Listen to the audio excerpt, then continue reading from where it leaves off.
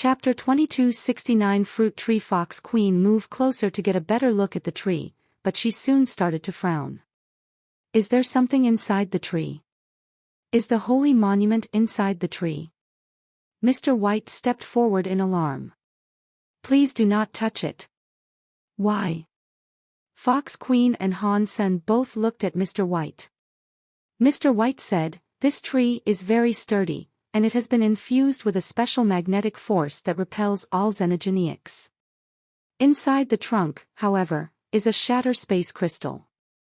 Shatter space crystal. One of Fox Queen's eyebrows rose. Yes, Mr. White confirmed gravely.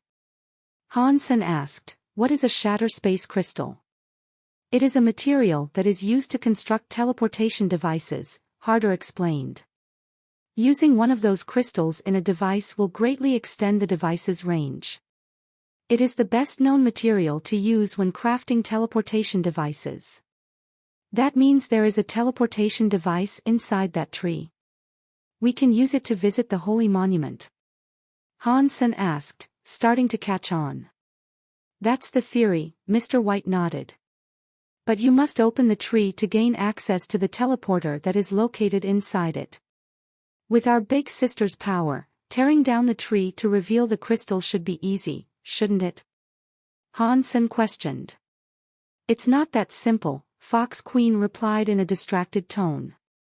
"Shatter space crystals are unparalleled in their use for teleportation technology, but they are also very fragile. And the tree and the shatter space crystal have been integrated very carefully. They are one with each other. If we use force to bring down the tree, the shatter space crystal on the inside will be broken. That would completely ruin the device on the inside. It's fortunate that you have the key, then. You simply need to use the key to open the tree's door," Mr. White said. Han Sen felt worry descend on him. He hadn't known that the stone tablet would be the key required to open that device. The piece of crystal he had given Fox Queen was little more than the makeshift paperweight. It was going to be impossible for her to gain access to that device. "How do we use it?" Fox Queen looked at the brick in her hands, then back at Mr. White. "If our theory is correct, then there must be a keyhole." Mr. White looked hesitant as he spoke. "But there is no hole in the tree's surface that is this big." Fox Queen looked at Han Sen, the suspicion clearly visible in her eyes. She already thought that Han Sen had given her a fake. "I really did take that item from Ghost Bone Town. Keep looking, you should be able to use it." Han Sen pretended to observe the tree, feigning innocence. "Over there." Han Sen suddenly pointed to the crown of the tall tree, looking very excited. Fox Queen and the others looked at where Han Sen was pointing, but they couldn't see anything special. As the others were distracted, Han Sen leaped back onto the blood kirin. A bird's nest appeared in his hand, and he held the nest out to protect himself from Fox Queen's attacks. The blood kirin roared and streaked toward the tree. Fox Queen was the quickest to react.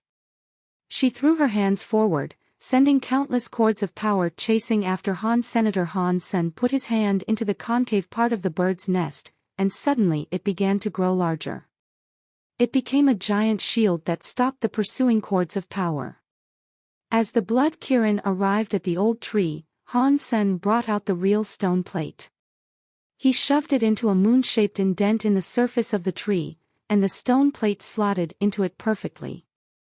Catcha! The old tree suddenly broke open to reveal a large frame contained within the trunk. A shining orb of twisted space hung in the center of the frame, filled with spiraling, fractalic patterns. It was so bright that it was barely visible through the light. The blood kirin carried Han Sen into the orb. Space seemed to fold around them for an instant, and then they vanished. Fox Queen leaped after them. The dimensions of space were twisted, and she too disappeared with Han. Senator Ice Blue Night King gritted his teeth and ran inside, as well. Mr. White, Crime, and Harder also decided to follow. They didn't want to give up on claiming the sacred leader's legacy here, after everything they had been through. Han Sen set the bird's nest atop his head. When the space around him untwisted and deposited him back in reality, he found himself standing in a palace. The stone tablet was back in his hands. He quickly activated his purple-eyed butterfly and looked around. He was standing in a jade stone palace. There were many strange statues around him, fashioned in the images of animals, gods, and demons of all kinds. The walls and the ceiling were covered in strange paintings. They didn't look like drawings or precise script, but they did seem to be symbols of some kind. Behind Han Sen, the teleporter began to shift again. "Run!" Han Sen shouted. It appeared as if someone else was coming. He nudged the blood Kirin, urging it to hurry toward the palace gate. The palace gate was open, and a white light was shining through it. It seemed like the light had been placed there intentionally to block any view of what lay beyond, and not even Han Sen's purple-eyed butterfly could pierce that veil. Han Sen was so desperate to get away from Fox Queen that he ignored the possibility of encountering traps. He and the blood Kirin raced through the light.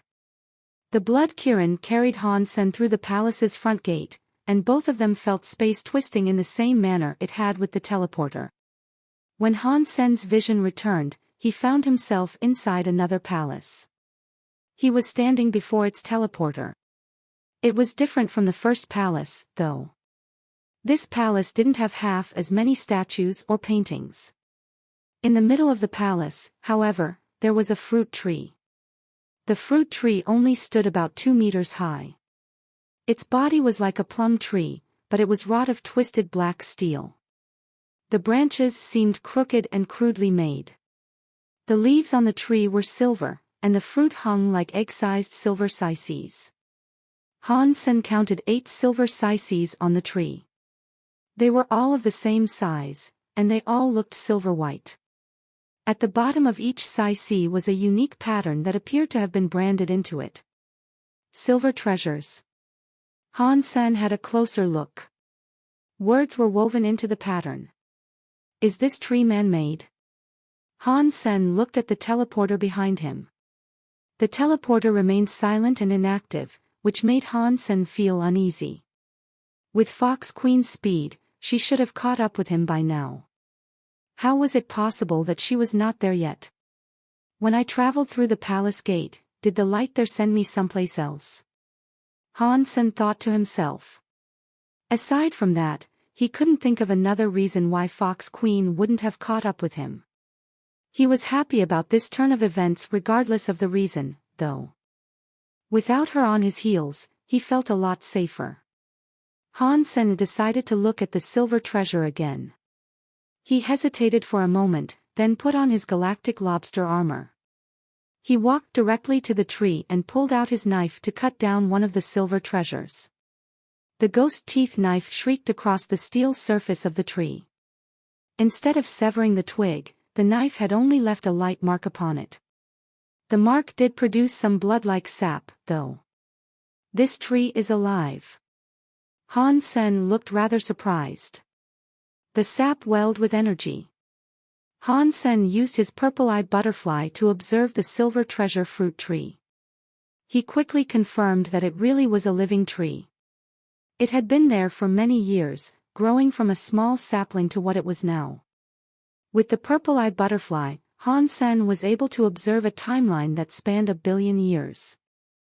Chapter 2270 Silver Slice. The steel twig was unexpectedly tough. It took Han Sen a long while to cut through it so he could claim the silver fruit for himself. When he finally sawed through the twig, the silver fruit dropped from the tree. Han Sen reached out his hand to grab it. But the moment the silver slice touched his hand, Han Sen's eyes widened. His face twisted, and his muscles trembled and shook. His blood surged through his veins like lightning, and his entire body turned to ice jade. He roared. He struggled to raise the hand that was holding the silver slice, his other hand clutching his waist as if he was about to have a hernia. Han Sen summoned all the power he could. His hair flew around like mad, and green veins bulged across his head. Pat-ong! The silver sai continued to fall to the ground, taking Han Sen's hand with it. Han Sen had to half kneel on the ground. What kind of fruit is this? It is so heavy. If I swallowed this, it would tear straight through my stomach. Han Sen stared at the fruit in disbelief. He wanted to get his hand out from under it, but it was pinning his hand down. He pulled away with all his might, but the fruit wouldn't budge. Han Sen took out his knife and hacked away at the silver fruit. The loud shrieking noise of metal on metal assaulted his ears, but the sai remained completely undamaged.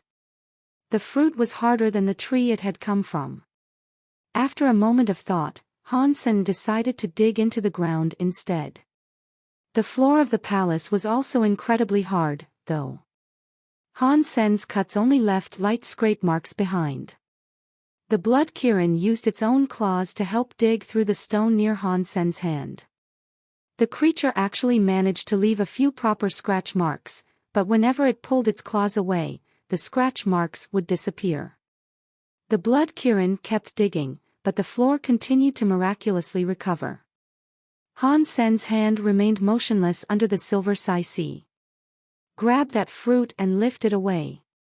Han Sen barked to the blood Kirin when he realized that digging into the floor was a futile endeavor. The blood Kirin, upon hearing Han Sen, locked its jaws around the silver sai. It yanked upward with all of its might, but the silver sai remained still. What is this thing? Han Sen was frozen. It was just a fruit, but not even a half-deified being could move it. The sai didn't even twitch. Even more strangely, Han Sen's hand hadn't been crushed. The sai was keeping him pinned in place, but if the fruit was really as heavy as it seemed, his hand should have been crushed and broken. In truth, his hand was only suffering a bit of pressure. It definitely hadn't been injured. Just as Han Sen was about to use Purple Eye Butterfly to take a look at the fruit, the teleporter rippled with movement. Someone was coming. Han Sen looked over as Mr. White and Crime emerged. Their presence made him frown. Although Crime was king class instead of half-deified, Han Sen had witnessed his talents in battle. He was no worse than the half-deified Edward, by Han Sen's estimation. Han Sen, what are you doing? Mr. White looked at Han Sen with interest. The blood Kirin interrupted his question with a roar. Then, it leaped towards Mr. White and Crime. Its claws wielded a blood air as they slashed as Mr. White like blades.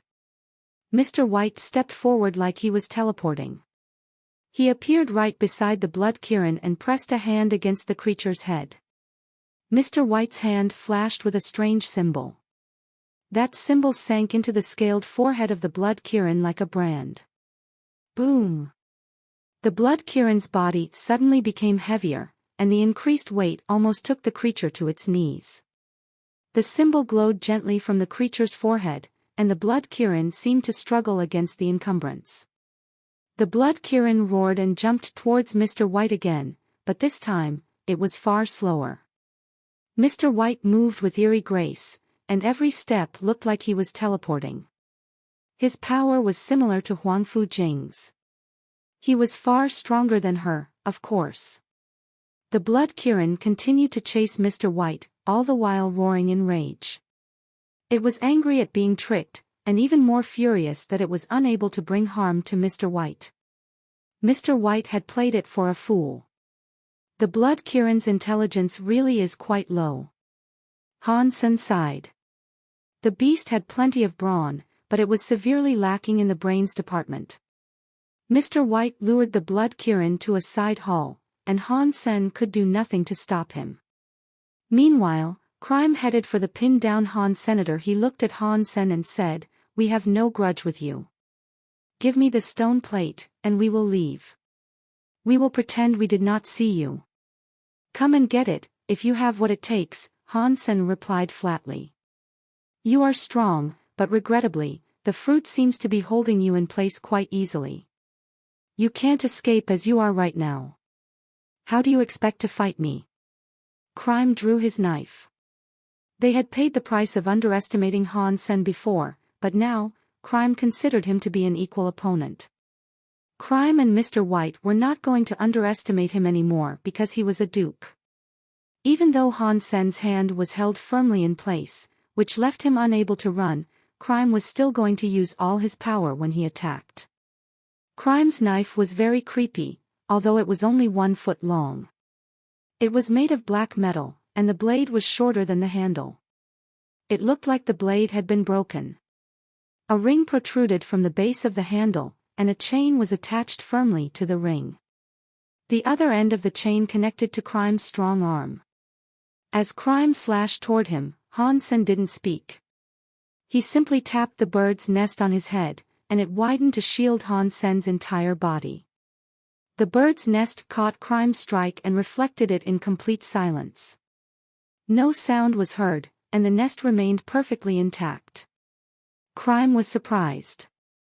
He gathered up all his power and slashed a few more times. Nothing he tried seemed to work, though. Han Sen wasn't worried that Crime would break the bird's nest. Even Fox Queen hadn't been able to damage that thing. There was no way Crime could do what she could not. It was a shame the bird's nest couldn't be used offensively. However, he was currently more frustrated by his inability to get the fruit off of his hand. Han Sen tried a few different powers, but nothing seemed to work. Aside from using his super god spirit body, he didn't seem to have many options. Suddenly, Mr. White's voice came from the side hall. Han Sen, if things continue like this, none of us will benefit. Why don't we try to cooperate? What do you suggest? Han Sen asked after a moment. Make this blood Kirin stop, firstly. At least then we might be able to talk, Mr. White said. Okay. Han Sen called the blood Kirin back to his side. Mr. White also removed the mark he had placed upon the creature's forehead. How about this? I'll help you escape, and in return, you'll give me the stone plate, Mr. White said while looking at Han Sen. Chapter 2271 Taking the Silver Sai. No, I will figure out how to get out of this by myself, Han Sen said coldly. Mr. White shook his head and smiled. That is no ordinary fruit, as you should be able to feel. It has you locked in place with no hope of escape. Even the strength of the blood Kirin wasn't enough to free you. You know about this thing. Han Sen frowned. Mr. White looked at the fruit tree and said, this tree is known as the Silver Treasure Fruit Tree. It is one of the 3 treasure fruit trees. It is a deified plant xenogeneic. The legends say that all 3 treasure fruit trees are located in the sacred leader's own gardens, and those 3 are the only ones in existence. I cannot believe that we're standing right in front of one of them. After pausing, Mr. White went on to say, the 3 treasure fruit trees I've been talking about are the bronze treasure fruit tree, the silver treasure fruit tree, and the gold treasure fruit tree. They each have their own unique powers. The only one that matters right now is this one, the silver treasure fruit tree. As you can see, it has silver saises that are capable of suppressing one's soul. They exert force directly on the soul, bypassing the body completely. Because your soul is being locked down, it doesn't matter if you use every ounce of strength you possess, your body will not be able to throw off the suppression. This does not just apply to someone like you either. And that doesn't just apply to people of your power level either. Even a deified being couldn't free themselves from that suppression. After saying all this, Mr. White smiled. Of course, this effect only activates once the silver fruit has been touched. A deified elite would have the sense not to make physical contact with them. This thing cannot be eaten. Han Sen felt depressed. If he had known all of this sooner, he wouldn't have gone and picked up the silver fruit with his bare hands. Eaten? Mr. White looked as if he was going to burst out laughing. Unless you want your soul to be locked down forever, why would you ever think about eating one of those? Crime laughed, too. You want to eat the silver fruit? I'm afraid I have to tell you that you are the only person in the entire universe who would think like that. Then what do the other fruits do? The bronze and gold ones, Han-sen asked. Han-sen didn't ask out of idle curiosity. If they had found the silver treasure fruit tree in this palace, then the others might be nearby. That doesn't matter. What matters is that you are currently suppressed by the silver Sai-Si. Without my help, you will be stuck here forever. The palaces here are all connected in one way or another. It is only a matter of time before Fox Queen finds you. Do you think she'll let you leave this place alive? Mr. White chuckled. Give me the stone plate, and we can explore this place together. I am only after one additional item. I will gladly share the rest. Realizing that he wouldn't be able to pry any more information about the bronze and gold fruits out of Mr. White, Han-sen had to ask, then what do you want? I can't tell you that. I will need first pick after we find the items. It will not be a great loss to you, and it is better than Fox Queen finding you and killing you. Isn't that right? Mr. White said. If that's your offer, then you guys can leave. There is no need for us to cooperate, Han-sen said firmly. Mr. White frowned and said, do you really think Fox Queen will spare you? The shape-shifting foxes are known to be capricious. She might have been nice to you at one point in time, but that won't stop her from killing you now. I know that, but I have my own plans. There is no need for you two to worry about it, Han-sen replied confidently. Crime wished to say something, but Mr. White stopped him.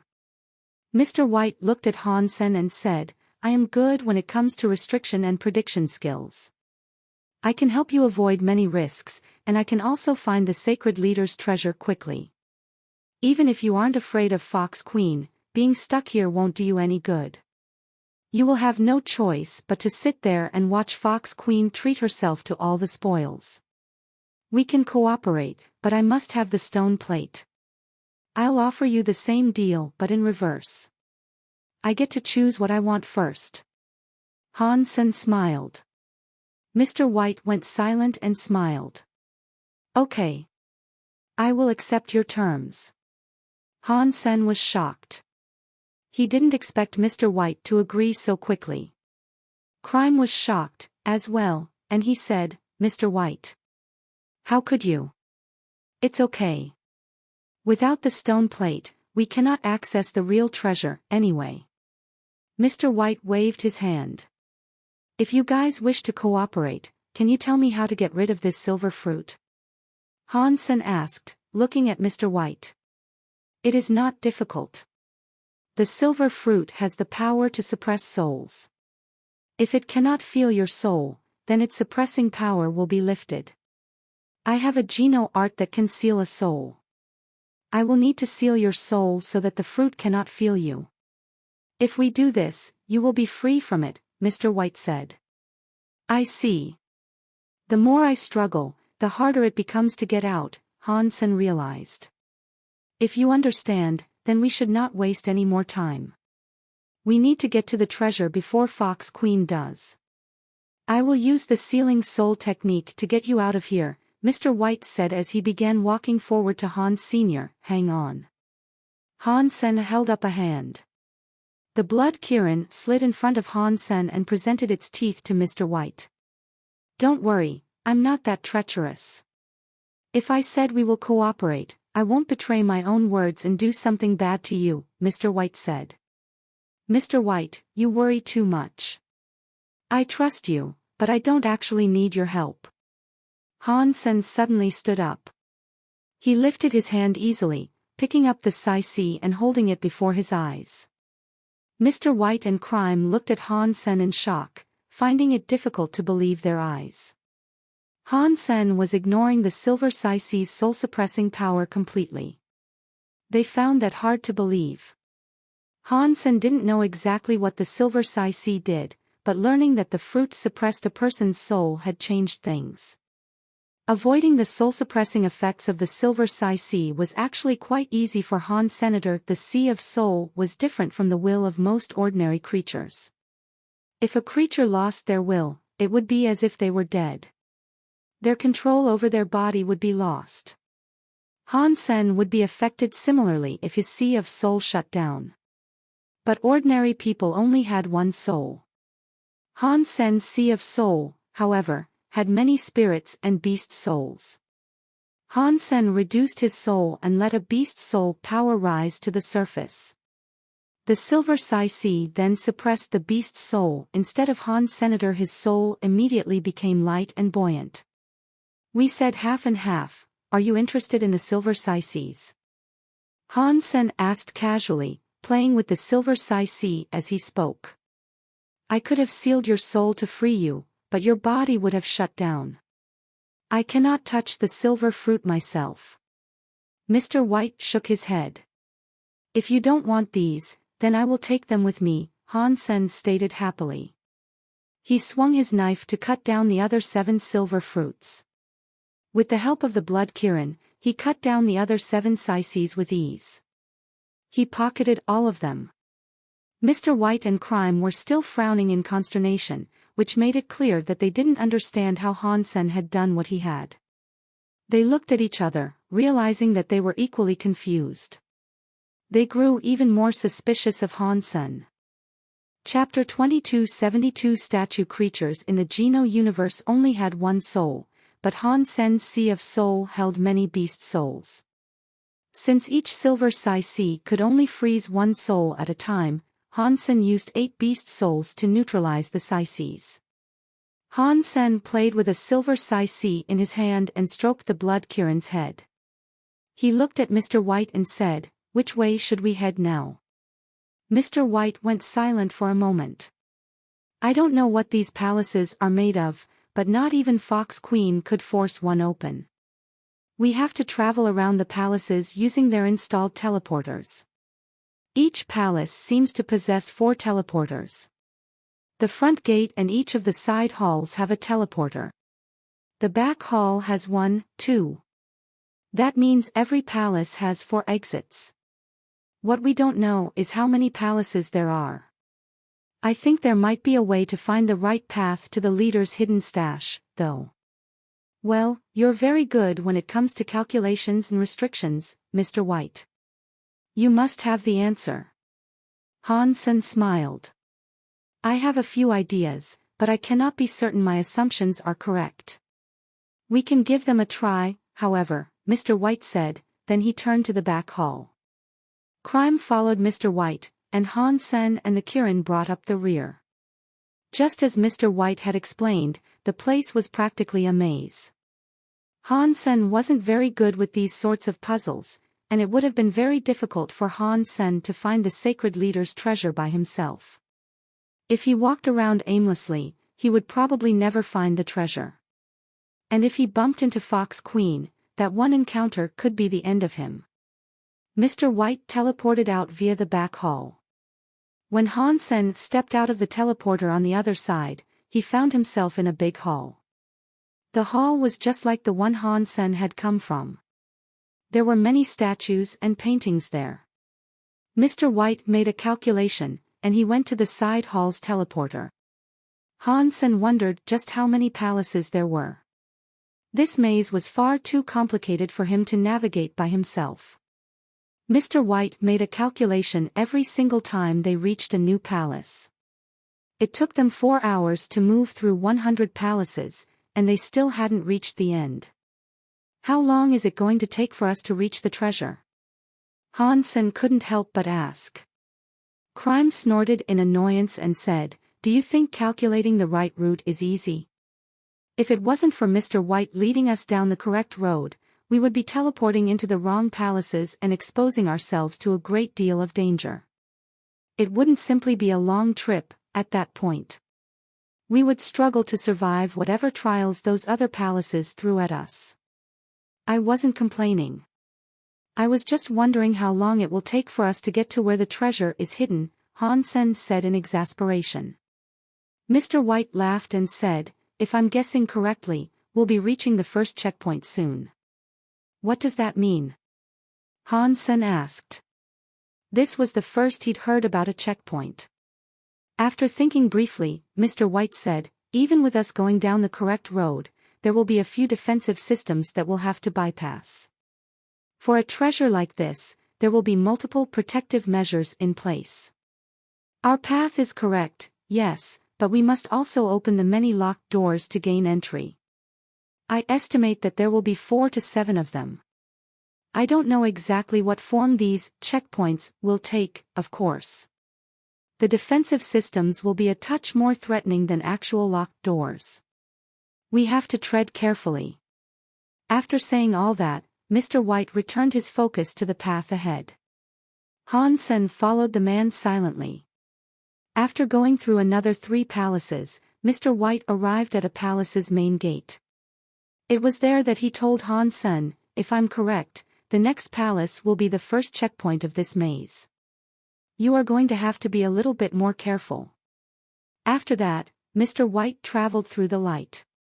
Crime followed him, as well.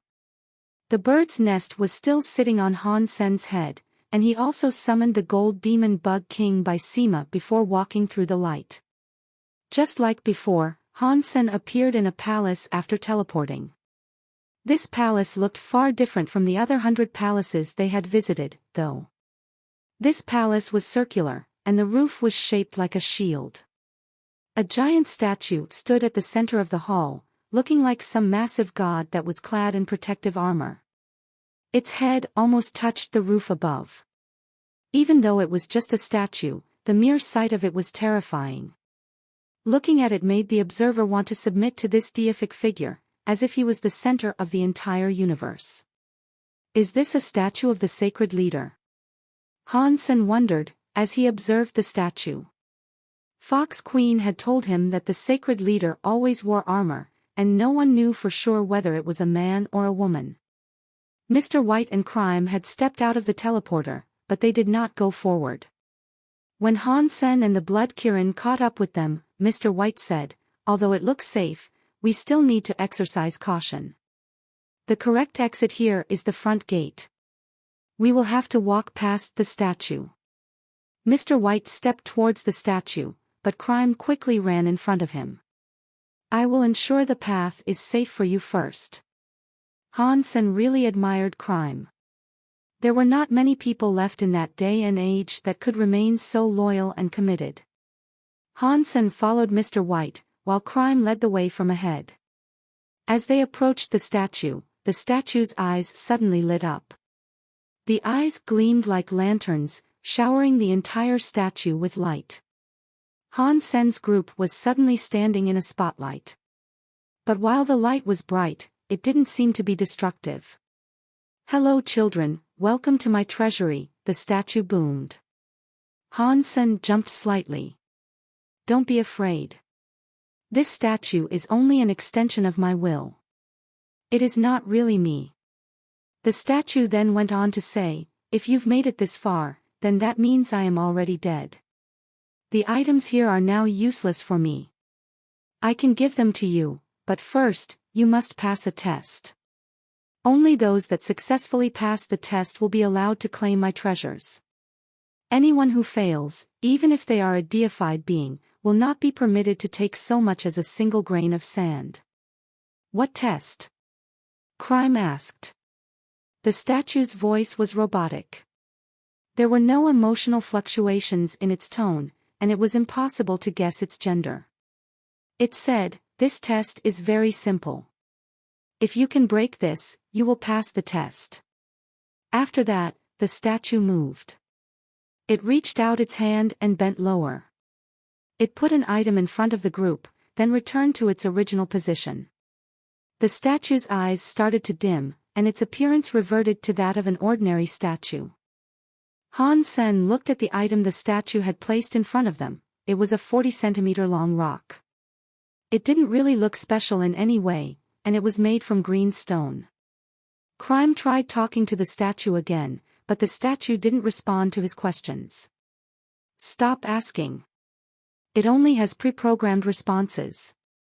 Now that he is gone, there is nothing special about the statue, Mr. White said. Chapter 2273 Secret of a Stone. Crime approached the statue from the side, but it gave no reaction. So, Crime walked in front of the main hall's gate. Nothing weird happened there either. Mr. White, if it isn't affecting us, should we just ignore it? Han Sen looked at the stone. Mr. White shook his head. The sacred leader left this item here on purpose. Maybe we will require it later on, and it could be difficult to come back to get it. And Fox Queen might take it if we leave it here. You are right, but isn't it possible that the sacred leader is trying to play us? There might actually be a trap inside the stone, Han Sen said. Mr. White was momentarily silent. That's possible, but I still think we should try. If the sacred leader wants to trick us, we might have to spring the trap in order to find the treasure. Let me give it a try, Crime said. He gathered up a surge of black light within his knife and swung it at the stone. Dong! A strike that could split space came down on the stone. It made a loud clanging sound, but the stone wasn't damaged. And there wasn't even a mark left behind. Crime's face became grim. The black light rose around his body and turned into a dark fire. His body looked as if it was wholly shielded by demons. The disturbing light danced around the hall. The dark light surrounded Han Sen, and he could not see or feel anything. It was like he was stuck in absolute darkness. Han Sen was shocked. He expanded the bird's nest to shield himself and the blood Kirin, in case Crime was preparing to attack them. Crime's area of effect ability can muffle all 7 senses. It kind of resembles my Dongxian aura. While Han Sen was thinking, the darkness dissipated. Crime hadn't tried to attack them. When the room brightened again, he was standing beside the rock, looking defeated. He shook his head to Mr. White. He had tried his best, but he had been unable to break the stone. Mr. White, would you like to give it a try? Crime offered politely. No thanks. If not even your power was able to leave a mark on it, then this stone isn't something that can be opened by brute force, Mr. White said, then walked over to the stone to examine it. Han Sen put away his bird's nest. He walked closer to the stone and used his purple-eye butterfly to check the stone out. The history of the stone began to scroll back in Han Sen's vision, and after a minute or two, Han Sen jumped in surprise. The stone had originally been a bucket of viscous liquid, like cement. A demon-like creature was thrown into the liquid. No matter how much the demon struggled, it was unable to get out. The demon and that liquid were dumped into a mold. The liquid hardened over time until it became the stone in front of them. Han Sen raised his eyebrow at the stone. Mr. White looked at it for a while and frowned. This stone seems to have a will of its own. A very scary will, at that. Perhaps that will is the key to breaking the stone open. Mr. White, what do you propose to do? Crime asked. Mr. White thought and said, let me use my soul sealing technique. I'll see if I am able to seal the will that's inside this thing. After that, Mr. White lowered his hand onto the stone, a strange symbol glowing on his palm. The symbol pressed against the stone, and the quiet stone was suddenly shaking like mad. A demonic, roaring noise came from it. It was terrifying. Under the glow of the symbol's light, the green stone started to bleed. The stone turned red. Pat! The symbol that Mr. White had branded onto the stone cracked and shattered, and then the stone returned to normal again. Mr. White was pale and trembling. Crime immediately moved over to put a hand on his shoulder and ask, Sir, are you okay? I am fine. Mr. White shook his head. The will inside that stone is so strong that not even my soul sealing technique worked. I'm afraid that this will belongs to a deified being. Upon hearing those words, Han Sen smiled and asked, Mr. White, if I am able to break this stone, can I have whatever is inside? We are cooperating, so we will have to share, of course, Crime said coldly. Mr. White, however, seemed to have thought of something. He smiled. If Hansen can open it, then it would be a waste to leave it here. If you can open it, then the item inside is all yours. If it is useful, I hope you will use it to help us when the time demands it. Of course. Hansen walked in front of the stone. He pulled out a silver sai and placed it on the stone. Then he stepped back. Hansen used his mind to self-destruct the beast's soul he had linked to the sai. After the beast's soul was destroyed, the silver sai-ci's suppressing power was directed into the stone, instead. The stone started to shake again, and a scary roaring noise came from it. Drops of blood appeared on its surface. The silver sai-ci was vibrating as well, but it did not fall off the top of the stone where Hansen had placed it. It looks like the leader left the silver treasure fruit tree in the palace earlier on purpose. It was not a random placement. It was put there so that this stone could be broken. It is fortunate Hansen brought the silver sai-cis with him. Otherwise, we'd have had no hope of opening this stone, Mr. White said. While they were talking, cracks began to spread across the stone's surface. The raging noises of its interior became even worse. Pang! Suddenly, the stone exploded. Chunks of red rock flew in every direction. When the dust had settled, Hansen walked over to the site of the explosion and picked up an item. It was a green crystal orb. There seemed to be smoke inside it, and the cloudy mass swirled with a magical allure. Hansen could even see words flashing within the murk. What is it? Crime asked Hansen, who was still holding the orb. Hansen grinned and put the orb in his pocket. Didn't Mr. White say that the contents of the stone would be mine? Crime grunted and turned away from Han. Senator Mr. White smiled graciously. Well, now you have it. Let's get moving. Hansen doubted that Mr. White and Crime would keep their promises. They had come there prepared, and they were going to betray Han. Senator. He was very firm in his suspicions, so he had to claim as many rewards as he could for as long as he was able to. Hansen followed behind Mr. White, examining the orb as he went. The orb was very misty, and the cloudiness almost hid the words inside it. When Hansen looked closely, he was given a surprise. The content of the text was similar to the Blood Pulse Sutra. Chapter 2274 Blood Pulse Plunder. Hansen was shocked. Ghost Bone Town had a statue of the human emperor, and now he had found a Geno art that had a connection to the Blood Pulse Sutra. What was the relationship between the human emperor, the sacred leader, and Blood Legion? Hansen couldn't figure it out, but reading the Geno art inside that red and misty orb made Hansen happy. Since Hansen had begun practicing the Blood Pulse Sutra, he had thought that it had little utility in the arts of combat.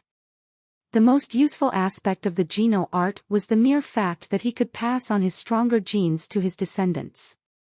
But as he looked over the Geno art inside that orb, Hansen could see another branch of possibilities shooting off from the Blood Pulse Sutra. The Geno art inside the orb was of the same type as Blood Pulse Sutra, but it wasn't identical. It was like a comparison between a flower and the individual leaves on the stem. They might have grown together, but they were different from each other. If the Blood Pulse Sutra was the flower, the Geno art inside the orb was a leaf. The duty of the flower was to bear fruit. The leaf, however, was for breathing. The metaphor might sound beautiful and gentle, but the Geno art was actually very cruel. The Geno art inside of the orb could steal the blood of other creatures. The skill could plunder the blood pulse of an opponent to provide nutrition for the user. The opponent would lose their own blood pulse power and end up as a dull creature, sapped of vitality. But to Hansen, that savagery was merely a part of life. The Geno art functioned on the same rules of natural selection that governed the sanctuary. In the sanctuary, life was about plundering what other creatures offered in order to make oneself stronger. The Geno art was obviously a more direct approach to that goal. Hansen thought of Dragon 8, whom he had once fought. If Hansen wanted the man's gold dragon body, he would only have to use this new Geno art to steal the dragon's blood pulse. By doing that, Han Sen would steal the gold dragon body for himself. It was a very simple process. If that Geno art went public in the universe, Han Sen would be an enemy in the eyes of all. No race would allow their blood pulse to be stolen by another. Han Sen memorized the Geno art, which was called blood pulse plunder. He swore to himself that he would never allow anyone else to learn of the Geno art's existence. If anyone learned that he possessed such a dangerous skill, no one would come near him. Because Han Sen had the Blood Pulse Sutra as a base, he didn't need to practice Blood Pulse plunder. He could use it immediately, although his lack of experience with the skill would keep him from being very adept with it at first. Both of the skills were the same at their core. Pat. Han Sen memorized all of Blood Pulse plunder, searing it into his memory. Then, he crushed the green orb in his hands. Keeping it with him would be dangerous. It was best to destroy it now and not leave any evidence behind. But when the green orb was crushed, the blood smoke ran into the tips of Han Sen's fingers. The smoke sank through his skin until it reached his blood vessels and blood. Han Sen tried to stop it, but nothing seemed to work. The Blood Pulse Sutra's power and the blood mist were one and the same. They melted together immediately, and they refused to separate. Blood Pulse plunder started to run. The process was so smooth that Han Sen felt as if he had already practiced it 1,000,000 times. Whoever left this item behind was a very scary person. He seems to have known that the person who found the orb would destroy it. The red mist was prepared to aid a learner with the practice of Blood Pulse plunder. Even if the person that found the orb hadn't learned the Blood Pulse Sutra, this would allow them to understand Blood Pulse plunder very quickly. Han Sen was shocked. Whoever designed the orb had clearly understood psychology quite well. After all those eons had passed, the person had still anticipated what Han Sen was going to do. But that means whoever prepared the orb didn't expect the person who collected the orb to know of the Blood Pulse Sutra already. In that case, this must not be an item that Blood Legion prepared for their own people. Maybe the sacred leader actually has nothing to do with Blood Legion, and he just acquired this through random happenstance. Han Sen continued to think to himself. Mr. White and Crime were still leading the way. Han Sen had the Blood Kirin follow behind him. Han Sen had been following Mr. White for a very long time now, and no danger seemed to cross their path. They walked through another 100 palaces, and then, they arrived at a checkpoint. But this time, what they saw at the checkpoint froze them in place. There was a big hole in the middle of the circular palace. If that checkpoint was the same as the first one, there ought to have been a giant statue in its place. Mr. White's eyes widened. It looks like someone got here before us and decided to destroy the hall, Mr. White said. He rushed down to examine the hole, and Han Sen and Crime followed. They stood near him and looked down into the darkness. What they saw seemed to imply that it was a natural cavern formation. Pieces of floor and broken statue lay at the bottom of the cave. It was just as they thought, a statue had stood there, but it had been destroyed. Let me go down and take a closer look. Han Sen was curious. He didn't know who might have come there first and made such a mess. Han Sen went down to check out the cave carefully. He discovered that the cave had another 3 paths, which all led different directions. Crime and Mr. White ventured down, as well. Mr. White looked at the pile of rubble that once formed the statue. The statue has been broken, and whatever gift it had for us is gone. I cannot be sure who took it, though.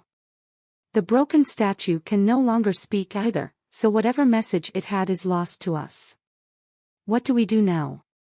Should we stick with the plan, or check out where these tunnels might lead? Han Sen stared down one of the stone tunnels suddenly. The sound of an explosion erupted from the cave. The cave began to shake as if there was a thunderstorm raging. It felt like their eardrums were going to break. Going into the caves is too risky. We should stick with the plan we have already established. If someone ventured this way before us, They would have to come back, even if they got the sacred leader's treasure. We can still stand a chance. Mr. White didn't look too cheery. He flew out of the cave. Han Sen used his purple-eyed butterfly to examine the broken statue. He was unable to learn anything. He then looked down the tunnel that seemed to be experiencing a thunderstorm. Hearing more thunder, Han Sen decided to go back with Mr. White. Perhaps it was because someone had already been there, but Mr. White calculated the next route much faster. It seemed as if he wanted to catch up with whoever was ahead of them. Over the next few palaces, Han Sen and the others were able to confirm that someone had come there before them. But Mr. White quickly discovered that the mystery man didn't seem to know the proper route. He had tried every single door of light, and he had made many mistakes. He had entered into some dangerous palaces before returning and taking the correct routes. This guy doesn't know the proper way to the treasure, but he keeps trying and trying. He has made it an impressive distance into this maze. That means the person is very strong, and he has been here for a very long time, Mr. White said with a frown. That should be impossible. Before we entered the portal in that tree, the door was locked. Without Han Sen's stone plate, how did he manage to gain access? Crime asked with suspicion. Mr. White merely shook his head. He didn't know. Han Sen didn't say anything either, and he just followed Mr. White. Reaching the third checkpoint took them an hour less than it had taken them to reach the second checkpoint. Han Sen carefully entered the third checkpoint and stopped dead. His eyes opened wide, and he almost screamed. Chapter 22 7513 Bridges. The third checkpoint was completely different from the two prior checkpoints they had visited. Although it was a palace, too, it was much larger than the others. The floor of the palace wasn't covered in stone, but water. It was a large lake, with many bridges running across it. The jade bridges were in the shape of a crescent moon, and there were 13 of them. They spanned the entirety of the palace, and each one seemed to connect to a separate teleporter on the opposite side of the lake. Each of the 13 bridges was made of a different type of jade. Stone statues stood along the railings of each bridge. Some of the statues seemed to depict devils, whereas others seemed to depict angels. Some were in the shape of vicious beasts, and others looked like gentle creatures. Han Sen was now looking out across a purple jade bridge. Its railings had a line of evil-looking stone statues, but that wasn't why Han Sen was observing it. Han Sen was looking at the highest point of the purple bridge, where there was a 10-meter-tall statue that looked like a devil. It was squatting in the middle of the bridge with its wings folded. The devil's eyes were looking down, as if they were scanning the area below for something to eat. Purple and blackish nails adorned its fingers, and they were long and sharp like talons.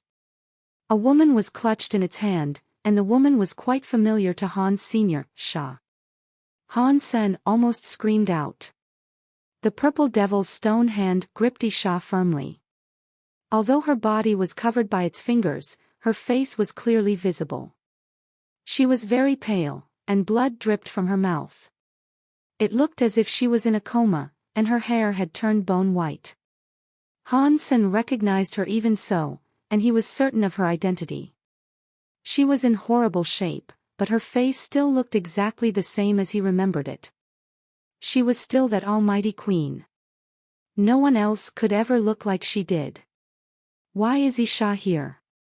I thought she had been swallowed by overbearing. Han Sen's heart jumped as he thought of something. Is this the palace that sits on overbearing's back? Thinking of this possibility, Han Sen's heart started to pound like mad. No wonder the sacred leader wasn't afraid of people stealing his treasure. He invested a lot to secure his possessions. My queen! Han Sen shouted to Isha from across the bridge, hoping to wake her up. He could tell that she wasn't dead. Han Sen imbued his voice with a sonic wave, but the call prompted no reaction from her. Stop shouting. Even if a deified elite was shouting at her, she wouldn't be able to hear the call, Mr. White said. Ah. I see. Han Sen looked at Mr. White and bowed. Mr. White pointed at the Jade Bridge and said, "These 13 bridges contain 13 different powers. Stepping onto a bridge locks you onto it. This must be the other test that was left behind by the sacred leader. We are going to have to choose the right bridge if we are to go through this safely. What is the power of that bridge?" Han Sen pointed at Isha's purple jade bridge. "If I'm not mistaken, then the devil statues on the bridge are the legendary Hell Ghosts. The statue at the center must be Hell Ghost King. It represents Hell power," Mr. White said, looking at the bridge carefully. "Is Hell power a death element power?" Han Sen asked. Mr. White shook his head. "Hell is where the dead go, according to the legends, but Hell is not actually associated with the death element. It is another branch of space and time. You can understand it this way: Hell is another dimension that exists separately from our world. The axis of space and time is different there than in our world. So, Hell power comes from that difference in dimensional structure. It is not about death or darkness. Then how do we save her?" Han Sen asked. Mr. White pursed his lips. "Aside from forcing our way through, I cannot think of a way we can. Space and time are very mysterious elements that are extremely difficult to control. The legends say that the sacred leader mastered space and time powers. Knife was unlucky to select the jade bridge that is aligned with those energies." Han Sen frowned. If Isha had failed to force her way across the jade bridge, then that meant it would be even more difficult for him. After all, most of Han Sen's Geno arts were marquees. His fighting power wasn't as strong as Isha's half-deified abilities. Han Sen looked at Isha in the grip of the devil's hand, and when he looked closer, he saw that the devil's nails were actually digging into Isha's flesh. Ever so slowly, Isha continued to bleed. The blood ran across the statue's nails, and the tips of those nails were dyed red. If that continued, Isha wouldn't have much time left before she bled to death. The power of the Hell Bridge blocked Han Sen's connection with Isha, so he could not determine her life force. But he could see clearly that she didn't have much time left. Mr. White examined the 13 jade bridges and then came back. He made a number of calculations.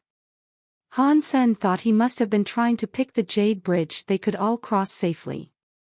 But quickly, Mr. White's face started to look gloomy. These 13 bridges are dead ends. They all have a scary power guarding them, so none of them can be crossed safely. Did the sacred leader not plan on letting anyone leave this place alive? No. There must be a way. Mr. White started to sweat. His fingers flashed with a symbol as he continued to make his calculations. Han Sen's eyes kept drifting over to the purple jade bridge. The purple eye butterfly in his right eye spun, analyzing the structure of the purple jade bridge. Han Sen knew that Isha was very brave and sometimes arrogant, but she was never stupid. There was no way she would have decided to take the most difficult path. Han Sen thought Isha selected the Hell Bridge for a specific purpose. He just didn't know why she had failed. The purple eye butterfly's four-flower purple pupil kept spinning, but not much could be gleaned. The purple jade bridge was wrapped up in some sort of power.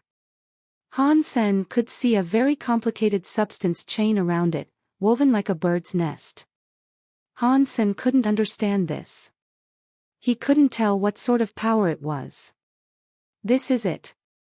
If we walk this bridge, we can make it through alive.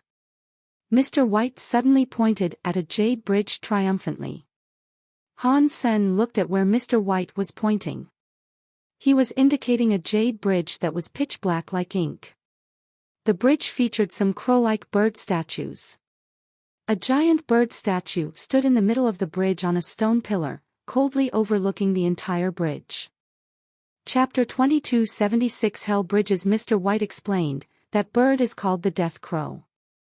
It leads the living through the cycle of death. It might seem like a dead end, But it is certainly a road we will be able to survive. This is the only bridge, out of the 13 of them, that can lead us safely to the other side. Going through life and death, yin and yang, the sacred leader was a very unique individual. If I hadn't researched the sacred leader's life and learned that he was reborn 9 times, I would have never have assumed that this was the correct path to take. You are very smart, Mr. White. Even the sacred leader's secrets are known to you, murmured a woman's voice. Han Sen and Mr. White both jerked in surprise. They turned around and saw Fox Queen approaching from behind. She had caught up to them very quickly. Mr. White's face looked glum. Clearly, he had never imagined that Fox Queen would catch up with them so quickly. If she didn't possess Mr. White's skill at calculating the correct path, it shouldn't have been possible for her to simply guess the correct way each and every time. There was no way she should have been able to follow them. Suddenly, Mr. White seemed to understand something. He looked down at his own body. Fox Queen laughed. You don't need to look. I left a spray on you, a specific scent that only a shape-shifting fox could follow. Fox Queen then ignored Mr. White, who was now looking green in the face. She stared at Han Sr., good brother, we meet again. Did you miss your big sister? I sure missed you. Han Sen was gripping the bird's nest tightly as he started to step away. He was next to the Hell Bridge. He smiled at her. I missed you, big sister, but I would have been happy never seeing your face again. Fox Queen smiled and said, in that case, you must be disappointed. But since we're both already here, shouldn't you do something nice for your big sister who cares so much about you? You want this, you mean? Han Sen pulled out the stone plate. He held it comfortably in one hand. Fox Queen's eyes brightened, and she smiled. Little brother. You really do understand your big sister so very much. You are so cute. I really didn't want to brutally murder you. If you give it to your big sister, how about I keep you alive? Sure, but if you want it, you will have to chase me. If you catch me, I will give it to you, Han Sen said, then he stepped onto the Hell Bridge with the blood Kirin. The muscles in Fox Queen's face tensed, but it was too late to stop Han Sen now. She flashed forward to the bridge, but she didn't have the guts to step on it. Mr. White was shocked, and he shouted, come back. You cannot go across the Hell Bridge. Mr. White knew he was wasting his breath, though. The Hell Bridge meant hell power, and just like he had explained, it was a force from a different dimension. The moment Han Sen had stepped onto the bridge, he had entered a new dimension. No matter how loudly Mr. White shouted, he knew Han Sen couldn't see or hear him anymore. Mr. White, is there any way we can walk this bridge? Fox Queen was staring at Han Sen and the blood Kirin. Even deified elites might die there. Do you really think he can pull through? Mr. White had a wry smile. What a shame. Fox Queen looked at Han Sen and sighed. She didn't know if she was feeling remorse over the loss of Han Sen himself or the stone plate she coveted. Mr. White, you can go on ahead, Fox Queen said distractedly, gesturing dismissively at him. Mr. White felt glum. He looked at crime, then at the black bridge of life and death. Fox Queen watched Han Sen for a while longer, then stepped onto the life and death bridge. When Han Sen had stepped onto the Hell Bridge, his vision changed almost immediately. He had been able to see the end of the bridge clearly, but once he set foot on it, things changed. The bridge stretched on and on without an end in sight. Aside from the bridge and the lake, nothing else occupied his vision. Han Sen couldn't see the other 12 bridges or any of the teleporters. He couldn't see Fox Queen or Mr. White. It was as if the bridge was residing in a plane of existence, all on its own. Furthermore, the Hell Ghost statues on the bridge came alive, and they all looked like real devils. They hunched atop the rails, and their purple eyes glared at Han Sen as if they were going to swallow him alive. Their bodies were wreathed in purple fire, and there were so many of them that the whole bridge was wreathed in a chain of purple flames. It was an unsettling sight. Han Sen held up the bird's nest as he went along. He looked as far down the bridge as he could, but he couldn't see the grand hell ghost statue and Isha in the middle anymore. Han Sen gritted his teeth. He clutched the bird's nest tight and moved forward with the blood Kirin. Han Sen believed Isha must have had a reason for selecting the Hell Bridge. Plus, Fox Queen was there. That meant Han Sen didn't really have a choice in the matter. Walking across another bridge with her on his heels might have been more dangerous. Han Sen moved slowly down the bridge, holding the bird's nest defensively. The hell ghosts atop the rail continued to stare at him, their eyes following him as he walked. They leered at Han Sen and the blood Kirin. Perhaps they were scared of Han Sen's bird's nest, and that was why they had decided not to follow. They simply stared at the pair. Han Sen walked along the bridge for a while, but he soon started to feel poorly. Han Sen had the bird's nest protecting his body, but he noticed that something ominous was still happening to him. The bird's nest is unable to block the Hell Bridge's power. Han Sen looked down at his body, and also the body of the blood Kirin. He frowned. He and the blood Kirin were dyed purple. The further he walked, the deeper the color became across his skin. The blood Kirin had previously looked red, but not even it could block the dyeing effect of that purple color. Although Han Sen couldn't tell how the purple air might affect their bodies, it obviously wasn't something that boded well. Han Sen stopped. He used his blood pulse sutra and his jade skin, but he couldn't remove the purple air from his skin. And although they had stopped, the purple air continued to grow stronger. Han Sen summoned his gold demon bug king by Sima, but that proved to be useless, too. The purple air was still able to penetrate the gold demon bug king by Sima and dye him and the blood Kirin. Han Sen looked at the egg that the little red bird had turned into. There was no purple air permeating it, and that made Han Sen feel a little relief. If the little red bird's egg wasn't infected, then that meant there might be a way to deflect the force. It wasn't invulnerable. Han Sen looked back and noticed that he could no longer see the way he had come. There was no end, and Han Sen gritted his teeth. Chapter 2277 1 in a billion chance the hell ghosts on both sides stared coldly at Han Sen and the blood Kirin. They were like a crowd gathered to watch a funeral procession.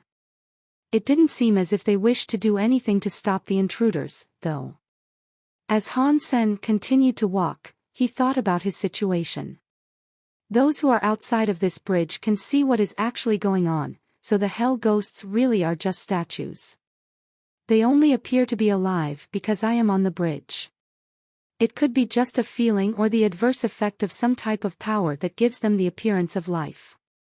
The hell ghosts aren't attacking us, but they might be configured to release power of some sort.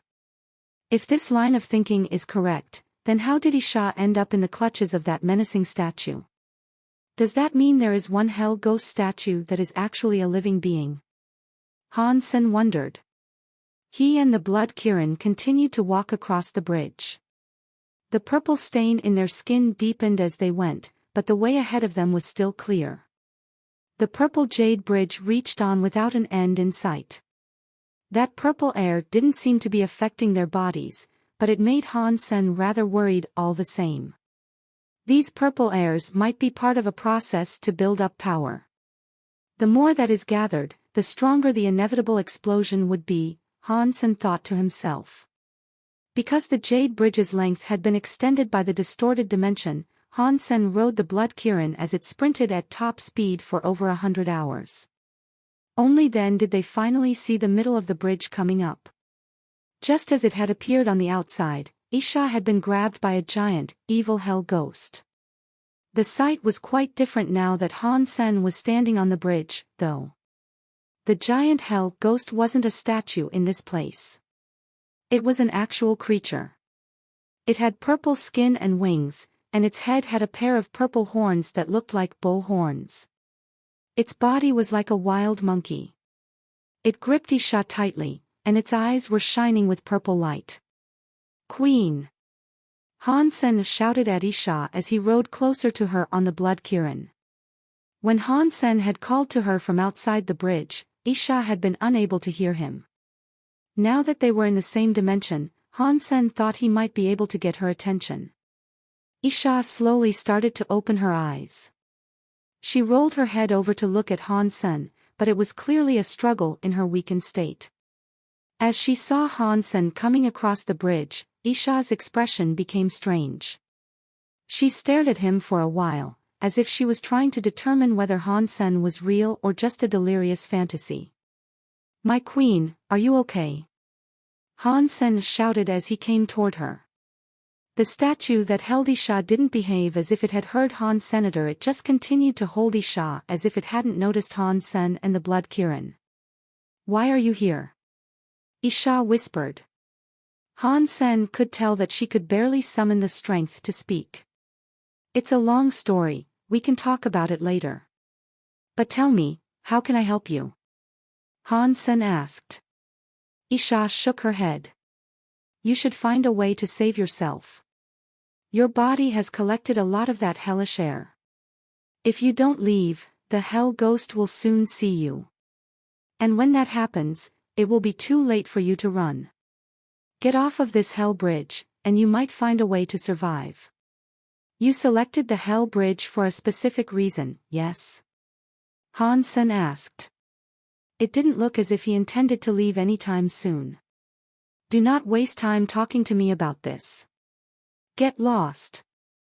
Isha scolded him with a frown. "I'm not the only one here.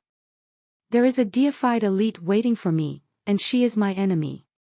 Even if I do make it out of here, I'm just going to end up dead," Han Sen said with a shrug. Isha looked surprised. She quietly said, "You are a magnet for trouble." "Whatever, then. Since you are here, let's try something out. Maybe we can both live through this." "My lady. You have a way to get out of here?" Han Sen asked. Isha smiled and said, "I selected the Hell Bridge so I could use the Hell power to activate my rebate elder blood. That way, I could become deified. But I failed. Since you are here, perhaps you can help me try again. The success rate is low, but it is certainly worth a try." "How do I help?" Han Sen quickly asked. Isha took a deep breath and slowly said, "I told you before, our rebate elder used to be a servant for an important person amongst the Extreme King. That man was called Hell King. He had a Hell God body, and it possessed an intense Hell power." Isha began coughing and had to take a deep breath before continuing her speech. "Because he treated our elder very nicely, Hell King put some of his Hell King blood into her body. So, that way, our elder could one day become deified and create teeth power. It was all because of Hell King's blood. Regrettably, the Hell King blood I possess is too weak. The rebate elder was given a powerful gift, but she didn't possess the blood naturally. When it was passed from child to child, it became weaker with every generation. After so many years have passed, the Hell King blood is so light that it might not even exist anymore. I wanted to use the Hell power to activate the Hell King blood, but it proved to be too difficult. Either that, or the blood has vanished completely." Isha looked at Han Sr., "But now, even though this is a 1 in a billion chance, we have to take it. However, I have no power, and so I will have to make use of your power. If it doesn't work, you and I will die here together. If you don't want to take this risk, you should leave now while there is still time." "How can I help you?" Han Sen repeated. If Han Sen didn't save Isha, it wouldn't matter if he made it to the other side of the Hell Bridge alive. Fox Queen would be waiting. If he was able to help Isha become deified, things might turn out differently. Isha was his teacher. If he saved her, Isha would probably help him get the sacred leader's legacy treasure. And with a deified elite next to him, he would no longer have to fear Fox Queen. Isha sighed. She looked at the hell ghost that had grabbed her and told Han Sen, "This ghost statue is the key to this entire hell bridge. All the power of the hell bridge stems from this.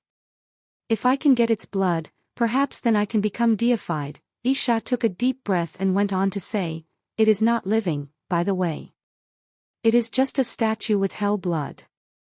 It is currently attracted by my power, and so most of its power is focused solely on me. You can use this opportunity to break its body and collect the hell blood. Help me become deified. The success rate is so low, though." Chapter 2278 Unbreakable Statue. Plus, I know that there is hell blood in the statue, but I don't know where it is concentrated. And since you are still so weak, I'm not even sure you can damage it. On top of that, even if I do get the hell blood, the success rate of activating my own hell blood is low. That is why I have told you it is a 1 in a billion chance. If you have a method of escape, I suggest you make use of it now.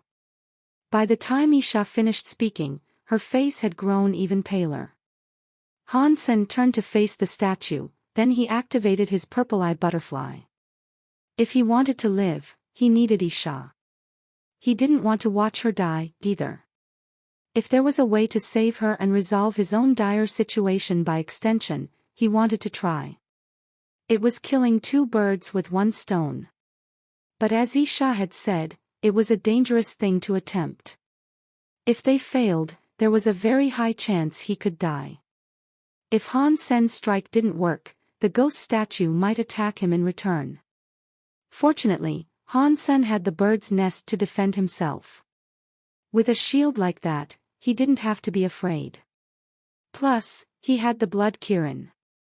Even if his own power couldn't break the body of the ghost statue, the blood Kirin's strength might be enough. But before he could allow the blood Kirin to attack, Han Sen first needed to locate the hell blood inside the ghost statue. And when he had located it, he had to ensure success in a single hit. He didn't know if he would be given a second chance. The purple-eyed butterfly kept analyzing the ghost statue. Han Sen detected many mysterious substance chains wrapping around and through the statue. Those substance chains were very complex, and they were difficult to understand. But Han Sen didn't have to understand how the ghost statue was made, all he had to do was locate the point where the hell blood was stored. Through the Dongxian aura and purple-eyed butterfly's combined analysis, Han Sen's eyes eventually brightened. "It's there." When Han Sen looked at the ghost statue's eyebrow, he noticed there was an extra tight substance chain. The purple substance was so thick that he could not detect a single seam. "Blood Kirin, attack here." Han Sen lifted his Thunder God spike and took aim at the ghost statue's eyebrow. The blood Kirin was carrying Han Sen, and the beast glowed with red light. Blood air swirled around to cover its entire body. It loosed a thunderous roar before leaping up at the ghost statue's eyebrow. Isha was surprised as she watched her student. She was too weak to participate, and it was only now that she noticed the beast that Han Sen was riding. It was a scary half-deified being, she could tell. It wasn't an ordinary half-deified creature either, it had to be at the very top of what was achievable in that class. Isha was surprised Han Sen was able to command such a powerful mount. The sight gave her a little bit of hope to cling to. A xenogeniac that was almost as strong as her might be able to crack the ghost statue and retrieve the hell blood she required. While Isha was mulling this over, the blood Kirin's claws were tearing through the fabric of space. The beast lashed out at the ghost statue's forehead, sending a vicious attack against the statue's brow. But suddenly, the ghost statue shone with purple light. Before Han Sen and the blood Kirin could react, the statue's other hand grabbed the blood Kirin, just as it had Isha. Its sharp nails dug into the blood Kirin's flesh. The blood Kirin let out a horrendous screech. The statue's talons easily punched through the creature's tough scales, and they were digging in deep. Han Sen was saved by the fact that the ghost statue's claws only went for the blood Kirin. He tumbled to the surface of the bridge. Looking up at what had occurred, he was given a shock. Without a doubt, the ghost statue's power was deified. Even the blood Kirin couldn't fight it off. The powerful creature was in the statue's hand, and no matter how much the blood Kirin tried to struggle, it could not pry itself free from the claws. The blood Kirin kept squirming in a bid to get free, but that only made the claws sink in deeper. Blood seeped out in greater and greater volume. Isha looked depressed. She had underestimated the statue's cunning. She thought she was pulling the attention and power of the ghost statue's power, but now, she realized that the ghost statue had more power than she initially assumed. The power it had used to attack the blood Kirin was as great as anything she could unleash herself. "Blood Kirin, don't move." Han Sen shouted up at the blood Kirin from where he stood on the bridge. The blood Kirin, upon hearing Han Sen's voice, stopped squirming and resigned itself to the pain it was already feeling. When the blood Kirin stopped fighting the ghost statue, the powers of the ghost statue's claws seemed to lessen. D***it. Now I understand. It wasn't because Isha and the blood Kirin weren't strong enough. The thing attacked them because they have hell power already. Han Sen looked at his own purple body and the purple air. The ghost statue wasn't a creature.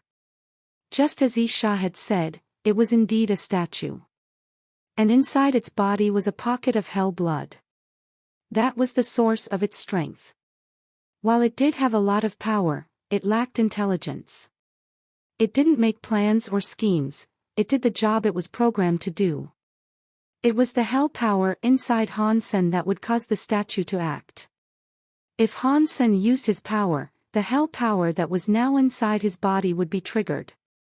And the ghost statue, in turn, would be prompted to make its move. The events would play out like falling dominoes. Unless Han Sen could get rid of the hell power, not even a deified elite could block the ghost statue's attack. Once enough hell power accumulated within Han Sen's body, the ghost statue would attack him even if he didn't act first.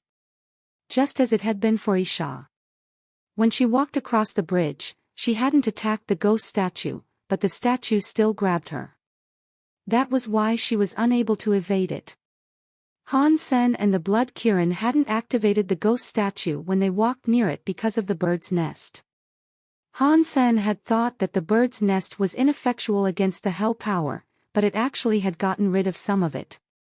That was why the hell power in Han Sen and the blood Kirin hadn't triggered the ghost statue to attack the moment they walked up to it. Han Sen suddenly felt a headache coming on. The problem was no longer getting the hell blood from the statue, it was the fact that he couldn't even hit the ghost statue. If Han Sen used a certain amount of power, then the hell blood that had accumulated in his body would be triggered. Then, the ghost statue would come after him. He wouldn't be able to escape if he was struck by it. Just go. Isha was smart, and she understood the issue as well. She knew she couldn't escape her predicament. Once their bodies were infected by hell powers, all hope of defeating the ghost statue was lost. The same would be true even if a deified elite joined them. Han Sen stared at the ghost statue and did not speak. He didn't want to simply leave. He hadn't saved Isha yet, and now the blood Kirin had been captured as well. There was no way Han Sen was going to throw in the towel and call it quits now. Han Sen was holding the thunder god's spike. The wings on his back flashed, and he teleported in front of the ghost statue. But the instant he got close enough to strike, the fist that was holding Isha slammed into him. Pang! Han Sen used the bird's nest to protect himself, but he was still sent flying. He flew in a long arc that ended with a crunching impact with the hard surface of the bridge. Han Sen's body was like a meteor thudding into the earth. He might not have broken the bridge, but the same could not be said for his body. He coughed, and blood sprayed the ground in front of him. Chapter 2279 A needle. Because Han Sen had used a fair amount of his own power, it activated the hell power in his body. The ghost statue came to life and flapped its wings. It rose above Han Sen, then dropped like a hawk, its feet outstretched to grab Han's senator. There was no way he would be able to dodge. The ghost statue was drawn toward Han Sen's hell power like a magnet. When its feet came down, they were going to smash Han Sen into a pulp. The statue fell, and its claws closed around Han's senator Dong. The ghost statue's claws grabbed the bird's nest and tried to crush it. They failed. Hidden safely under the bird's nest, Han Sen felt a modicum of relief. If the bird's nest was able to withstand the attacks of the ghost statue, then that meant he had a chance to fight back. Perhaps being under the cover of the bird's nest calmed Han Sen's hell power. Regardless of the reason, the ghost statue released the bird's nest and returned to its spot atop the pillar. Han Sen spent a while thinking. He cast his jade skin power and threw a punch at the ghost statue. Jade skin's power might be perfect for this work. Perhaps using that power wouldn't trigger the hell power within Han's senator. Maybe he could avoid waking up the ghost statue. But that line of thought soon proved to be naive. As soon as Han Sen teleported, he was sent flying again.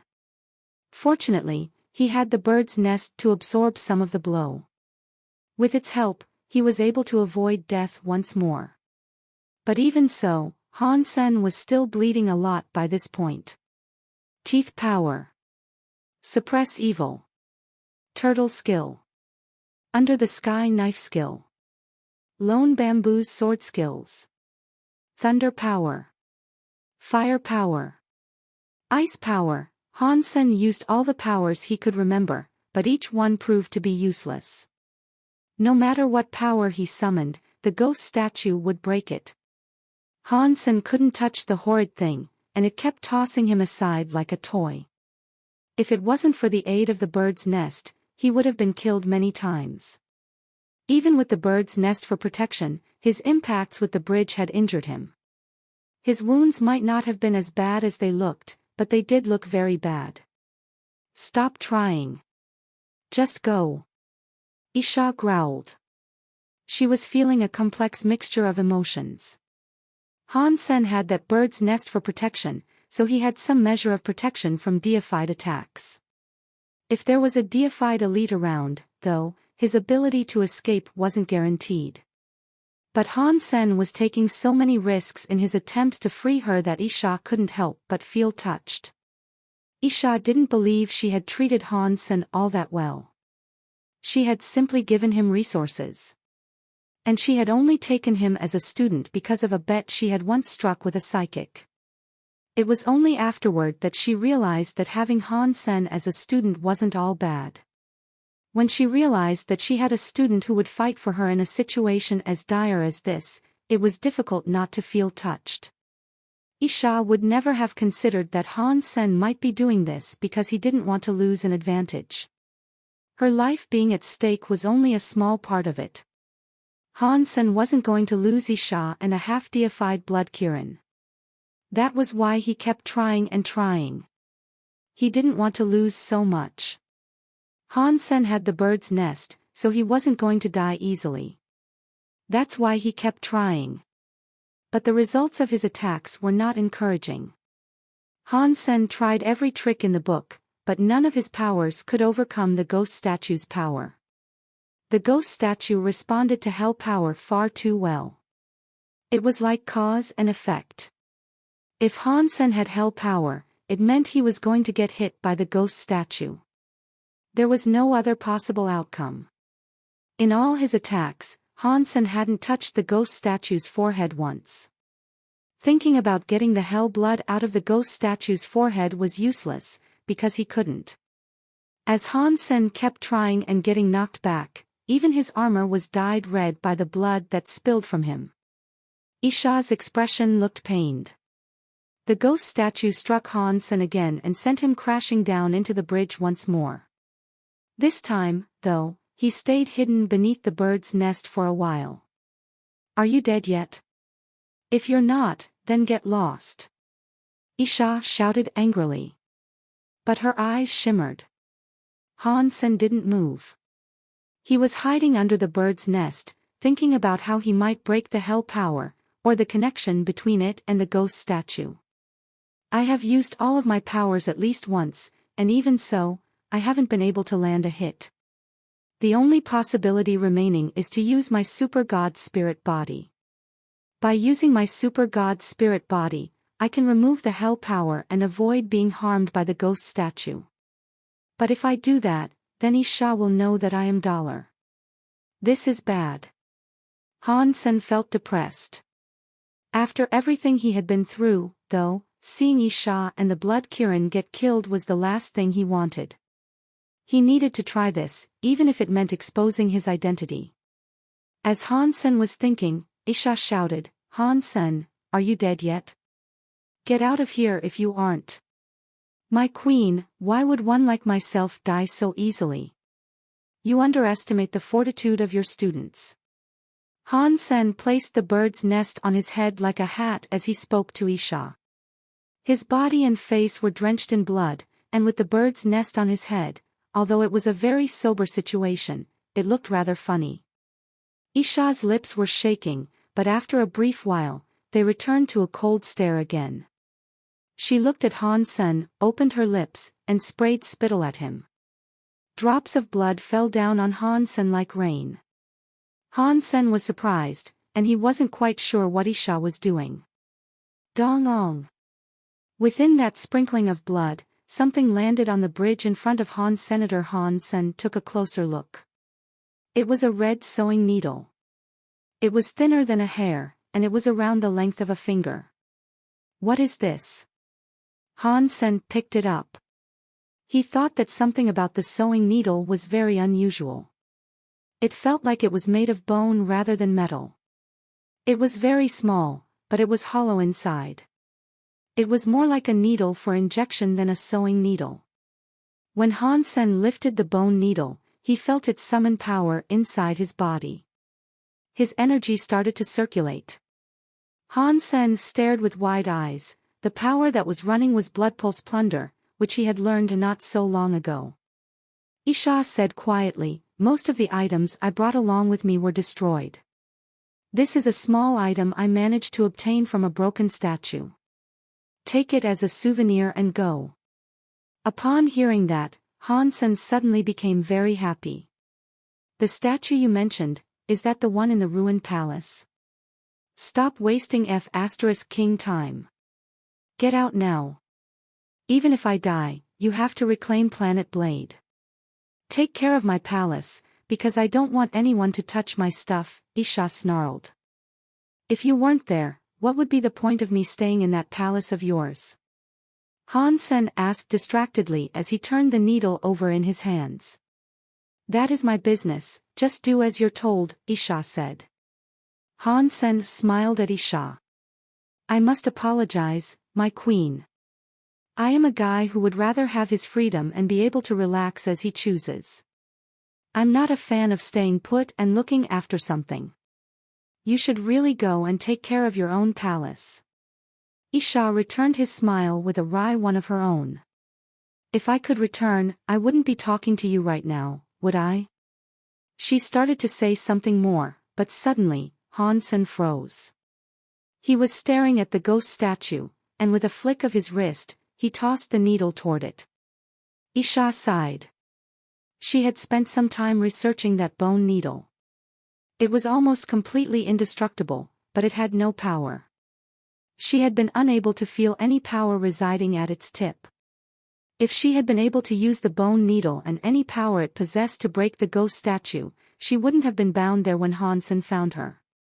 But Isha stared with a slack jaw as the bone needle sailed toward the statue, completely unimpeded. The ghost statue had knocked Han Sen to the ground countless times, but it didn't react to the bone needle at all. It merely watched the bone needle strike its forehead. This. How is this possible? Isha's eyes were wide. She gazed at the strange scene with disbelief. When the bone needle pierced the ghost statue's forehead, the needle lit up red. It shone brighter and brighter, and before long, the ghost statue started to shake. The noise of breaking rocks began to rumble around them. Pang! The next moment, the statue fell to pieces. The grip holding Isha and the blood Kirin was suddenly released. They fell to the bridge, the shattered remains of the statue's hands falling around them. The blood Kirin was injured, but it hadn't lost much strength. It gathered itself back up, and its signature red cloud swirled around it. Isha was close to death, and the blood in her body had almost run dry. She was very weak, and she didn't have the strength to react. She fell to the ground limply.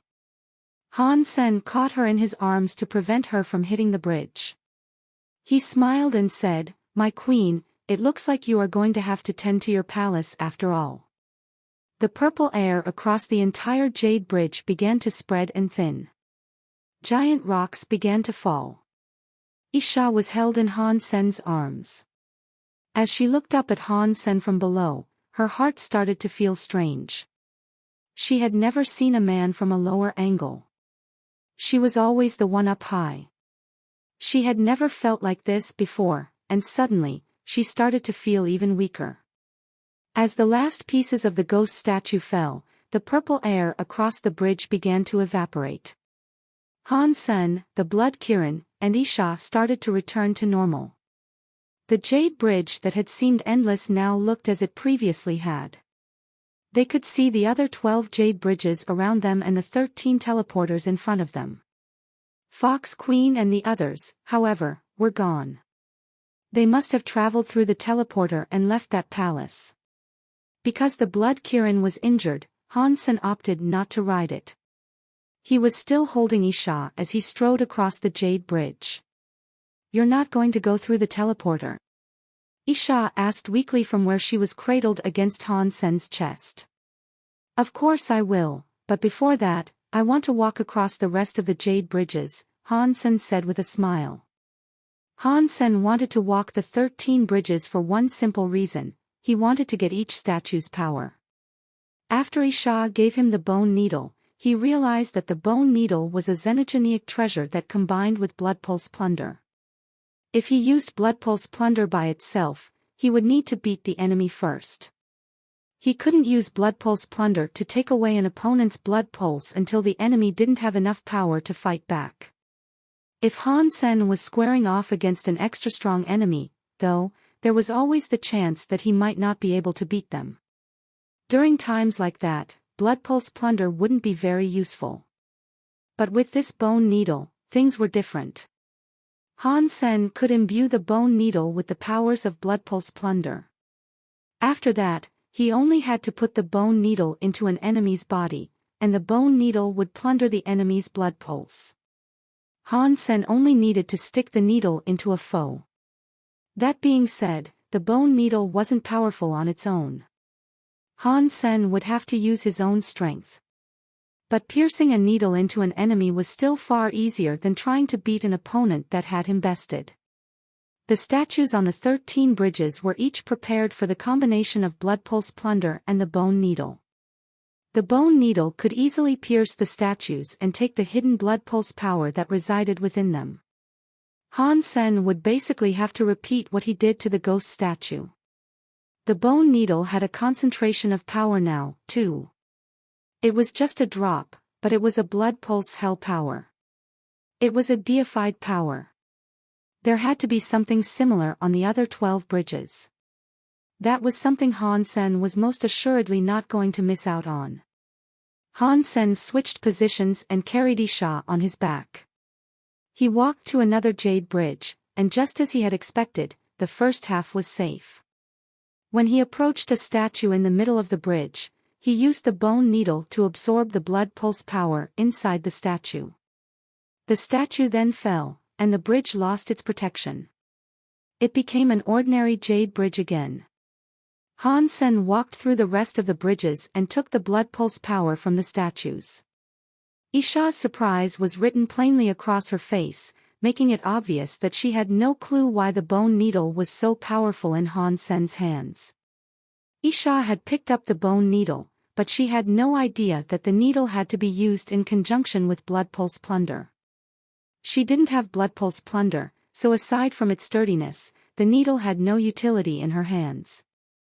The second sacred leader statue had been destroyed for some reason, so Han Sen hadn't been able to retrieve the bone needle personally. Yet it landed in his hands anyway when Isha volunteered it. The sacred leader had blocked all the routes, but something had been left on each path for those that traversed it. The items were connected with each other in ways that Han Sen hadn't yet figured out. The sacred leader's full plans were still a mystery. The silver Saises, blood pulse plunder, the bone needle, 13 blood pulse powers, they were all very rare and valuable treasures. At this point, he could easily start a fight with a deified being. The treasures were meant to be obtained through tests given by the sacred leader. No one had realized how scary the sacred leader's treasures could be. "My queen, are you afraid of needles?" Han Sen asked Isha. Isha was shocked, and she did not know what he meant. "I mean, are you afraid of being pricked with a needle?" Han Sen blinked and asked. "Are you going to give me a shot?" Isha looked at Han. Senator Han Sen lifted his bone needle while he smiled at Isha. "Close your eyes if you are afraid. The pain will be over in a second." After that, Han Sen thrust his bone needle into Isha's chest. A drop of hell blood came out, and it blended into Isha's own blood. If he wanted to survive, he had to get rid of Fox Queen. And unless another deified elite challenged her, it was unlikely Fox Queen could be defeated.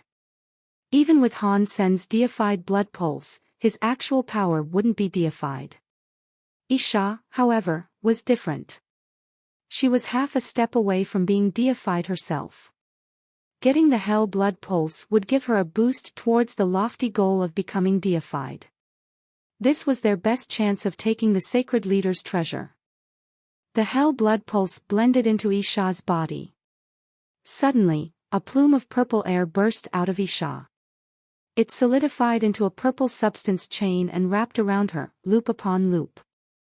Everything she had, her clothes, her accessories, her armor, and all sorts of other things, disintegrated into nothing but dust under the power of that substance chain.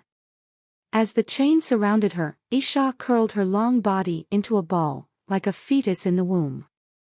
Once Isha was safely encased within the purple cocoon, all became quiet. In a giant palace, Fox Queen, Mr. White, and Crime were traveling forward. Fox Queen suddenly stopped. She looked around her and said, "Mr. White, is this the correct path? Why have we been walking for so long, and yet we are still in the same palace?" Mr. White slowly said, "This must be the 4th checkpoint for the treasure. We have to travel through here to get to where the treasure is." "How do we get through here, then?" Fox Queen asked Mr. White. "This palace seems to have a space power restriction. My powers are weak here, and so I am afraid I might not be able to break the restriction." "Perhaps this is something you will have to do," Mr. White said after a think. "And how would I do something like that?" Fox Queen asked with a frown. "Judging from the calculations I have made, we can start right there." Mr. White pointed at a stone pillar as he spoke. Fox Queen looked at the stone pillar and groaned. She didn't move. Han Sen stared at Isha with a look of surprise. The whole process had gone far better than he expected. The Hell blood pulse activated the Hell King blood she had inside her body. They fused with Isha's already considerable strength. She had broken through and become deified with no trouble at all. When she emerged from her cocoon and ascended, Isha was wearing a set of purple armor. Her regal presence blanketed everything around them as if she was the queen of the entire universe. "If you dare to tell anyone about what just happened, I will kill you." Isha stared daggers at Han Sen as she spoke. "My queen, I didn't see anything." Han Sen blinked innocently. But deep inside, he was thinking to himself, women are weird. Moments ago, she was begging to be deified. And now, after becoming deified, she still isn't happy. Does she really care about a small and inconsequential detail like being naked? Her naked body is quite nice. Why is she so upset? Isha only stared at Han Sen in response. She turned silently and looked to the 13 teleporters. Then, she said, "Which teleporter do you think we should use?" Clearly, Isha wasn't very good when it came to this sort of maze. It seemed as if she had forced her way through the palaces by trial and error. "I'm not very good at figuring out the path either. If I was to guess, though, I would assume they went through the teleporter at the end of the life and death cycle bridge. But even if we select the right one this time, we won't know where to go next. We'd have to try every single one we come to." Han Sen stopped to think for a moment, and then resumed talking. "My queen, how did you come this far in the first place?" Isha thought and said, "I was with the Ice Blue Knights. While I was exploring a planet with a group of knights, we accidentally woke up a deified xenogeneic called Under Overbearing. I was swallowed by it. At first, I thought I was dead. I had been swallowed, and I knew that its stomach could digest anything. Even deified creatures would melt in there. Just when I lost all hope, I found a seam that allowed me to escape the stomach. I wiggled through the crack and got out. After traversing many caves and passing by a shattered statue, I ended up entering a palace. It must have been one of the palaces on Under Overbearing's back." "Wait a minute, are you saying that you aren't the one who destroyed the floor in one of the palaces? And you didn't break the sacred leader statue?" Han Sen asked Isha with shock. "Of course not. My power wasn't strong enough to destroy anything in the palace," Isha said. "If you didn't break the palace, then that means someone else entered the palaces before you did. That crack in Under Overbearing's stomach might have also been his work," Han Sen mused quietly. Isha nodded. "It is certainly possible, and he might indeed be around here someplace." "What makes you think that?" Han Sen asked curiously. "The crack in the Under Overbearing's stomach couldn't have been there for very long. With how quickly the beast heals, the wound must have been made less than a week before. After a week, the damaged stomach would have healed completely," Isha said slowly. Han Sen frowned. Then he might really still be in these palaces. But how could he leave no trace in the palace? If he was here, he would have left behind some indication of his presence. But aside from that one ruined palace, the rest of the trail was left by you, yes? Isha nodded and said, "Yes. And while I was exploring, I didn't see any sign of someone else having entered. Plus, he broke the statue, but he didn't take the bone needle inside. That's just weird. Was he too careless to find out what it harbored? But then again, how could such a powerful elite be that careless?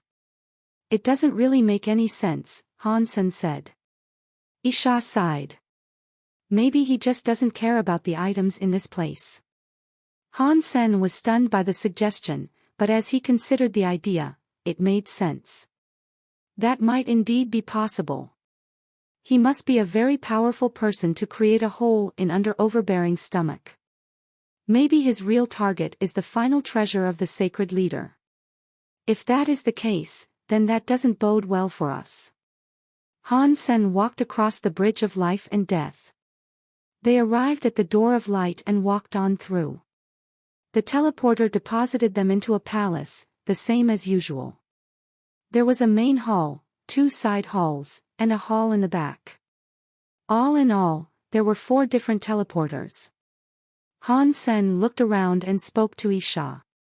"I think they left via the back hall." "How do you know that?" Isha asked in surprise. "I can see the auras left behind by their bodies," Han Sen explained simply. He was suspicious too, though. The more powerful a person was, the less of a trail they would leave behind. And that trail didn't last forever. Mr. White and the others had been gone for a long time by this point. Under ordinary circumstances, it should have been hard for Han Sen to detect the trace elements they had left behind. In fact, Han Sen didn't see any traces of Fox Queen or crime. But he could see molecules that Mr. White had left lingering in the air. That didn't seem normal. Perhaps Mr. White made his trail visible on purpose. Han Sen guessed to himself. But how could he know that Isha and I would survive? Why is he leaving me clues? Or is this all just a trap? Chapter 2282 The place where treasure lies. Han Sen and Isha were unable to make the calculations to determine the correct path. But instead of marching ahead recklessly, they could follow the traces left behind by Mr. White. In the end, that proved to be a very effective solution for navigating the palaces. Han Sen, Isha, and the Blood Kirin followed Mr. White's tracks through each teleporter door. Han Sen was the guide. Thankfully, they didn't encounter any dangers along the way. They went through a few palaces, and their journey remained uneventful. It was an entirely safe course to follow. What is Mr. White planning? Han Sen wondered. He didn't know why Mr. White was taking this risk. It didn't make sense for Mr. White to believe that Han Sen had the strength to stand up to Fox Queen. It also didn't seem likely that Mr. White would leave a trail behind just to cause Fox Queen trouble. Using the evidence of Mr. White's passage as a guide, Han Sen and Isha made quick progress. It wasn't long before they arrived at the fourth checkpoint. What they saw there made Han Sen and Isha frown profusely. The hall was half collapsed. Broken pillars and remnants of a destroyed ceiling lay strewn across the entire place. Han Sen looked across the hall, but he found no hide nor hair of a sacred leader statue there. In fact, there was nothing of any remarkability there. It looks like Fox Queen managed to make it through this checkpoint, Han Sen said when he found nothing of interest in the palace. I wonder what the sacred leader left behind here. Whatever it was, Fox Queen must have made off with it. Han Sen frowned. The sacred leader's items were all linked. If they were missing an item, they might run into a lot of trouble further down the line. Han Sen and Isha had no choice but to keep going. When they went through the next teleporter, though, what they saw gave them a shock. They hadn't arrived at another palace. When they stepped out of the teleporter, they found themselves on the shore of an endless ocean. Under overbearing was as big as a planet. It wasn't really surprising to see an ocean on such an entity, but the sight still made Han Sen feel depressed. Mr. White and the others must have begun crossing the oceans, but the ocean wind had destroyed all traces of Mr. White's trail. It's such a big ocean. I'm afraid it might be too difficult to locate Mr. White and the others, Han Sen said sadly. Isha looked around. After a while of thought, she said, this could be where the sacred leader hid his treasure. Perhaps they haven't even gone very far, but they're exploring someplace below the waves. Han Sen had thought of this possibility, as well. If the treasure was in the water, finding Mr. White and the others might be even harder. I guess we have no choice but to take a look, Han Sen said. Isha nodded and dipped into the sea. Her body unleashed a purple smoke, and when the smoke came into contact with the water parted.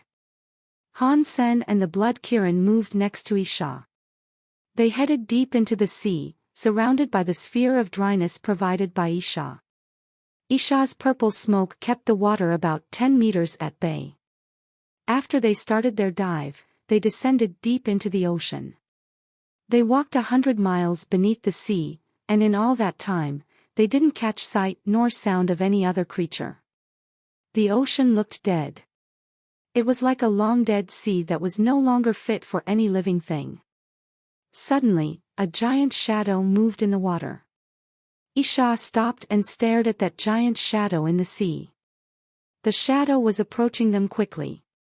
Han Sen was given a proper fright when he saw what the thing was. It was a giant xenogeniac that looked like a whale. Its body was pure white. The white whale was more than 1,000 meters long, and every move sent devastating shockwaves rolling through the sea. Many small vortexes popped up around it. Deified creature, Isha said quietly. I didn't expect under Overbearing's body to be the home of other deified creatures. I'm afraid that, aside from the sacred leader, no other being could do something like that. Han Sen had a wry smile. The big white whale noticed the three of them. After all, there were no other creatures in that ocean, so their presence was rather noticeable. That was especially true of Isha and the Blood Kirin. One of them was a deified elite, and the other was full of blood air. It was difficult not to notice their presence. When the big white whale was 1,000 meters away from them, it suddenly opened its mouth and released a high-pitched sonic wave. At the same time, its mouth produced a strong force of suction. Many giant vortexes swirled to life within the water. They snared everything within range and pulled it all into the whale's belly. Wisps of Isha's purple air began to flow into that vortex, and their sphere of air suddenly started to feel the force of that suction. More and more of the purple air was pulled away through the water, taken in the direction of the creature's mouth. Isha frowned. She used her hand as a knife, and the purple air suddenly gathered up into a large swathe of knife air. She lifted her arms above her head and slashed towards the vortex. The knife air became a roaring purple air demon. It was headed right for the giant white whale. It broke through the vortex that the big white whale had generated, but the demon-looking knife air didn't stop there. It continued on, going right for the white whale's head. The big white whale showed no indication that it was going to dodge the incoming blow. In fact, its mouth widened even further. It looked like a gaping black hole. Its powers of suction increased, and it swallowed Isha's demon knife air effortlessly. Gudong. The giant white whale swallowed the demonic knife air whole, then let out a satisfied burp. It then spat out some air and created loads of bubbles in the sea. Han Sen was dumbfounded. Isha had just become deified, and she was filled with hell power. She also had the teeth knife skills. Her talents were famous among many races, and her wrecking abilities were widely renowned. The big white whale, however, had swallowed her attack easily. The power that the giant white whale possessed was truly scary. Isha frowned. Purple substance chains rose from her body and began to align in mysterious patterns. They created a purple knife air around Isha's body. Isha's entire body was now full of a knife mind. It felt to Han Sen as if she was a cruel knife herself, that she could wreck anything at any time. Isha raised the full extent of her power and prowess, but the giant white whale still didn't seem to be afraid. It opened its mouth, and the black hole power returned. It sucked everything nearby into its mouth. Sand and water came rolling in like they were being pulled into a bottomless pit. Seeing the giant white whale open its mouth again, Isha coldly shouted.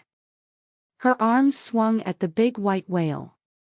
The roaring demon headed for the big white whale once more, dispersing the sand and shattering the rocks as it went. It left a trail of devastation behind it. The purple knife air and the big white whale's black hole collided with each other. The black hole was destroyed, and the purple knife air was shattered. The shockwave of the collision exploded the entire sea. Huge waves surged across its surface, and it was like the entire ocean had been turned upside down. The two strikes were balanced, though neither had the upper hand. The next second, Isha and Han Sen's eyes widened. The big white whale's mouth was still hanging open, and suddenly, something flew out of it.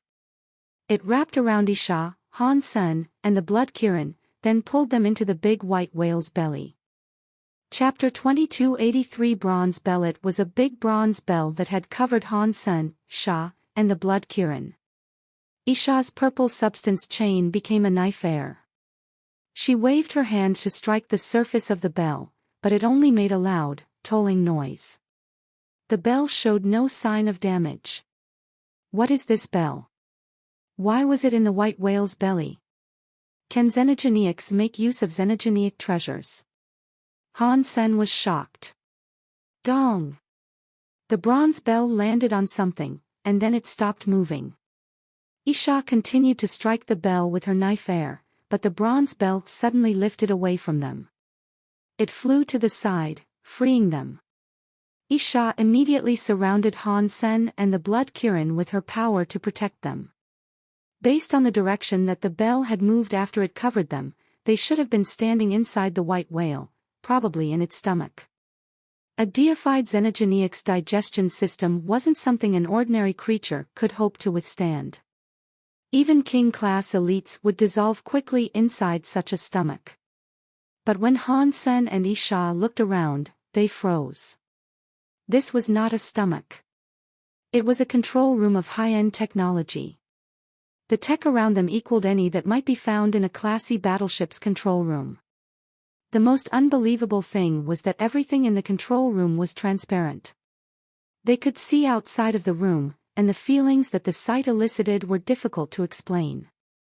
Although it looked like a whale from the exterior, it was actually governed by machinery. Every piece of the whale's interior was made of crystal of various colors. Humming generators, pounding pistons, and spinning every movement could be seen from where they were. What is this thing?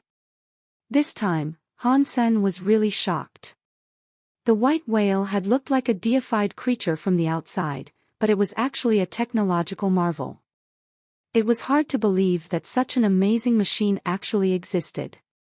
Isha looked around in shock. Their eyes soon turned to a platform of that primary control room. A man had been sitting in a chair behind the control platform.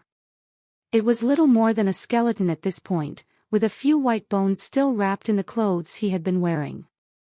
The man's clothes looked like a high-tech product, not some treasure armor. Judging from the style of the silver and black clothing, it was possible to determine that the skeleton had been a man. After bringing Han Sen and the others into the room, the bronze bell had drastically reduced its size. It was now about the size of a man's fist, and it rested there in the main control room. Does this sort of technology exist anywhere else in the Geno universe? Han Sen looked at Isha. He had no idea what race might have constructed this marvel of technology. Isha shook her head. There are many technological wonders that have the destructive powers of a deified being, but not many can actually be used in combat. They take far too long to aim and fire, so they can't be used in actual deified fights. They are mostly useful for attacking planets, since planets cannot be moved. The mecha's bio-armor is also technological in nature.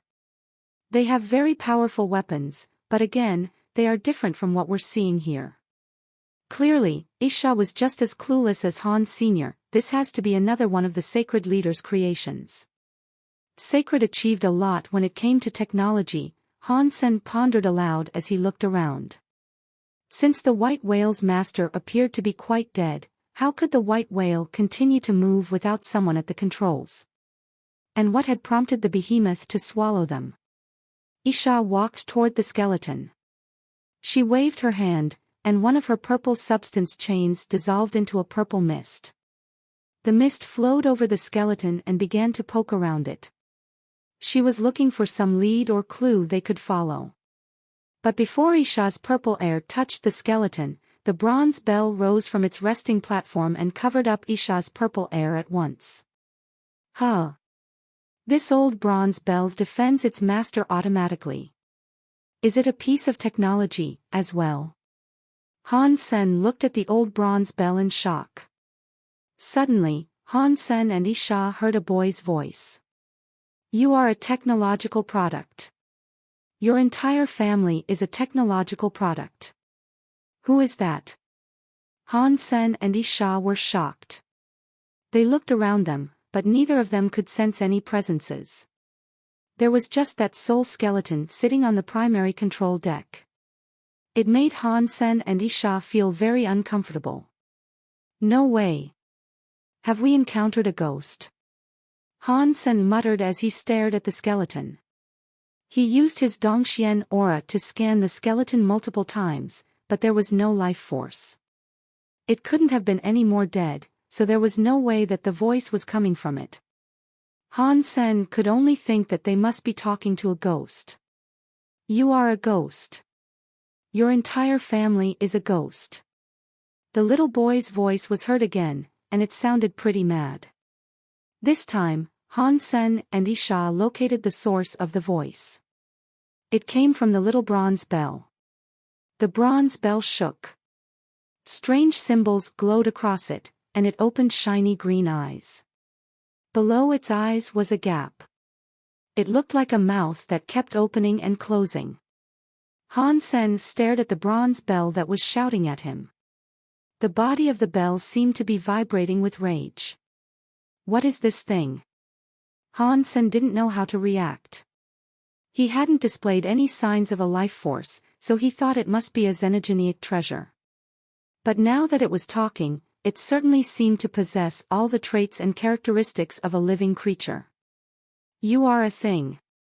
Your entire family is a thing. The bronze bell was becoming even angrier. It was jumping up and down as it shouted. Are you an AI?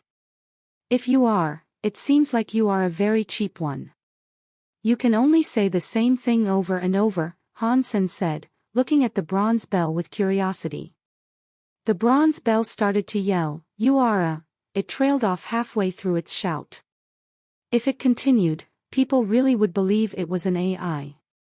So, after its half-shout, the bronze bell stopped and settled down a little. With a very cocky look, it said, "You stupid low-life creature. Listen up. Your master's name is Big King Bell, but you guys can call me either Master or Big King." After that, Big King Bell thought of something.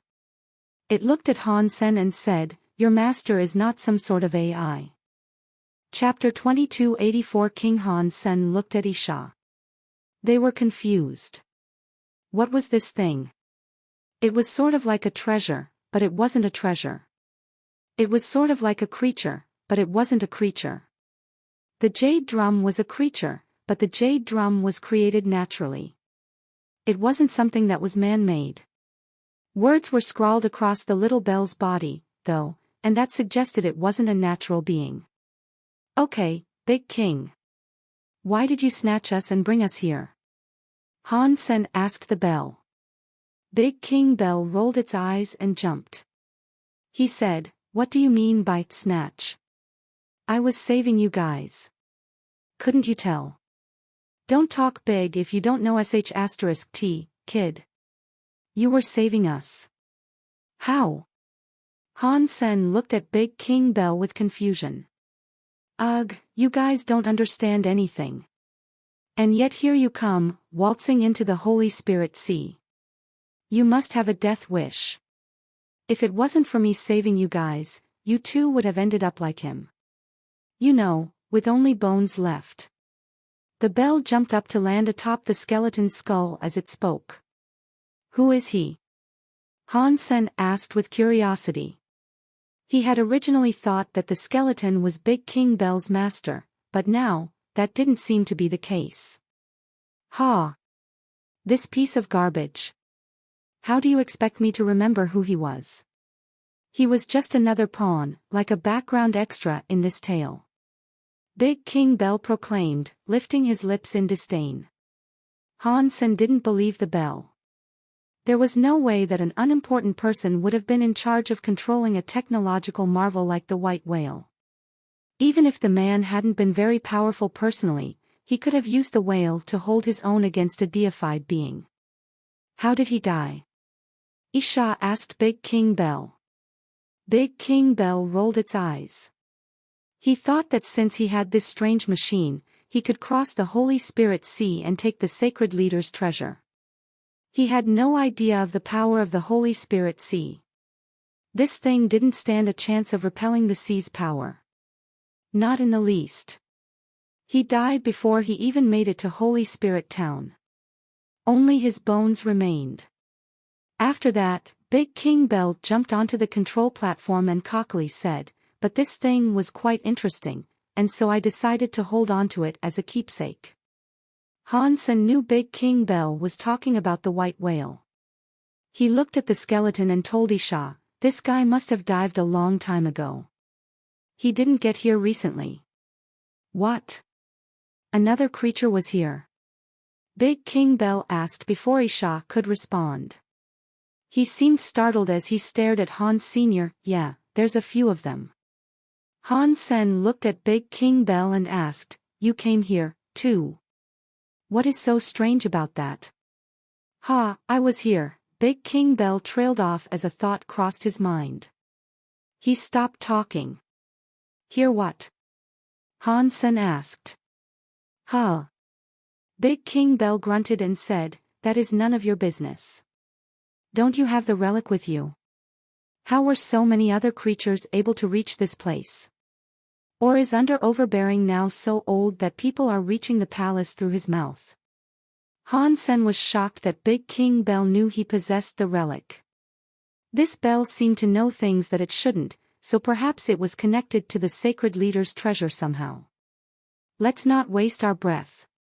Give me the relic, and when I open the holy town's treasury, you will receive what you are owed." Big King Bell hovered in the air before Han Sen as it spoke. "You can have the relic, but I will have to see if you have what it takes." Han Sen smiled. "I was born deified. I have beaten billions of people in this universe. I am the strongest in the sky or on the land. Even the sacred leader, when he met with me, would refer to me as Big King Brother. Are you honestly trying to compete with me?" Big King Bell looked at Han Sen with actual surprise. He hadn't expected Han Sen to be so ignorant.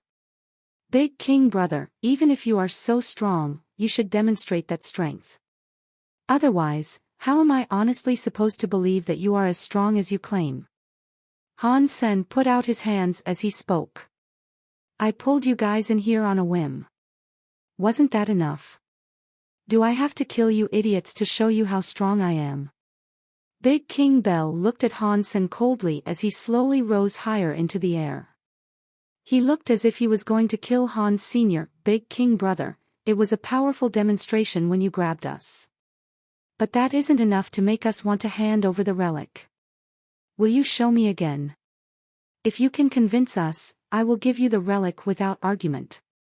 Han Sen smiled at Big King Bell. He thought that the Big King Bell was quite interesting, and that was an impetus for Han Sen to trash-talk it. The bronze bell had shielded them as it pulled them inside. But that was because they hadn't been prepared for its sudden arrival. Isha still hadn't shown off her true strength, so Han Sen wasn't worried about annoying the bell. Big King Brother looked down on Han Sen with utter disdain. "Even a small fraction of my power would convince you to obey me, but I have way too many powerful Geno arts. Let me think of a weaker one I can show you. Just in case my Geno art is too strong, and I accidentally end up killing you all." Big King Bell spun in the air twice, looking as if he had made a decision. He jumped onto the control platform and punched a few buttons. The white whale then rose to the surface and opened its mouth. The front of the control room looked out through the white whale's eyes, letting the operator see what was going on outside. "Idiots! I am going to open your eyes to my power. I am going to show you the techniques of a real and invincible elite," Big King Bell said. His body began to glow green and spin as it grew bigger and bigger. The bell turned onto its side, aiming its opening out the white whale's mouth. Then, they heard a loud chiming noise from the bell. A scary shockwave blasted out of the bell. Boom! The whole sea was cut in half by the bell's sonic blast. The waters were parted down to the seafloor and all the way to the opposite shore of the ocean. "Oh, D***MN. This guy really does have a lot of power." Han Sen was frozen. Big King Bell's power really did seem to exceed that of Isha and Fox Queen. Isha looked shaken, too. The power that Big King Bell released was truly magnificent. Holy Spirit Sea wasn't just a vat of ordinary seawater either. Isha didn't think she could split that much of it. "So, how about that? Do you guys believe me now? Give me the relic at once. Follow me, before I decide that I don't like you. If you do come, you guys will benefit greatly," Big King Bell said to Han Sen with a lot of pride. While they were talking, 3 shadows appeared above the sea. It was Fox Queen, Mr. White, and Crime. When Fox Queen saw the big white whale, she shook her fox tail. An invisible cord of power lashed around the white whale, and she lifted it out of the sea. Big King Bell quickly leaped atop the platform and hit the buttons on the panels. The white whale opened its mouth and created a black hole, then sent a force of suction towards Fox Queen. But Fox Queen's hand tugged on the cord of power, binding the white whale's mouth. The white whale was unable to open its maw, and so the black hole died inside it. Han Sen was waiting to see how Big King Bell disposed of Fox Queen. If she was killed, they'd lose a dangerous enemy. But when Han Sen turned around, he saw Big King Bell pulling out a big bag seemingly out of nowhere. The bell was going to flee out of the whale via the back door. Big King brother, aren't you going to kill her? Han Sen asked with confusion. I am busy. I will let her live for now, but I will surely remember her. The next time I see her, I will blow some air at her to kill her, Big King Bell said firmly.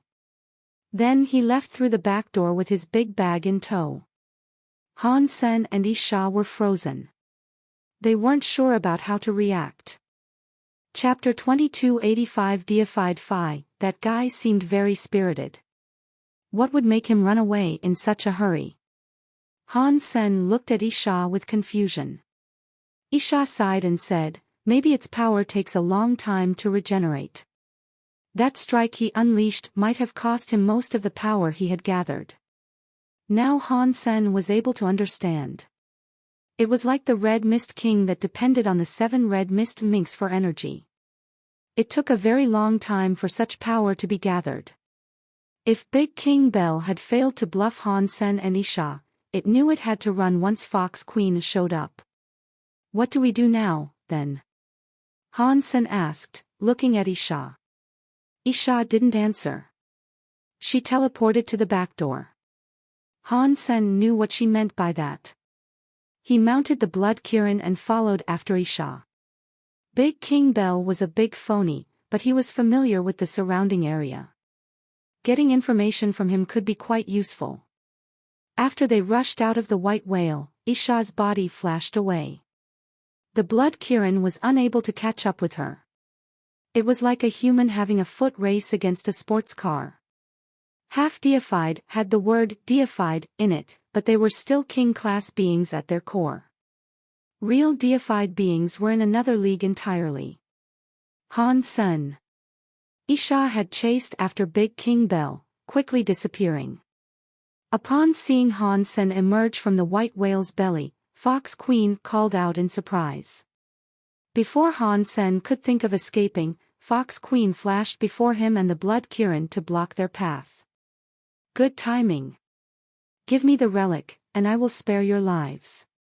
Fox Queen narrowed her eyes at Han Sen, but it looked as if she was smiling.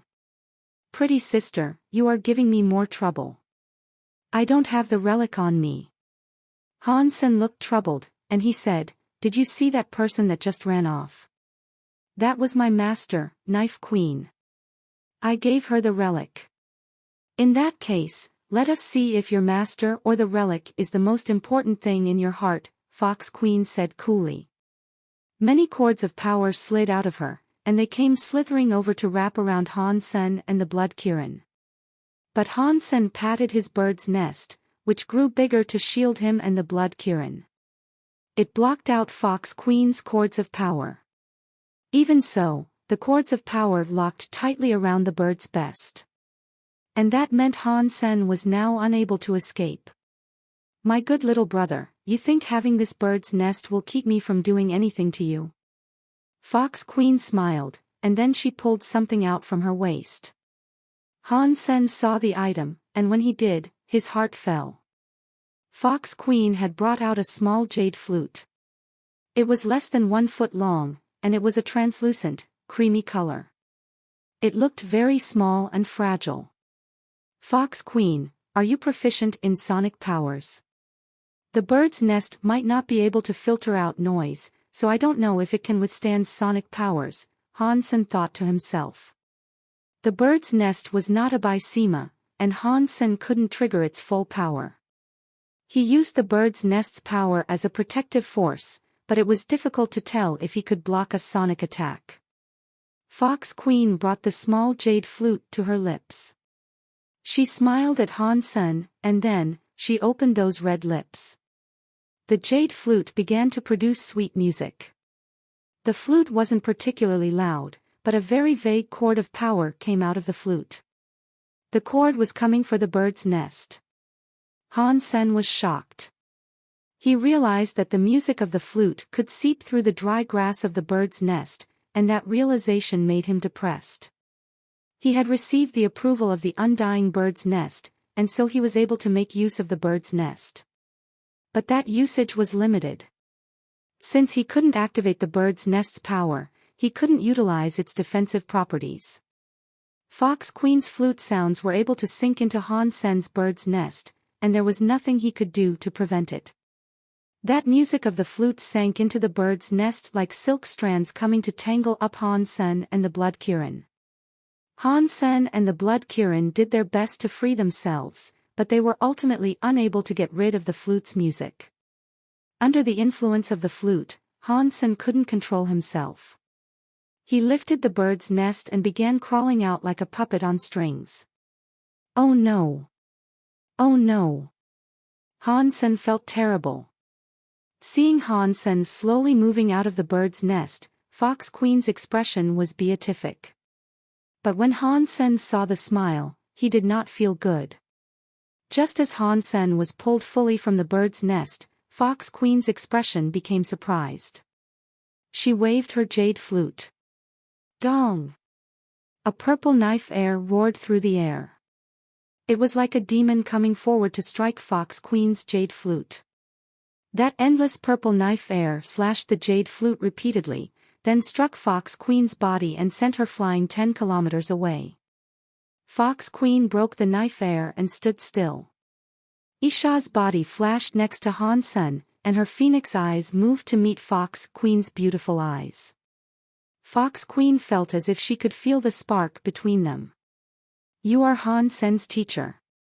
Fox Queen smiled like a flower, but her eyes looked cold. Not bad, Isha answered coldly. Perfect. Han Sen said you possess the relic. Give it to me now, and I will let you both walk free, Fox Queen said coldly. Isha responded seriously, I do not recall having a queen like you to obey. Upon hearing those words, Fox Queen looked furious. She swung her jade flute, and some sad sounds came at Isha. As this occurred, she hissed, How dare you! Han Sen knew something very bad was about to happen. He didn't say anything and just maintained his hold on the bird's nest, moving toward the fallen white whale. Two deified beings were now having a fight. Ordinary creatures would not be able to endure the shockwaves. Han Sen didn't want to stay there and be reduced to dust. Fortunately, the white whale was ownerless now that Big King Bell had departed. Han Sen planned to hide inside and see if he could operate the thing. The white whale could block the attacks of a deified elite. Isha and Fox Queen had been unable to destroy its body. That thing must have been very tough, so if Han Sen was able to drive it, the whale would be far greater than a top-class battleship. When Fox Queen came for Han Sen, she had given up trying to bind the white whale. The white whale had fallen into the sea, and half of it was just floating atop the surface of the sea. The Blood Kirin dove and took them into the water. Han Sen planned on going to the back door and making his way to the white whale's control room. As soon as he entered, he noticed that Crime and Mr. White had followed him. Chapter 2286 Crystallizer Technology Boom. Han Sen was about to say something, but a scary sound cut him off. And then, the white whale suddenly flipped and started to sink. Many forces of horrible powers lashed the white whale, and each strike was like the crack of thunder. Fortunately, the big white whale was pretty solid. The shockwaves of combat coming from Isha and Fox Queen were not enough to break the hull. But even so, the impacts were driving it deeper into the sea. Boom! The whale shook under their feet as if it had just hit something, and after that, they heard the sound of something large being destroyed. Then, there was only silence. The white whale was no longer being tossed about. Looking out the white whale's eyes, they couldn't see anything except seawater and piles of rock. It looked as if the big white whale had been crushed under an enormous pile of rubble far below the surface. The sea around them was swirling like mad. Even though they were far enough underwater that they could hear the fight overhead, they still saw occasional shockwaves rolling through the water. The turbulence had, however, slowed down a lot. The white whale was now buried by the stone, and it could no longer move. That made Han Sen feel better, at least. This white whale is a machine. Crime looked around the control room in shock. The revelation had obviously caught him off guard. Mr. White was also looking about the big white whale with interest. Big King Bell, who wasn't the original owner, had been able to control the big white whale. Han Sen figured that Mr. White probably could as well. Anyone could control a machine like that, as long as it wasn't locked down. It should work on essentially the same principles as any other machine. Don't move it. Mr. White shouted, just as Han Sen was about to move the skeleton on the command chair. Han Sen stopped and waited as Mr. White and Crime came to the control deck. "What have you learned, Mr. White?" Han Sen asked politely. Mr. White looked at the skeleton and said, "If I understand the situation correctly, this skeleton is the key that makes it possible to control the white whale." Han Sen was shocked. He had previously watched Big King Bell jump around on the platform, but he didn't think much of it since the bell was able to control the white whale. But Han Sen now saw the thing he had missed earlier. Big King Bell must have used the white whale for a long time, but the bell had never moved the skeleton. There must have been a reason for that. "Mr. White, where do you think this technology came from?" Han Sen asked Mr. White. Mr. White shook his head. "This is the first time I have ever come across something like this. I don't know how to control it either." After pausing, Mr. White looked at the skeleton and said, "But judging from its clothing, this person must have been connected to the control systems. His remains must be the key to controlling this entire machine. I cannot tell what might happen if we were to remove them." Han Sen examined the skeleton's clothes and started thinking. The skeleton's uniform was silver and black, and aside from the head, the entire body was wrapped up tight. It wore a transparent mask that was connected to the uniform. There was no visible seam. Han Sen spent some time observing it, and although he couldn't find a connection between the chair and the uniform, he thought the uniform and the white whale must have been linked somehow. Han Sen activated the purple-eyed butterfly to examine the uniform, the platform, and the chair. There were many powerful relics that the purple-eyed butterfly could tell Han Sen very little about. But if the item in question was some sort of technology, the purple-eyed butterfly was incredibly useful in revealing how it had been made and what its purpose was. When the purple-eyed butterfly rewound, Han Sen could see the entire process of the white whale's creation. What he witnessed gave Han Sen quite the surprise. Without a doubt, the white whale was one of the most powerful technologies to ever exist in the entire universe. The process of creating it had been very complicated. It was even harder to build than a deified weapon. It was doubtlessly so complicated because there was a lot of science involved. Every problem that arose with each individual part of the machine had to be solved through science. If Han Sen could analyze every facet of the white whale's technology, leveling up the Alliance's technological advancement would be easy. That wasn't the most shocking thing either. As Han Sen watched the construction of the white whale, he saw the shadow of the beetle. Although the white whale was more advanced than the beetle, the concept of their creation was similar. The white whale was just on a whole new level. The technology of the white whale, in every possible way, far exceeded that of the beetle. Every detail was better than the beetle's, too. Is this crystallizer technology? Han Sen wondered in shock. The more he saw of the big white whale, the more accurate his guess seemed to be. Was the technology of the crystallizers ever this good? Could they make machines of a deified level? That's a very frightening idea, Han Sen mused.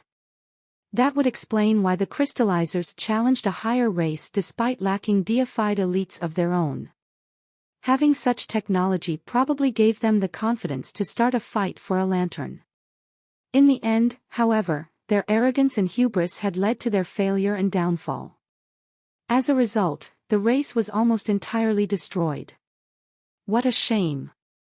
If the crystallizers had challenged a less powerful higher race, they could have definitely claimed a lantern. And then, they would have developed even further. They would probably have become one of the top races in the universe. Han Sen sighed.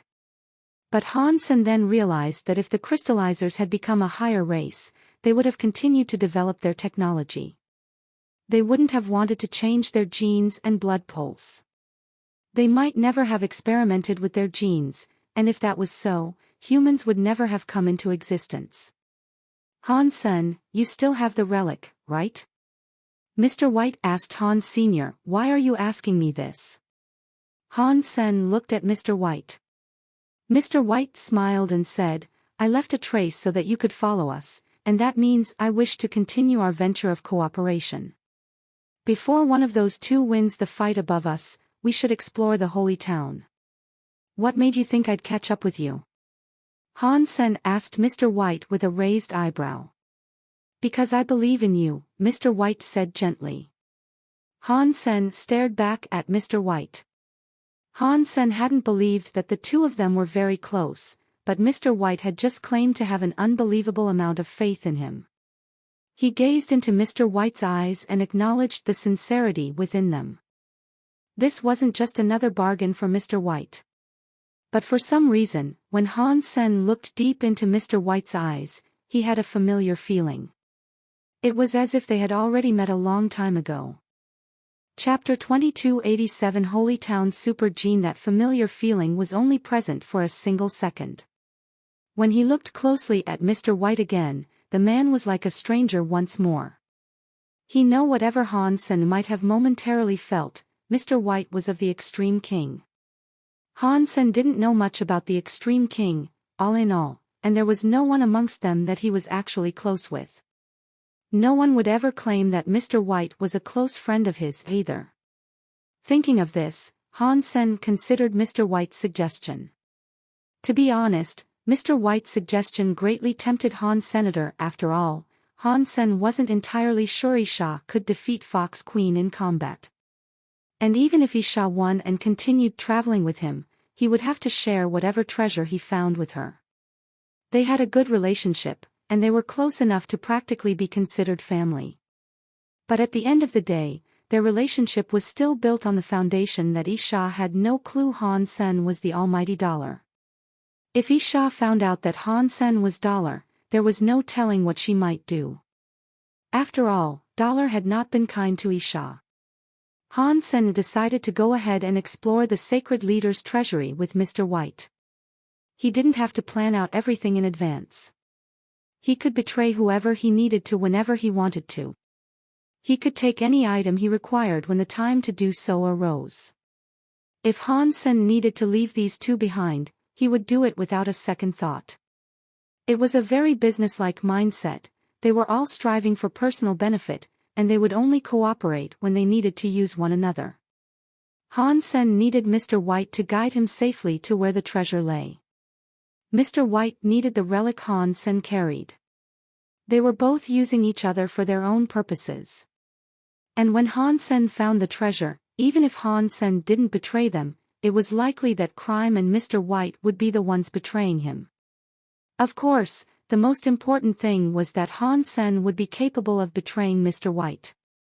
He just couldn't do that in front of Fox Queen and Isha. We don't have time to wait around. If there is a winner of that battle, neither of us will have the chance to explore that city, Mr. White said to Han Senator. Han Sen went silent. He looked at Mr. White and asked, "You guys destroyed the fourth checkpoint. Did you find anything there?" Han Sen cared about the item in the fourth checkpoint a great deal. There was a high chance that whatever item was retrieved there would prove useful when they reached the treasure. Mr. White went silent, then said, "When Fox Queen destroyed the 36 stone pillars there, she found the jade flute inside the last pillar. That jade flute didn't belong to Fox Queen originally." Han Sen remembered that Fox Queen had been locked inside Ghost Bone's palace for the longest time. Han Sen had seen no evidence of the flute there, so why would she suddenly possess it now? It made sense that she had gotten it from the fourth checkpoint, but Han Sen was unable to see how the jade flute connected to the other checkpoints and the items they had yielded. Mr. White didn't say anything. He just waited for Han Sen to make a decision. Han Sen was thinking. He used a finger to point at the skeleton in the chair. This sea seems special. He dived into this deep sea with the intent of reaching its holy town. That is how he became like this in the first place. "I know," Mr. White said simply. "That is why we need the relic you have. It will allow us to reach the holy town safely." "Okay. In that case, we will go and explore the holy town." Han Sen made his mind up. Han Sen didn't know where the holy town was, but Mr. White obviously did. Han Sen followed him and Crime. They left the white whale and dove deeper, going so far under the sea that they reached the deep sea. The sea waves down there were incredibly strong. Clearly, Fox Queen and Isha were still engaged in combat. It would take a long time for one of them to emerge victorious. Han Sen wasn't worried about Isha's well-being. With her abilities, even if she was unable to triumph over Fox Queen, he didn't think Fox Queen had what it took to kill Isha. And if Fox Queen couldn't defeat Isha, then he might as well head for the holy town. Han Sen had already learned of a way in which he could commandeer and pilot the white whale, but he saw no reason to use it just yet. Perhaps it would prove useful in the future. With Mr. White's guidance, Han Sen went deeper and deeper. The further they went, the quieter the sea became. The shockwaves Isha and Fox Queen were creating didn't reach those levels. If my calculations are correct, then the sacred leader's treasure should be someplace inside this trench. Mr. White pointed to a large underwater trench in front of him. Han Sen looked down into the trench and saw nothing but darkness. It was like a bottomless abyss. Even using the power of the purple-eyed butterfly, he still couldn't see what lurked within. Without too much hesitation, though, Mr. White and Crime continued to swim down. Han Sen rode the blood Kirin after them. They all headed into the darkness of the deep trench. A little ways down, Han Sen felt as if something was amiss. The stone plate in his pocket started to burn. Han Sen pulled out the stone plate, and when he did, the plate glowed with a holy light. It lit up a small pocket of brightness amidst the suffocating dark of that place. Just as I thought. Only people who have the relic can enter the place that holds the true treasures of the sacred leader. Mr. White seemed to have expected this, and he eyed the stone plate as he spoke. The three of them and the beast continued to venture down. The water around them was very dark and creepy. No matter how strong their vision was, they could only see within the small pouch of light that the stone plate provided them. Everything else was pitch black. Nothing else could be seen, as if the entire world had gone black. They didn't know if this was the work of an illusion or not, but Han Sen could feel countless eyes peering at them from beyond the black. Time passed.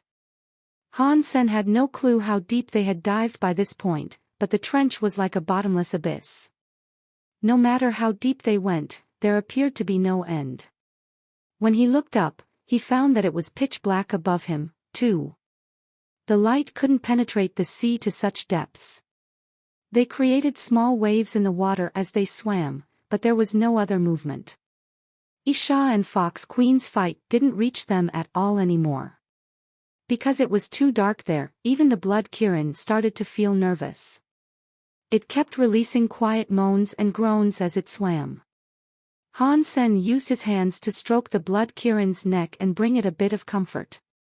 The blood Kirin had always been so moody and angry, and telling him to be quiet would be harder than making him bleed. Mr. White, however, looked calm. Crime was a little nervous, though. It looked like he was feeling the same fear as the blood Kirin. They felt as if they were being watched by phantom eyes in the dark. Han Sen knew for sure that something bad lurked out of sight. If it wasn't for his hands holding that relic, their small group would have already ended up like the master of the white whale. Suddenly, it looked like a blurry halo appeared around Han Sen's feet in the dark. He focused on that little halo. But the halo was too blurry, and he couldn't see it clearly. Mr. White and Crime also saw the halo. They looked down and checked it out. As their bodies descended, that blurry light became clearer and larger. When Han Sen finally got a good look at what was in that halo, he opened his mouth. Chapter 2288 Holy Town. In that strange deep sea, everything around them was pitch black. But at the bottom of the ocean, there was a quiet city lying in the dark. The city was nestled in the darkness like a jewel. It glowed like a beacon of holy light. This underwater town was far different from the one Han Sen had seen before. This holy town actually looked like a statue. All the buildings were pieces of a single structure. There were statues that were a few dozen stories high, and every brick was made of jade. The town looked like a jade statue that came from another world. What shocked Han Sen the most was the shape of the giant underwater town. The statue was shaped like a sleeping beast with the end of its tail tucked under its head. And the face of the beast startled Han Sen badly. The nine-life cat. Han Sen almost screamed aloud. The town was shaped just like the nine-life cat pendant Han Sen used to own. Aside from the white color of the town, it was just an incredibly large version of the nine-life cat pendant. When Han Sen and the others approached the jade town, the town started to look bigger in their eyes. And when they touched the holy light coming from it, the stone plate's light suddenly exploded. Tiny cracks spread across the stone plate. Not long after, the stone plate crumbled away in Han Sen's hands, leaving behind a crystal that had rested in the center of the tablet. The crystal was shaped like a water drop, and it rose into the water. It shone with a holy light. It left Han Sen's fingers and drifted towards the jade town. Han Sen reached his hand out to grab it, but the water drop crystal was too fast for him. Han Sen snatched at empty water behind it. The crystal flew towards the cat statue's head. In the nine-life cat's forehead, there was a jade statue. The jade statue looked like a sleeping nine-life cat as well, although a smaller one. That nine-life cat statue's forehead had a water drop slot in it. It looked like the socket of a third eye.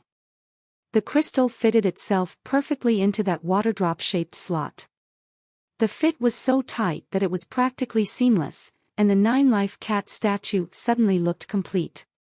It then underwent some weird changes. The sleeping nine-life cat statue suddenly opened its eyes. It laid there lazily for a minute, and its paws moved to run its sleepy-looking cat eyes. It raised its head to look at Han Sen and the others floating over the jade town. The three of them wondered if they should enter, but the nine-life cat suddenly raised its paw and waved at them like a lucky cat charm. They felt some irresistible power come upon them. All of them, including the blood Kirin, were then sucked into the jade town as if by magnetic attraction. They used all their powers to resist the pull, but their efforts were in vain and they were still pulled down anyway. Pang! Pang! Pang! Pang! For loud booms rang out as they dropped into the town. They landed in front of a palace that stood before the jade cat statue. "Welcome to Holy Town, you poor guys." The nine-life cat statue was now looking at them from above.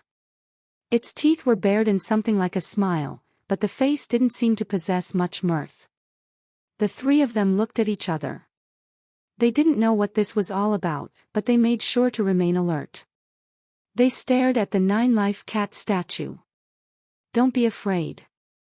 I am just a guardian spirit that protects the town. I will not hurt any of you. The jade cat still possessed that smile that wasn't actually a smile. Then, the tone of its voice changed. But since you guys are in the holy town, if you cannot pass the tests of the sacred leader, they will probably kill you. Why do we even have to accept your tests? Crime asked coldly. Despite being a statue, the 9-life cat seemed to have no trouble thinking for itself. It smiled at Crime and said, "It is okay if you don't want to take the test. That means you give up, and you can die right now." Crime frowned. He started to say something more, but Mr. White stopped him. Mr. White looked at the jade cat statue and quietly asked, "What kind of tests are we expected to perform? And if we succeed, what will our rewards be?" The jade cat looked at Mr. White, smiled, and said, "It is simple. Live. Live in the holy town. If you can survive for 10 days, you can win something from the sacred leader surprise goodie bag. Good luck. Try not to die too soon." After the jade cat statue finished speaking, every palace and room across the town opened its doors. Many scary xenogeniacs began to slowly crawl out of their dens. The blood Kirin scales straightened up like a dog raising its hackles. Its blood air rose. It growled in warning at the approaching creatures, but the growl warbled slightly as if the blood Kirin was scared. The xenogeniac beasts acted as if they hadn't heard the blood Kirin at all. All of them emerged from the palace and headed for the plaza. They approached without making any noise. They looked impassively at Han Sen, the blood Kirin, Mr. White, and Crime. So many xenogeniacs had emerged, and they were of a variety Han Sen knew little about. A few of them looked familiar, but even that familiarity was vague and undefined. There was a feathered creature with 6 golden wings and a Ghana with draconic horns. But most of them were xenogeniacs Han Sen had never seen before. They moved slowly and steadily across the ground. The power of the creatures was overwhelming, and simply sensing their presence made Han Sen feel as if he was shouldering a mountain. A deified thunderbird. A deified sky spirit. A deified 6-winged gold angel. A deified Ghana dragon, Crime screamed. Every name Crime shouted out made Han Sen's heart feel worse and worse. Seeing the creatures had raised a lot of questions for Han Sen, but as Crime spoke, those questions died on his lips. All of the xenogeniac beasts that were walking out of the palaces were deified. How is this possible? Han Sen was floored. There were around 100 of the xenogeniacs circling the plaza. With that many deified xenogeniacs, the entirety of the Geno universe could be conquered. Not even the combined might of the 3 most powerful races could fend off this army. Using such amazing power to conduct a mere test was like using a nuclear bomb to kill a mosquito. Not a mosquito, actually. Perhaps a flea. Or a mite. The combined power of these xenogeniacs could destroy the whole world. This is a trick. It has to be a trick. Maybe some kind of illusion. Sacred cannot have this many deified creatures. And even if they did, the creatures cannot all be here. Han Sen couldn't help but rub his eyes. He summoned his purple-eyed butterfly to get a proper look at the beings in front of him. And when he did, Han Sen saw enough power to suppress every creature in the entire universe. When these creatures gathered together, they could destroy anything. Those xenogeniac creatures had all the casual power of demon kings. Han Sen suddenly felt like a little girl entering the throne room of hell. He felt weak and vulnerable, while malicious eyes watched him from the dark. Chapter 2289 Test Han Sen wondered if Sacred Leader had played a joke on them. They were surrounded by so many deified xenogeniacs, and Han Sen had just recently become a duke. Not even the deified elites that Han Sen knew would have stood a chance against all the powerful xenogeniacs that had gathered. It's a trap. Hansen couldn't think of any way he could fight off the amount of power that had been arrayed against him. Even if he refined 13 deified blood pulses, he would only gain their blood pulse abilities. His own level wouldn't ascend to deified status, and he would still most likely be killed. On top of that, he didn't have the time to refine another 12 deified blood pulses. Is the jade flute in Fox Queen's hands the key to getting through this? Perhaps there is a song that can be played to soothe and lull all of the deified xenogeneics. It might subdue them without the need for fighting at all, Hansen thought. It was pointless since they didn't have the flute, though. Mr. White and Crime were just as shocked by the situation they had found themselves in. There was no way for them to run. They were surrounded by too many powerful xenogeneics. Even if the ruler of the Extreme King came personally to save them, it wouldn't do any good. All of those scary creatures gathered in the plaza, and it became quite crowded as they filed in. The creatures watched the small group, and the weight of those eyes put fear into Hansen and even Mr. White. The deified xenogeneics drew closer, pushing Hansen and the others toward the center of the palace. There was no way to withdraw. And suddenly, the jade cat coughed twice. Cough! Cough! After the jade cat coughed, the deified xenogeneics halted their advance. They did not get any closer to Hansen, but they did not walk away, either. They simply remained where they were, staring expressionlessly at Hansen's group. The jade cat looked at Hansen and smiled. Don't be afraid. They will not attack you just yet. You guys have one day to travel anywhere in this city you desire. For this one day, they will not be permitted to bring you any harm.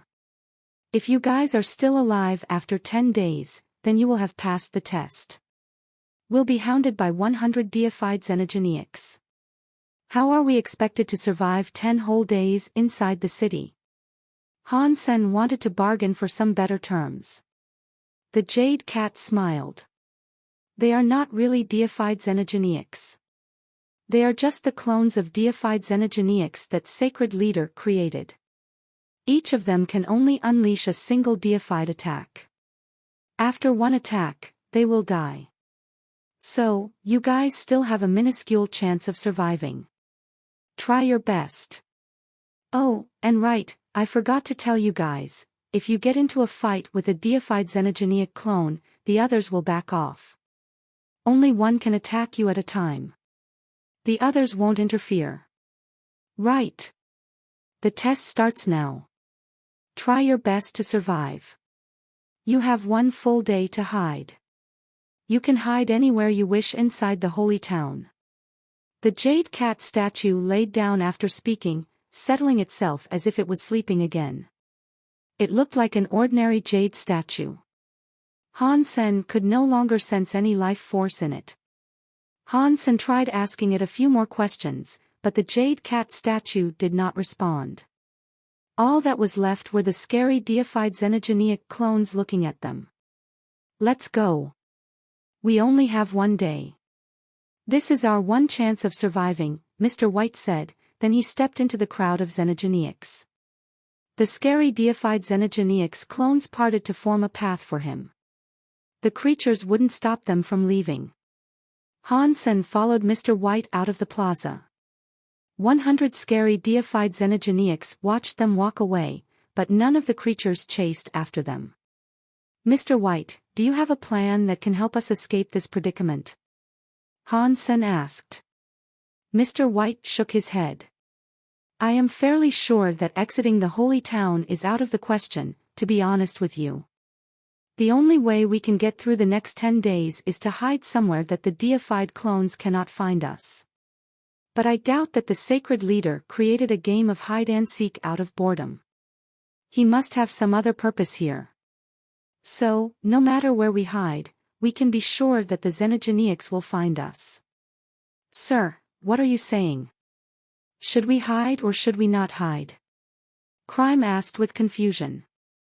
Mr. White had described the results of both options, and neither one sounded good. Hansen laughed. Mr. White explained it so clearly. We need to hide for 10 days, but even so, we will be found. That suggests that there is only one way in which we can hide. And what way is that? Crime still didn't understand.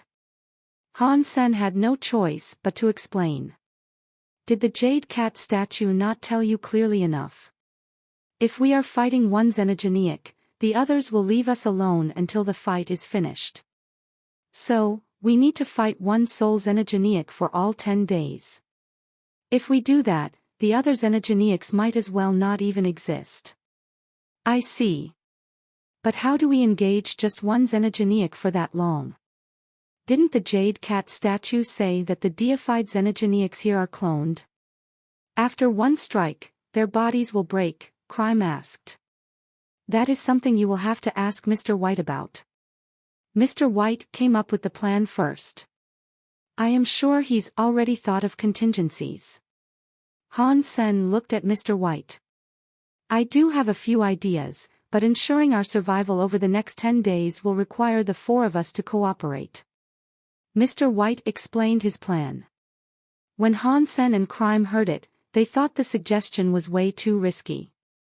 However, they couldn't think of any alternative courses of action, so they agreed to do it. The four of them didn't leave the plaza to hide. They tried to leave Holy Town just to see if they could, but after that, they went back to the plaza. Their day of waiting seemed to drag on and on. They could have spent the time hiding deep within the town, but they all knew that it would have been a pointless exercise. No matter how big Holy Town was, it was still just a town. The deified xenogeniacs could use the power of their minds to scour the entire town for their prey. There were more than 100 deified xenogeniacs there, so finding Han Sen's group would be easy. Mr. White's plan relied on using their single day of peace to prepare. What came next would be simple. Mr. White would familiarize himself with one of the deified xenogeniacs, taking advantage of the creature's temporary docility to use his sealing techniques on it. Once he had sealed the deified clone's power, it wouldn't be able to use its deified strike. That way, they could draw out the fight to last for the entire 10 days. The deified xenogeniac would still be exceptionally strong, of course. Although only one strike needed to be sealed, it was a deified power. Mr. White could not seal the power by himself. He needed the combined might of Han Sen, the Blood Kirin, and Crime to help him complete the seal.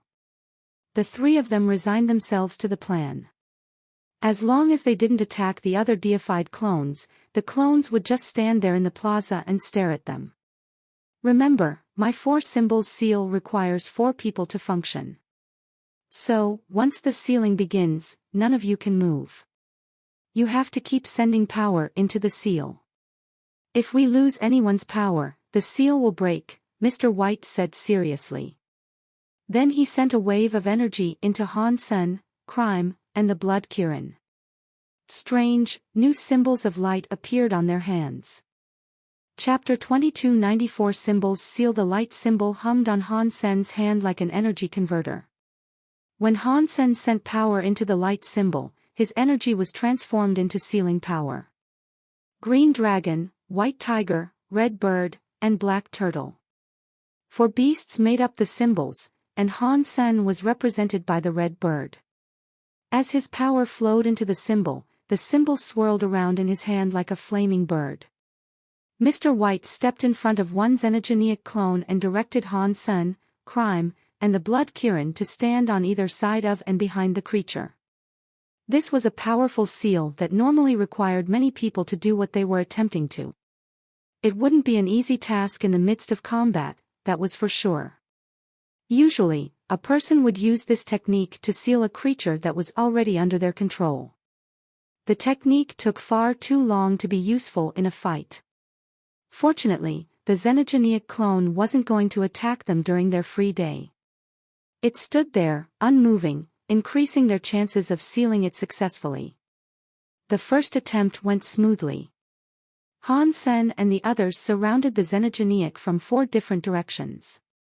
They weren't attacked, and the xenogeniac simply stood there looking at them. Mr. White waved at Han Sen and the others, indicating they should rest a little. It was still early in the day, after all. If they fully committed to the sealing right then, they'd be wasting some of their strength. They needed to seal the creature at the last moment possible in order to save every smidgen of energy they had. After a minute of thought, Han Sen said, "Since they aren't attacking us now, why don't we at least try the sealing to see if it works?" "You don't trust Mr. White? Even if the seal doesn't work, do you have another way out of this?" Crime asked in a cold voice. "There is nothing wrong with giving it a try," Han Sen responded flatly. Mr. White nodded. "Okay, then let us try. It will be a useful practice run." Following Mr. White's command, Han Sen and the others cast the 4 symbols seal. The symbol of the red bird shivered on Han Sen's hand. He felt a connection form between the bird and Mr. White's white tiger, Crime's black turtle, and the green dragon that hovered around the blood Kirin's claws. All those powers were transferred, and the 4 symbols seal's light became stronger. The connection between them strengthened.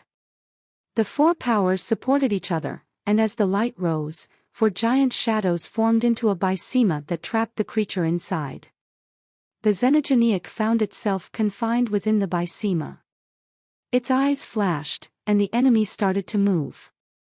"Oh no! It is going to attack us. Seal the bysema now!" Mr. White shouted loudly. The 4 of them quickly finished casting the 4 symbols seal. The shadows of the green dragon, the white tiger, the red bird, and the black turtle were cast onto the Xenogeniac's body. The shadows bound the Xenogeniac. The Xenogeniac kept moving as Han Sen and the others continued casting their seal. The 4 shadows kept seething across the Xenogeniac. The Xenogeniac tried to fight back, but it couldn't break the seal. Crime looked ill, and he said, "I told you to trust Mr. White, but you just had to try it.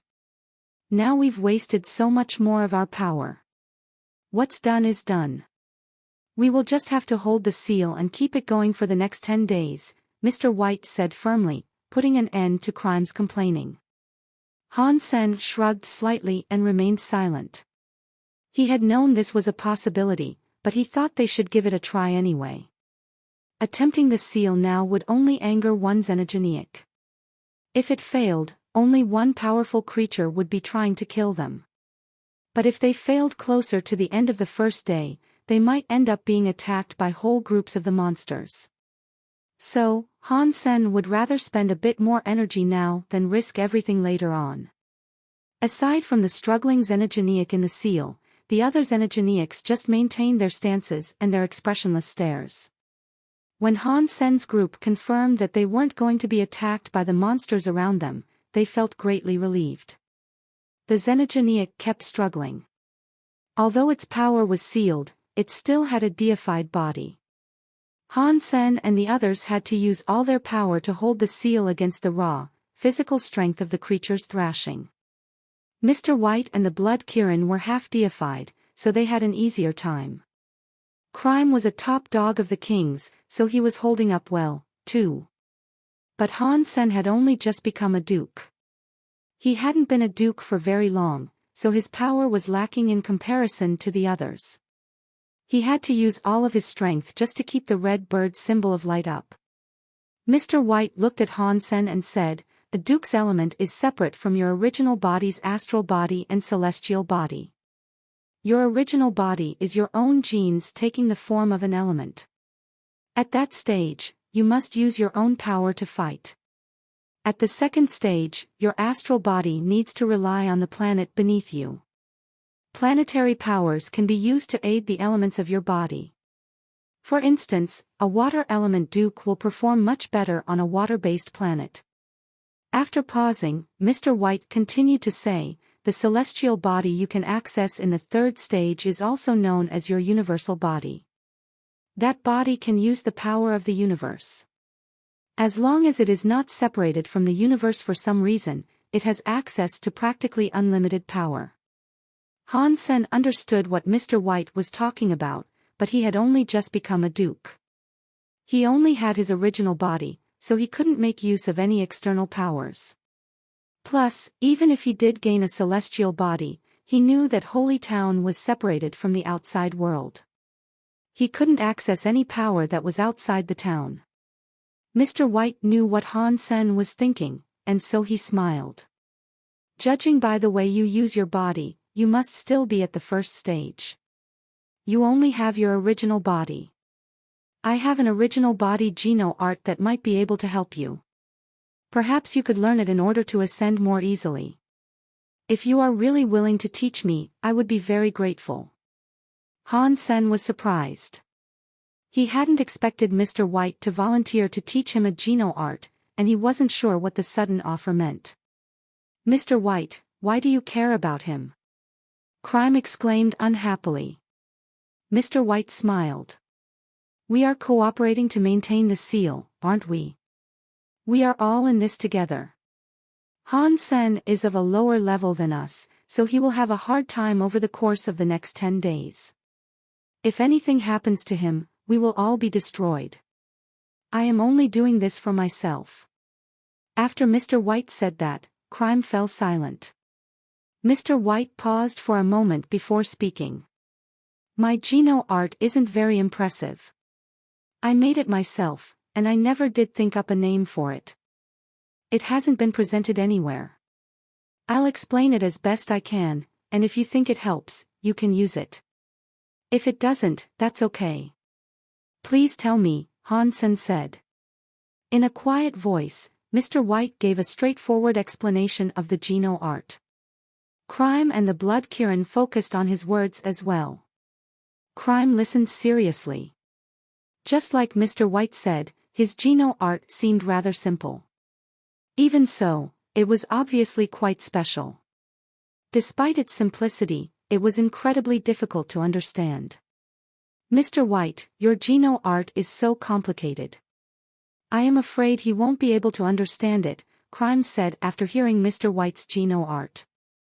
Chapter 2291 Small surprise, I don't think I really understand. Please explain it to me again, Han Sen said, trying to keep his shock from showing on his face. Truthfully, Han Sen understood the Geno art perfectly. The Geno art was quite familiar to him, and that familiarity shook him to his core. The Geno art had an obvious connection to the Dongxian Sutra. Both arts could benefit each other quite well, and using Mr. White's technique could aid in the development of the Dongxian Sutra. Han Sen could use the Dongxian Sutra to absorb power from the world around him. Doing so allowed him to conserve his own energy, stretching his strength out over a longer period of time. But the Dongxian Sutra had yet to reach Duke, so the effect wasn't particularly good. It only saved Han Sen a small amount of power. Has Mr. White realized that I use the Dongxian Sutra? Is that why he's telling about this Geno art? What is he planning? Han Sen thought fast, but he didn't have enough information to guess what Mr. White was playing at. It seemed likely that Mr. White knew that Han Sen could use the Dongxian Sutra. Explaining a Geno art as simply as he had suggested that the man's mind was quite frightening. It put Han Sen on red alert. If you don't mind me repeating myself, I will recite the Geno art again. Mr. White smiled. Then, he resumed talking about the Geno art. It would have been better if he had stopped speaking there, for the more he talked, the more confused Crime became. Mr. White's detailed explanation of the Geno art was more difficult to understand than the Geno art itself. He began speaking about the Geno universe itself, which was something Crime had never heard about before. Han Sen used the Dongxian aura to listen, and he was able to understand a bit. He pretended that he couldn't though, and he feigned confusion.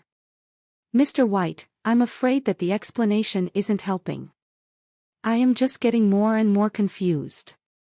Han Sen presented Mr. White with a wry smile. Mr. White is so smart. Since you're just a duke, well, it is only expected that you can't understand a word that he's saying. And don't worry, I don't understand, either. It isn't about you, okay? Crime said. Mr. White shook his head and sighed. The things I have learned are a bit different from your own Geno art. It is okay that you don't understand, but try to learn as much as you can, for I can only explain it here like this. Thank you for your willingness to teach me. I'm just afraid I will never be able to learn such a Geno art, Han-sen said. But he was secretly casting the Geno art Mr. White had just taught him. He gave it a try, and it worked fine. When Han-sen didn't summon his Dongxian armor, the effect of absorbing external power seemed to increase. And this was Han-sen's very first time using the ability. If the ability was already useful, then it would surely become a greater and greater benefit to him as his proficiency increased. Han-sen still didn't know why Mr. White had given him the Geno art, but he was okay with learning something new. Han-sen practiced it, and the strain of maintaining the four symbols seal decreased. The day went by pretty quickly. After the first 24 hours, the other deified xenogeneic clones shifted slightly toward Han-sen and the others like the very hungry monsters that they were. The monsters stared at them for a whole day, and the beasts' eyes were different than they had been. There was a fresh, murderous gleam in their eyes. The scary creatures looked over them, as if deciding which flavor of meat to dine on first. The slavering beasts made Han-sen and the others nervous. But even so, despite all the attention directed toward them, not a single one of the xenogeneics prepared to attack. They just stared at Han-sen's group like jewels. Acknowledging their apparent safety, Han-sen and the others felt relieved. It was fortunate that the jade cat statue hadn't lied to them. The deified clones really were restraining themselves, as the cat statue had said. Han-sen and the others didn't dare move, though. They continued using their strength to keep the Bysema going. They kept the deified xenogeneic clone sealed, hoping they could hold the creature there for the entire 10 days.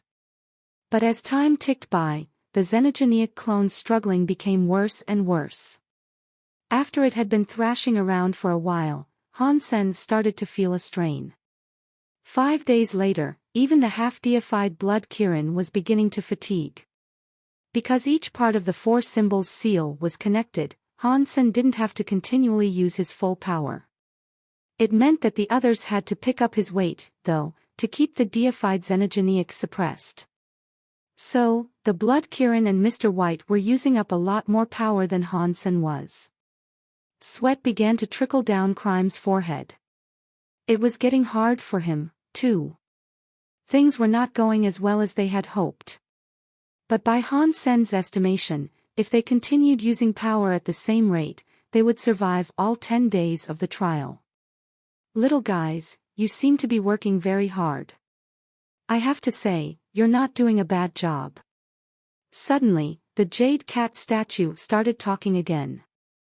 It spoke lazily, though, as if it had just woken up from a deep slumber. Han-sen and the others were concentrating all their strength on maintaining the four symbols seal, however.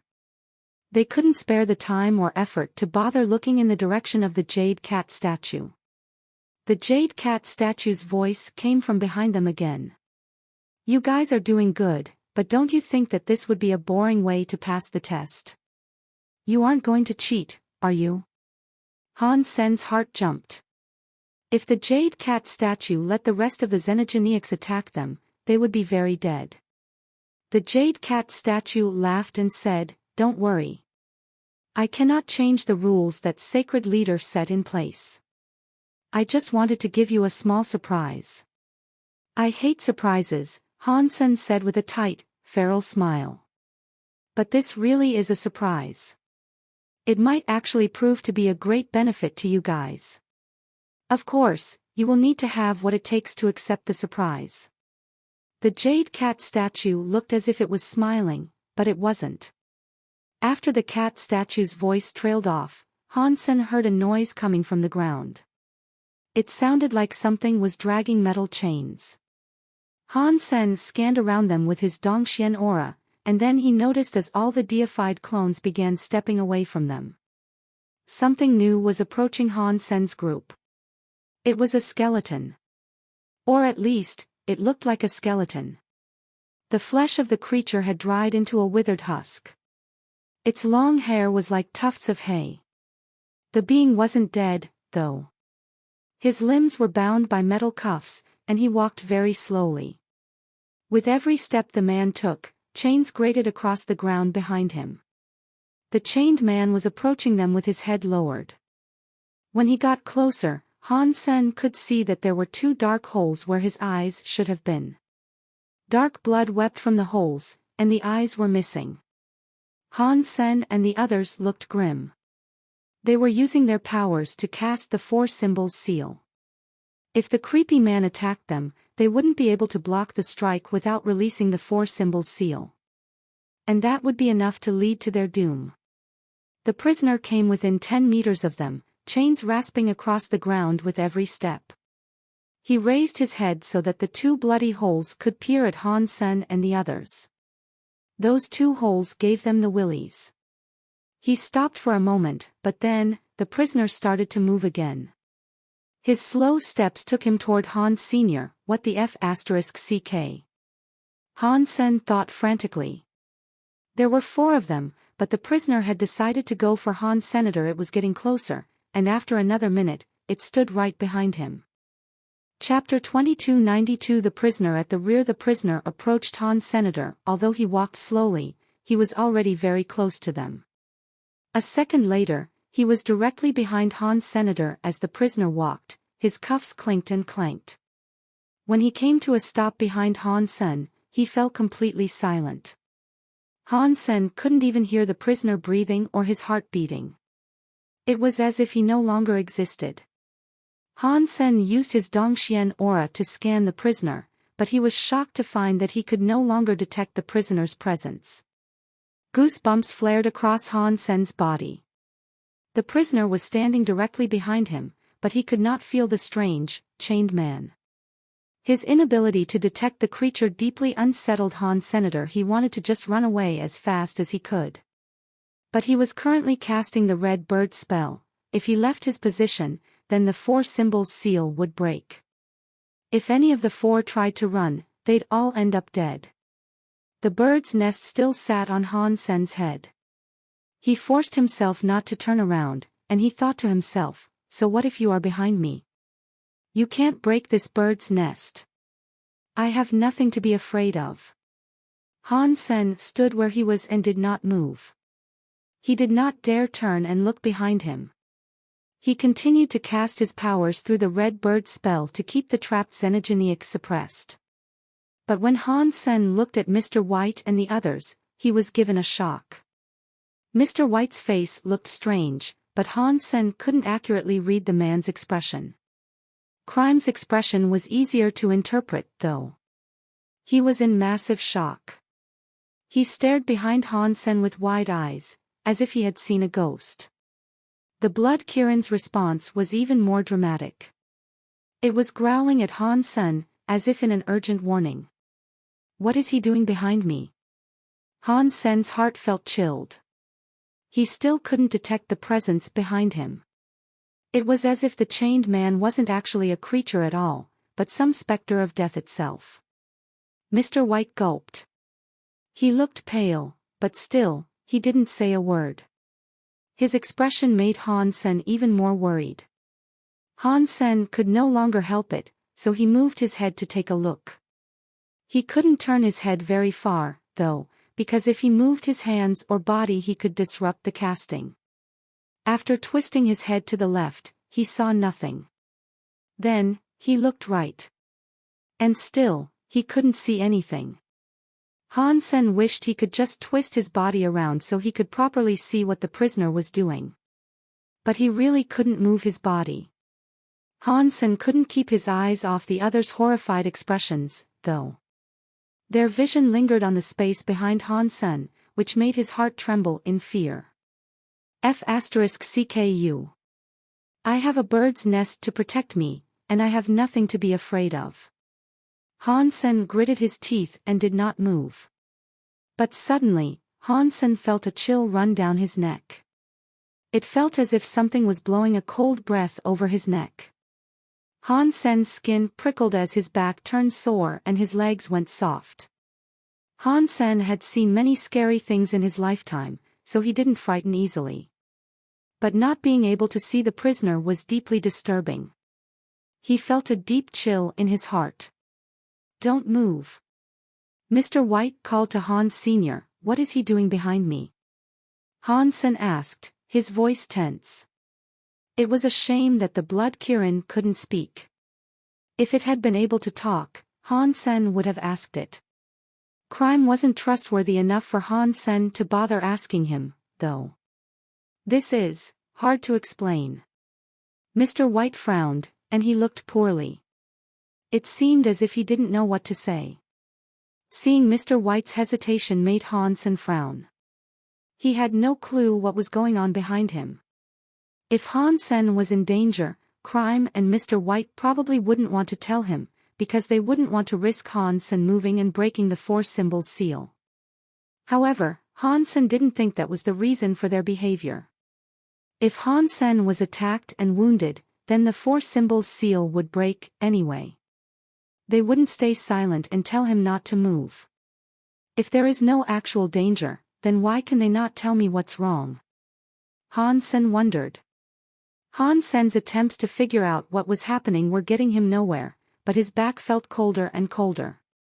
His worry continued to deepen. Mr. White and Crime were still staring at the space behind him. The blood Kirin kept growling at Han Sen, as if it wished to tell him something. Han Sen could no longer resist the temptation. He summoned Bauer and asked her to take a look at the prisoner behind him. Bauer appeared on Han Sen's shoulder. Han Sen spoke to her, "Bauer, help your daddy take a look at what this thing is doing behind him." Bauer nodded. She leaned over his shoulder and took a look behind him. She jerked in surprise and said, "Dad, behind you, what is behind me?" Han Sen quickly asked. "There is a man drawing on your back," Bauer said, after thinking. "Drawing?" Han Sen's mind went blank for a minute. He was confused, and so he thought, the prisoner is drawing something on my back. Is he an artist? Does he love drawing on humans? Is my body too good, and he could not help but use my fine figure for a canvas? No way. If he was fond of drawing on bodies, then he should have gone and found a pretty girl to paint upon. Why bother drawing on me? "Bauer, what is he drawing?" Han Sen quickly asked. Something else had to be going on here. Bauer leaned further over Han Sen's shoulder, peering at Han Sen's back, but she didn't speak. "Bauer, what is he drawing?" Han Sen squeaked. He wasn't scared, he told himself. He just didn't like it. Bauer hesitated, but she eventually said, It's like the creature is drawing a person." "Yeah, a woman." "A woman? What kind of woman?" Han Sen was frozen. A skeletal prisoner had appeared out of nowhere, slinked up to his back, and started drawing a woman on him. This was 2F** King creepy, and it made Han Sen feel itchy and uncomfortable.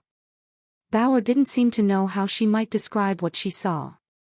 With hesitation, she said, "An ugly, ugly woman." Han Sen felt his pulse pounding in his temples.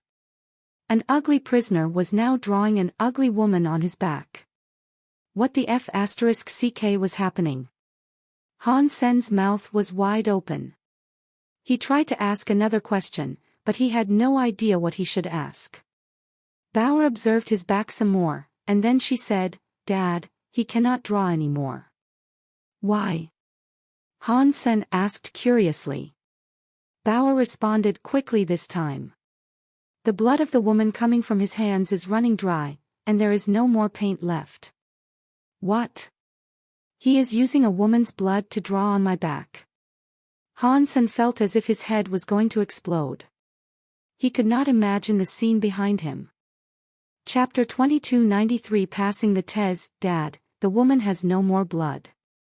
"Dad," he cracked open the woman's brain. Bauer kept reporting what was happening. "Bauer, stop looking." Han Sen called Bauer back into his arms. He didn't want her to see such a bloody scene. Bauer was actually quite old at this point, but in Han Sen's eyes, she'd be a little girl forever. Bauer jumped off of Han Sen's shoulder to sit on his chest. She looked curiously at the four symbols seal and the trapped xenogeniac that was still struggling inside. Han Sen still couldn't feel anything behind him, but after hearing what Bauer had said, he felt sick with worry. The images of what she had described kept repeating inside his mind, and nothing he tried to think about could scrub them away. "Jade Cat, what are you doing?" Han Sen finally shouted at the statue of the Jade Cat. The Jade Cat already seemed to be sleeping again, and it showed no reaction to Han Sen's call. After a while, the prisoner's chains began to rattle again. As it left the space behind Han Sen's back, it slowly entered his field of vision. The prisoner left in pretty much the same manner that he arrived, slowly and seemingly vacant-minded. There was one small difference, however. He was dragging the corpse of a woman behind him. To be more accurate, that was not the body of a woman. It was a female creature's body. Han Sen couldn't see what the female creature's facial features had been, because a large hole had been punched into the creature's head. There was a gaping cavity where the face had been. The upper part of her body was humanoid, though, and the lower body was like a snake. She looked like one of the Ghana, but unlike the Ghana, there was a spiraling horn on her head. It was silver and around 1 foot long, and it was reminiscent of a unicorn's horn. The snake scales of her lower body were silver, as well. They were so bright that they made her form seem a little transparent. Holes had been torn through her head and chest, but there was no blood oozing out. It was just as Bauer had originally said, in that the blood of the woman had run dry. What is that weirdo's presence here supposed to mean? Why would he draw a woman on my back? Han Sen wondered, somewhat shaken. But Han Sen didn't seem to be injured or impaired. His body was fine, his galactic lobster armor was fine, and it looked like the creepy prisoner guy was leaving now that he had drawn his picture. Although the whole experience had been rather disturbing, the creature hadn't actually hurt him. So, Han Sen knew he'd just have to stop thinking about it. "Bauer, could you use some water to wash your dad's armor? Wash away the mess he made," Han Sen said to Bauer. While the paint hadn't been harmful, he was still unhappy to have it on him. Bauer jumped off of Han Sen's chest and walked behind him to do as he asked. Then her surprised voice said, "She is gone." "What is gone?" Han Sen's heart jumped into his throat. "The picture he drew is now gone," Bauer said. "How could it be gone?" Han Sen was very confused about this, and so he proceeded to ask, "Did the picture just get smeared?" Bauer shook her head. "Dad, there's nothing on your back. It is very clean, and there is not even the smallest semblance of a bloodstain. The ugly woman drawing is all gone." Han Sen had no idea what to make of this, so he asked Mr. White, "Mr. White, what is going on?" Mr. White shook his head. "I don't understand any of this either. We couldn't see your back, and we were only able to see that he was drawing something on you. I don't know what it was that he actually drew." Han Sen didn't like not knowing, but there was little that he could do about it. He checked his body and noted how nothing seemed to have happened, so for now, he shelved all thoughts about it. Nothing strange happened after that.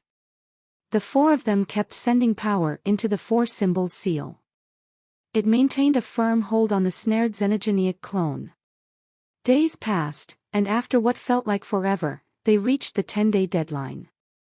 Although the four of them were quite exhausted by this point, they had at least managed to survive the 10 days. When the xenogeniacs returned to their palace lairs and the doors of their palaces closed, the four of them almost collapsed. The Jade Cat statue smiled and began speaking again. "Congratulations. You have passed the Sacred Leader's test. You can now receive the relic left behind by the Sacred Leader." "Where is the treasure?" Han Sen asked, forcing himself to ignore his exhaustion. "Right here," the Jade Cat statue said. The jade pillar below its feet then suddenly opened up, revealing a small jade box. It was impossible to guess what might lay inside. Han Sen started forward to pick up the box, but then, his heart jumped up. He saw that Crime was holding a broken sword, slashing towards Han Senator. The Blood Kirin was angered by this, and so it roared and leaped towards Crime.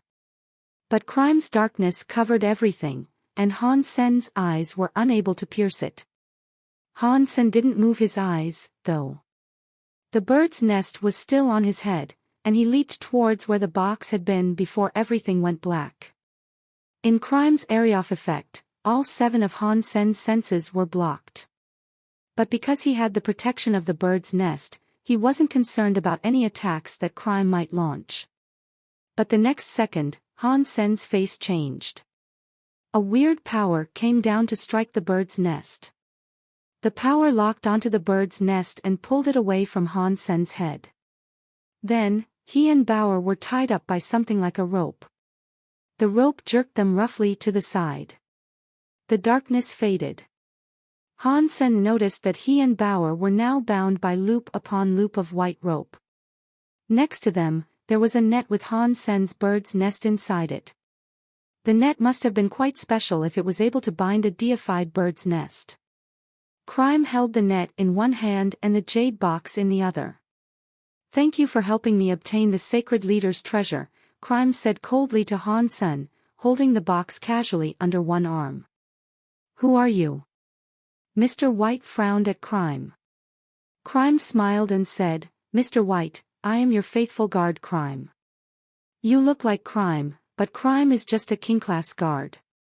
You most certainly aren't. Crime wouldn't possess Prince 14's sky net," Mr. White stated flatly, his frown deepening. Crime slid the box into his chest pocket. Then, he lifted his broken knife and spoke to Mr. White. "You think too much. Although I am half deified, I am still your guard. But aside from you, I have a duty to Prince 14, as well. Prince 14 wants this item, so I will have to take this back with me. Mr. White, we both work for Prince 14. You have helped me a great deal, and I will tell Prince 14 of your involvement. But this is not where this should be discussed. We need to get rid of him first," Crime said. Then his broken knife came swinging towards Han Sen. Chapter 2294. Getting the treasure. Crime swung his weapon, and the substance chain on his knife became a black snake king that looked as if it could swallow the sky. It suddenly lashed towards Han Senator. Han Sen's body surged with power, but the white rope tightened around him. The mysterious substance chain tangled him up, and it made it difficult for Han Sen to gather up any semblance of defense. That knife was going to slice him to ribbons. Han Sen gritted his teeth. He was preparing to activate his Super God Spirit mode when the roaring knife light was broken. Han Sen was shocked. He looked at Crime. A hand that looked like jade had wrapped around Crime's wrist. The fingers were very long and pretty. "Mr. White." Han Sen could not believe what his own eyes were seeing.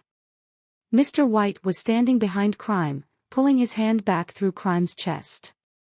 But Mr. White's hand emerged perfectly clean, without a speck of blood dirtying it.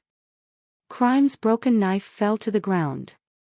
He looked at the bloody hole in his chest and then looked at Mr. White with disbelief. He said, "Your power was said to be useless in a fight. How? How were you able to destroy my black lion body? Life is full of surprises. You should have gotten used to that by now." A beautiful white shell appeared in Mr. White's hand. He opened it and held it out toward Crime. The injured Crime was sucked into the shell. Visit website Our List Novel. Com. When the shell closed up, Mr. White pocketed it. He grabbed the sky net and the little box. He looked as if he was smiling, but he wasn't. And to Han Sen, he said, "Han Sen, it looks like you have lost completely." Han Sen was still bound by the sky net. He gave Mr. White a wry smile. "You won. So, what are you going to do with me?" Kill you, of course. Do you really think I'd let a scary enemy like you continue to live and grow in this world? Mr. White looked at Han Sen emotionlessly. Mr. White, you overestimate me. I am just a nameless soldier. Han Sen didn't move. He summoned all his power as he continued to stare at Mr. White. He was going to take a risk. Mr. White turned to the cat statue as he gripped the sky net, ignoring Han Sen and Bauer. Nine-life cat, can we go now? Han Sen was shocked. Mr. White knew the jade cat statue was a nine-life cat. The nine-life cat statue stared at Mr. White. It remained unmoving as it coldly said, if you guys pass the test, so it is entirely up to you whether you come or go. There is no need to ask for my permission. Goodbye. Mr. White tugged the sky net and dragged Han Sen and Bauer out of Holy Town. This time, the power of the town didn't prevent them from leaving. Mr. White pulled Han Sen and Bauer out of the town with ease and returned to that area of dark water. Mr. White's other hand glowed with holy light as it held the jade stone box. The light was able to keep the darkness at bay, at a distance of around 3 meters from them. He eventually pulled Bauer and Han Sen safely out of the trench. Han Sen had thought Mr. White would kill them in Holy Town, but he didn't. And after he left that place, he didn't try to make a quick getaway. He took Han Sen and Bauer into the big white whale, instead. Fox Queen and Isha's fight seemed to have ended, since there was no more movement in the sea. It was unclear which of the two might have emerged victorious, though. There was no sign of either of them. Mr. White brought Han Sen and Bauer into the big white whale. He smiled and looked at Han Sr., now I can kill you without any worries. Have you thought up any escape ideas? Why didn't you kill me in Holy Town? Han Sen asked with confusion. You really think that town hid the real treasure? Mr. White asked in an amused tone. It didn't. Han Sen asked. It could have, but only if the sacred leader went mad. It would have taken utter insanity to spend so much power and effort constructing a place to hide his own treasure. Mr. White smiled. This place must have a secret that you haven't even imagined yet. Aside from that, the picture on your back looks pretty special. I thought the drawing was gone. Han Sen was shocked. Mr. White laughed and said, you are too naive. Just because something disappears, that doesn't mean it is gone. I didn't recognize the person who drew on you, but I do know that he was drawing a creature known as Ancient Blood Dragon Lady. It is a mutant, deified xenogeneic. Her blood is her mutant xenogeneic gene. I don't think such powerful blood could disappear so easily. Han Sen heard this and was shocked. He had never thought that thing might have been a mutant deified creature. Why?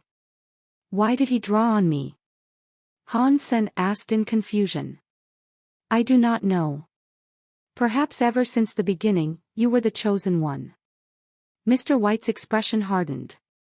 But it doesn't matter anymore. I am going to kill you, so everything will end. After that, Mr. White looked angry. He yanked the sky net, and Han Sen and Bauer were pulled in front of him.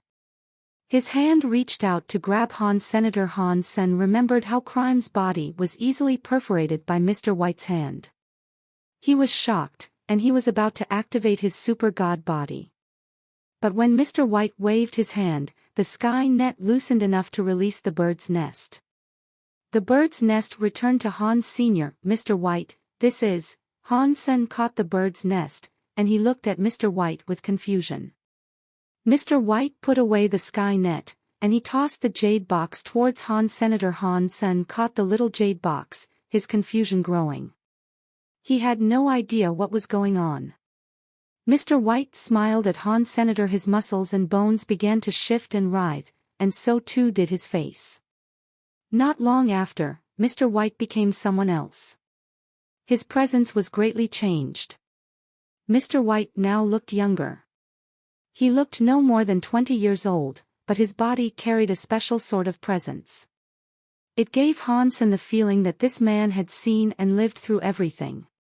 He was like a person that oversaw a match of chess. Han Sen's mouth opened wide. You! How is it you? Han Sen screamed, pointing at him. Why would it not be me? Mr. White looked at Han Sen with interest. Aren't you in the sanctuaries? How did you get out? Han Sen spoke only half of what he wished to. He then suddenly thought of Blood Legion and the Shura, who both had a way to leave. It now didn't seem so strange that this person had been able to leave the sanctuaries. It is a long story. To summarize, I thought I'd be able to break the vacuum and become a god in this world. But who knew that this was the place I would actually come to? It was quite a disappointment, all in all. Mr. White shrugged, looking regretful. You. I cannot believe it, Han Sen mumbled, still frozen. Han Sen knew this man. They hadn't spent much time together, but Han Sen remembered him. That was because this man was the real heir of the Xian men. But Han Sen had only learned the Dongxian Sutra from Dongxian Zi. That counted for half of the Xian men students. Chapter 2295 The Extreme King's Seeker. Han Sen looked at that man, who was similar to his age. He coughed awkwardly and hesitantly asked, so, what should I call you? In the past, Han Sen had received a secret Xian men skill from the man. But the man said he wasn't going to take any students. And Han Sen was also able to obtain Dongxian Zi's legacy. He didn't know which of the two was a more important figure. The man laughed and said, names are merely symbols. When someone practices as much as I have, they've already given such titles up. You should just keep on calling me Mr. White, to make sure that my identity within the Extreme King doesn't get exposed. You are going back to the Extreme King? Han Sen asked with surprise. Mr. White smiled and said, the Extreme King isn't some scary hole for beasts to fester in. There are many resources to obtain. To be fair, it is a fine place to continue with one's practice. Why wouldn't I go back? Then how are you going to explain what happened here? Han Sen asked, holding up the little box. Crime was dead, and Mr. White had given the box to Han. Senator Han Sen was afraid that if he returned, he would be unable to report to Prince 14. Everything will work itself out, if given the time. Use your heart. Think, hear, and see. Hold on to everything you can in this world.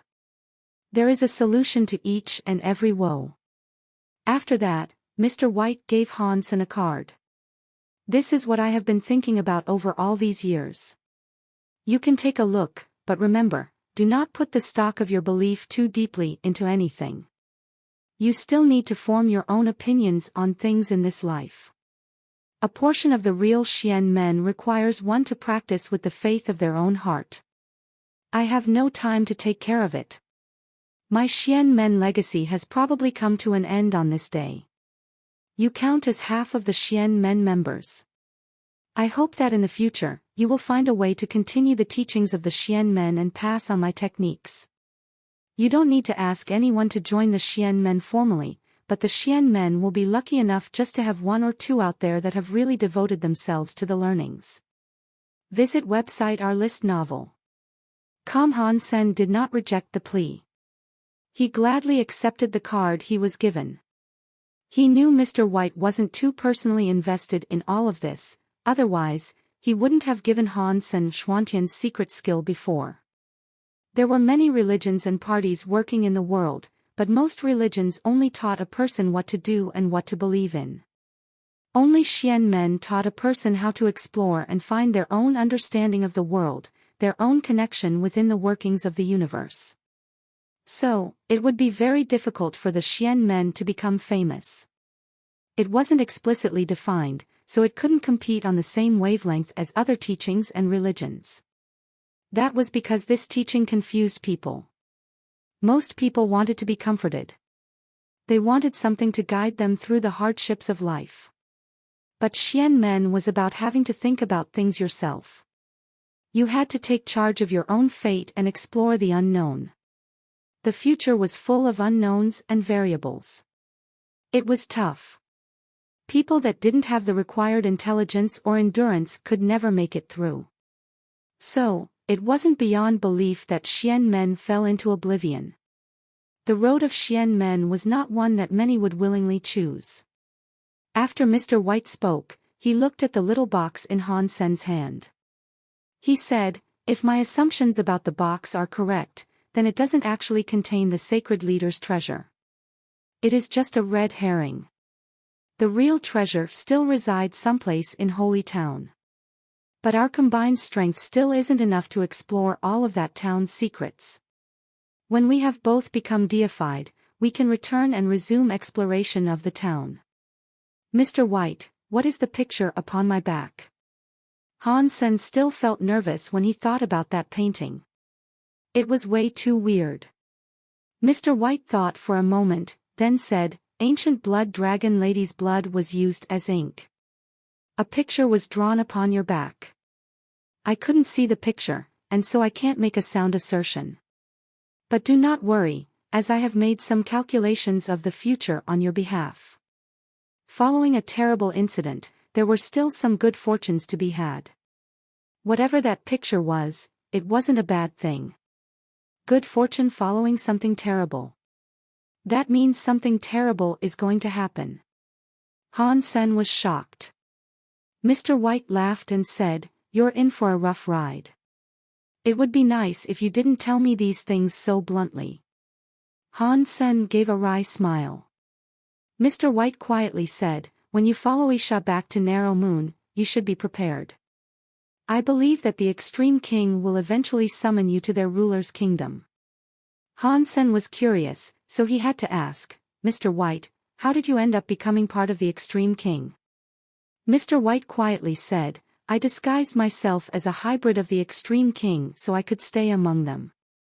I was drawn to their resources, but I also learned something very interesting there. I stayed so I could find out more about it." "What was it?" Han Sen asked again. "We humans have the Extreme King's blood pulse gene. Although it is only a small smidgen of the stuff, it does exist. And that is how I was able to successfully pass myself off as one of the Extreme King without being discovered," Mr. White said. "I guessed as much." Han Sen nodded. He had considered this possibility before, and if Mr. White had followed the same line of thought, there was no reason to believe he was incorrect. Mr. White continued to say, "When the Extreme King become king class, they can awaken their king body. The king bodies are very similar to the super god bodies we have in the sanctuaries. There's one primary difference, however. Our super god bodies are independent, while their king bodies are not independent." "What do you mean?" Han Sen didn't understand. Mr. White groaned and went on to explain, "What I mean to say is that our super god bodies are a part of us. Their king bodies seem to have a connection with the outside world and some mysterious power. I am still investigating it. There are so many questions I have been unable to find answers for. I cannot explain everything." After chatting with Han Sen, Mr. White said, "I should go. If you head left when you leave, you should soon come across Isha." Mr. White left, but Han Sen didn't go after Isha just yet. He walked over to the skeleton sitting in the command chair of the white whale. He took off the clothes that were on the skeleton, and then, he put the skeleton in a box. He planned on finding a good place to bury the man when he returned. It was a crystallizer. It was like someone of the same race. After thoroughly cleaning the pieces of clothing, Han Sen put them on. He put the transparent eye patch on his head, and he felt as if his thoughts were spreading. His body and his vision expanded. That feeling could not be explained. It was like the whale was becoming a part of his body. Waves of information rolled through eye patch and were downloaded into his mind. To put it simply, Han Sen could now use his mind to control the white whale. Piloting the machine was as simple as using his own body. Han Sen guided the big white whale to the left. And there he found Isha. Isha was swimming through the sea. She saw the big whale and surged towards it. Han Sen quickly jumped out of it to prevent any misunderstandings. "My queen, where is Fox Queen?" Han Sen asked. Isha shook her head. "She escaped." "Then we should get out of here, too. I got the item from Holy Town. Let's leave now." Han Sen then piloted the white whale out of the Holy Spirit Sea with Isha. When they reached the maze, Han Sen put away the whale. The enormous whale really was just like the beetle. It could shrink with its space technology.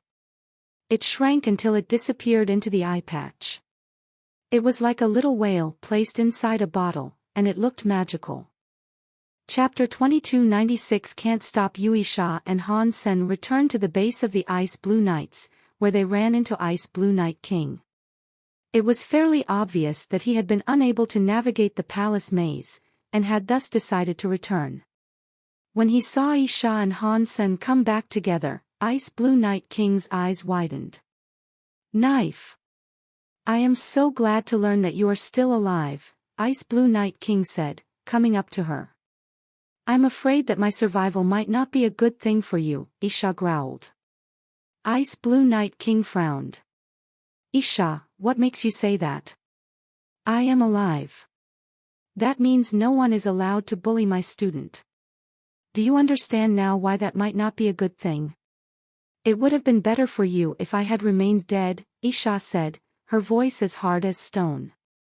Ice Blue Knight King fidgeted awkwardly, but he said, "I was just doing my job. I had no choice in the matter. There were some things I just had to do. I don't care about your job. Let me ask you something. Did you drag my student into the Ice Blue Knights by force? Against his will?" Isha stared at Ice Blue Knight King as she spoke. Ice Blue Knight King looked glum, and he admitted, "Yes." "Were you the one who captured him?" Isha asked. "Yes," Ice Blue Knight King said.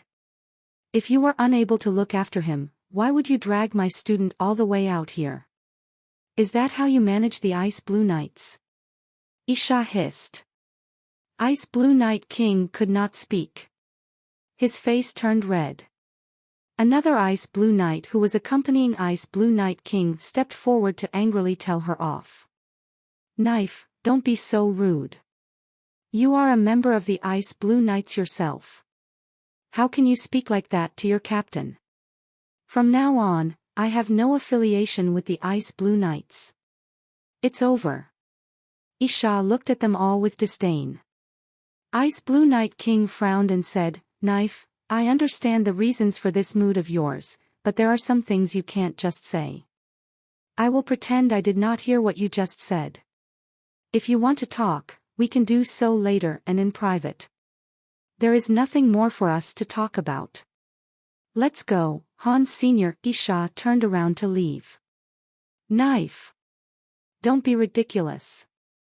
The Ice Blue Knights have rules. You are a member of the Ice Blue Knights, and you were born to be an Ice Blue Knight. Furthermore, you will one day die on behalf of the Ice Blue Knights. The Ice Blue Knights would never permit one of their members to turn traitor, and furthermore, the Extreme King would not allow." Ice Blue Knight King trailed off, a shocked look crossing his face. Isha's body had filled with purple air. Like a demon, she covered the entirety of the Ice Blue Knight base with her power. Suddenly, everyone in the base looked very pale. The weight of her suppression lay on them so heavily that they could barely stand. "Deified. You became deified." Ice Blue Knight King and all the other Ice Blue Knights were stunned. "I'm sorry. Do you mind repeating what you were telling me again?"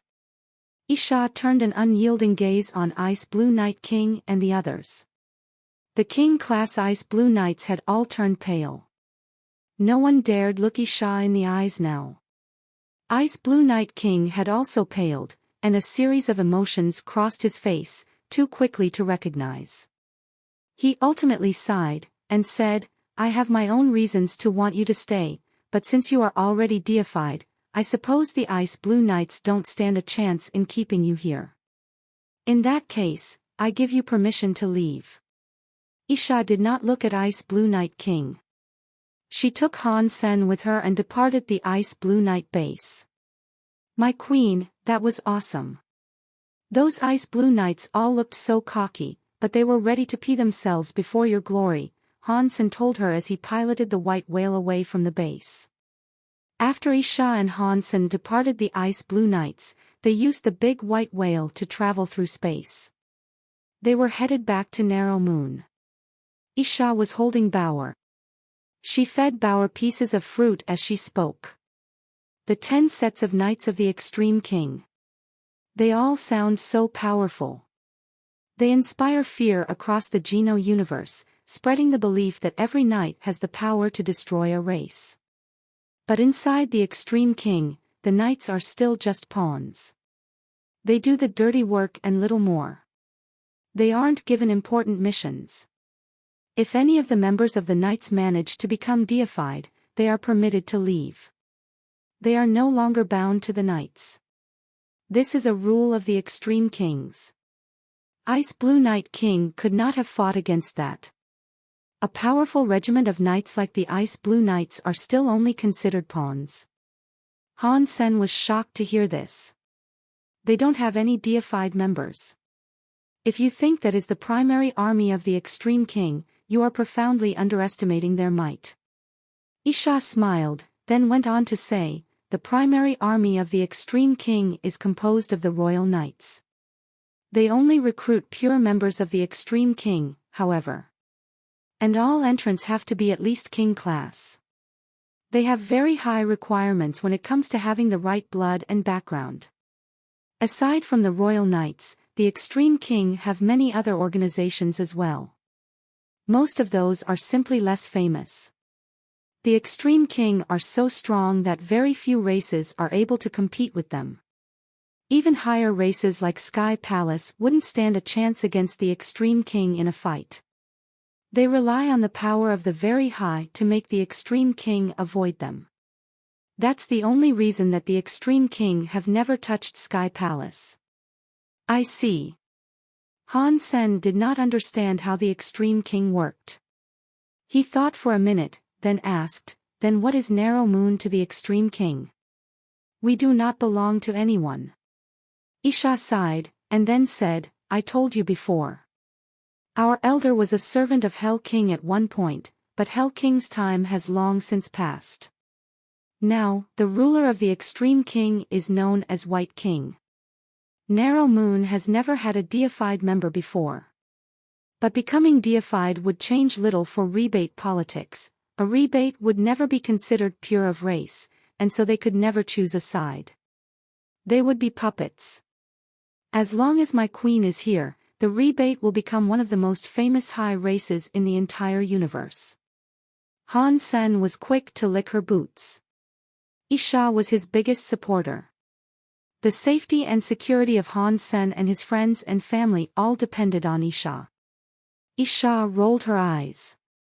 Tell me what happened in Narrow Moon. Han Sen told her about everything that had transpired in Narrow Moon. He did not exaggerate anything, but even so, Isha's face darkened after hearing it all. They divided up all of my possessions. They were cruel to my one and only student. They are all such rotten bullies. Han Sen's heart felt touched. If she was saying things like that, then that meant he really was quite important to her. It is okay that they bullied my student, but they stole my palace and dirted up all my things. I cannot allow this, Isha said angrily. Han Sen was touched before, but now he was speechless. He rubbed his nose and said, yeah. You cannot allow that. You are going to have to teach them all a lesson.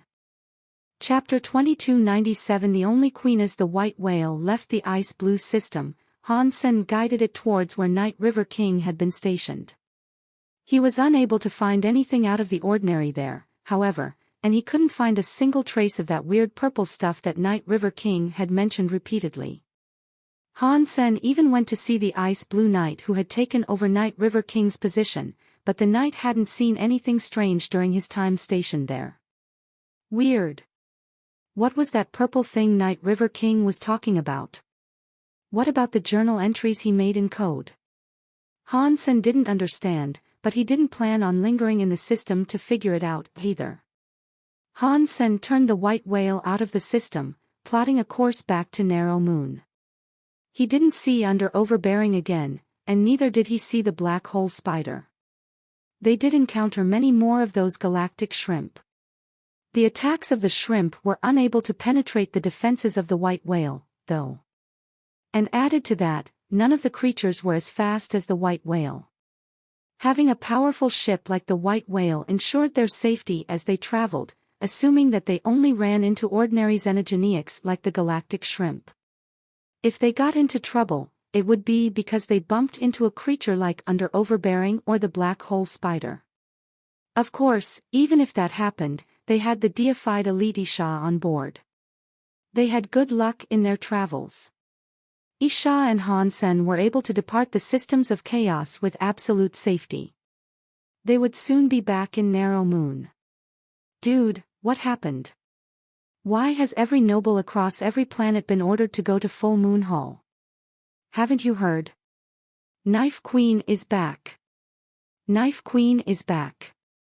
How is that possible? I thought she died in the systems of chaos. That's what all the nobles thought, too. That's why they plundered her legacy inventory without fear.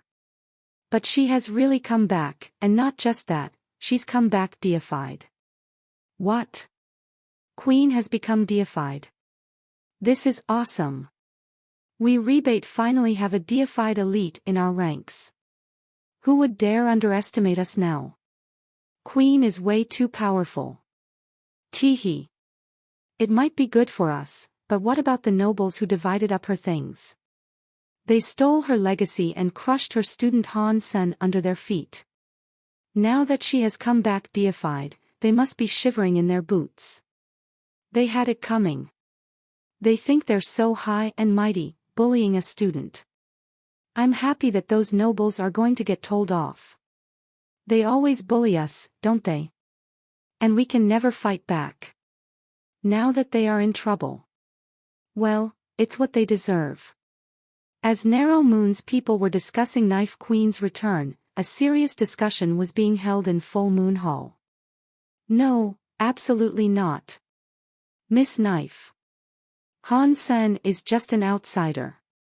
He does not have what it takes to be our holy child, an elder said, shaking his head forcefully. Flower King said, Knife. Miss. Don't you think that this is a little inappropriate? The holy child has always been the best and most promising of the rebate. Han Sen isn't even one of our kind. Even if we force him to become our holy child, the rest of our citizens will vehemently object to the selection. Miss Knife, please think about this. Black Moon King liked Han Sen, but even he did not think that this was right. They risked angering their entire race. All the nobles were arguing against Isha's decision to elect Han Sen as the holy child. Full Moon Hall was filled with so many shouting voices that it was louder than a supermarket. Moonwell King raised his hand to tell everyone to quiet down. Then, he looked at Isha and said, Knife, we were not considerate to you and Han Sen in your absence. We can give him whatever he deserves, but the position of holy child is something of gross importance. It affects the very legacy and glory of our race. Allowing an outsider to take this position is in no way appropriate. You must think about this decision some more. Are you guys done? Isha sat at the head of the conference table. She coldly looked upon all of the nobles that had gathered there. All of those nobles felt a massive chill as her eyes came to stare at each of them in turn. They fell utterly silent under the weight of her gaze. The same was true for Flower King, as it was all the others. After everyone stopped talking, Isha spoke in a slow, deliberate voice. What if I insist that Han Sen becomes our holy child? Knife Queen, if you insist, then you'll have to forgive us for being unreasonable. The elders will never agree to this notion, and I am sure none of the kings here in Full Moon Hall agree to it either. The members of the Council of Elders kept trying to convince her. Knife Queen. We are objecting to your plan in order to preserve the legacy and glory of the rebate. We cannot allow everything we have built for the rebate to be destroyed. Are you saying I am destroying the rebate as a whole? Isha asked coldly. Knife Queen, that is not what we meant. The elder wanted to say more, but Isha cut him off. Isha swept her gaze across the nobles and stopped at Moonwell King. I called you all here to tell you of the decision I have made. I did not call you here for you to voice your opinions on the matter.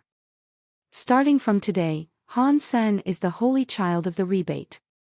If you have a problem with the decision, let me hear it now. Many of the nobles were frozen. Although they objected, no one wished to square off against Isha. They all looked at Moonwell King. Moonwell King frowned and looked at Isha. What if we all object at once? Isha laughed. She stood up, ignoring Moonwell King. She looked down upon all of the nobles and slowly said, Listen up, people. From now on, Narrow Moon is my narrow moon. The rebate have only one queen. Whoever follows me will live, but anyone who seeks to betray me will die. You can object, but if you directly disobey one of my commands, I will consider you an enemy. I do not mind an injection of fresh blood to fill up the ranks of Narrow Moon. Over the next few months, political instability swept through the rebate. The people in power kept changing, and families rose and fell on a daily basis. Han Sen really admired Isha's decisiveness. Once she made her mind up, she took sole control of rebate society without looking back. She'd lacked the strength to make such a bold power grab before, but now that she was deified, she could suppress anyone who rose against her. She ruled single-handedly, which allowed complicated issues to get resolved much faster. But other problems began to appear. There were many different factions within rebate society, and no one could say for certain if Isha would be able to unite the fragmented society while maintaining her dictatorship. Some issues could not be solved through power alone. Claiming the throne had been Isha's first step, but there was a long road ahead of her. Han Sen was confident in Isha, but he honestly didn't pay much attention to the political turmoil of the rebate. He was busy investigating the information given to him by Mr. White. The techniques of the Xian men were very deep. There was a great deal of information to sift through, which included more than just a few Geno arts. Some of what Han Sen read would take a few hundred years to truly comprehend. Chapter 2298 Deified Speed. There were many things that couldn't be truly understood by merely reading a book. Instead, they had to be figured out by each individual. The teachings of the Xian men were this sort of knowledge. Han Sen planned to find a few people that could research the Xian men information on his behalf and determine what content might be suitable for humans to learn. He also wanted to establish a special school in the Alliance that would teach the Xian men techniques to other humans. He wanted to pass on the knowledge and expand the lineage of the Xian men. It was just as Mr. White had said, if 1 or 2 people in every 10 million were able to follow the righteous path of Xian men, then that would be enough. Surprisingly, Ji Yanran expressed an interest in the subject. Han Sen quickly turned the project over to her. But Ji Yanran didn't do as Han Sen hoped. Instead of building a school for the purpose of teaching the Xian men philosophy, she opened up a martial hall. In it, she would start by teaching the Xian men martial arts, whereas the philosophies of the Xian men way would be taught at a later time. No one will treasure something that is earned very easily. And the Xian men way of thinking is not suitable for everyone. It requires too much heart. By teaching them this way, the philosophies are likely to be accepted by more people, Ji Yanran explained. Ji Yanran's line of thinking made sense to Han Senator. He had only learned the secret techniques of the Xian men, anyway. He didn't actually understand the core concepts of the Xian men way himself. Potential students would have absolutely no experience with the Xian Men techniques going in, so it would likely be a waste of time for them to learn. Not many people would ever be able to understand this stuff. If we can't even start a school, do you really think your martial hall will work? Han Sen asked, purely to be contrary. Ji Yanran laughed. This will be easy. We only need your big face for an advertisement, and our doors will be swarmed with upper-class socialites begging to sign up. They only need to hear that these techniques were practiced by the great Han Senator. I wager they'd fight to the death and use any trick in the book to get their kids accepted into our martial hall. Mr. White's intention was to see the Xian Men expanded. If you approach things like this, you are only serving the needs of the upper class. Han Sen frowned. Ji Yanran laughed and said, don't worry. Over the years, most ideas start with high society. Once an idea has been accepted by the wealthy and powerful, it is more easily disseminated to the lower class. This is especially true when it comes to the ideals of the Xian Men. In ancient times, famous philosophers and scholars would embark on lengthy journeys to convince people of all different societal levels of their ideals. Now, we just need time and advertisements. Honey, don't work yourself to the bone. You should bring on some added help.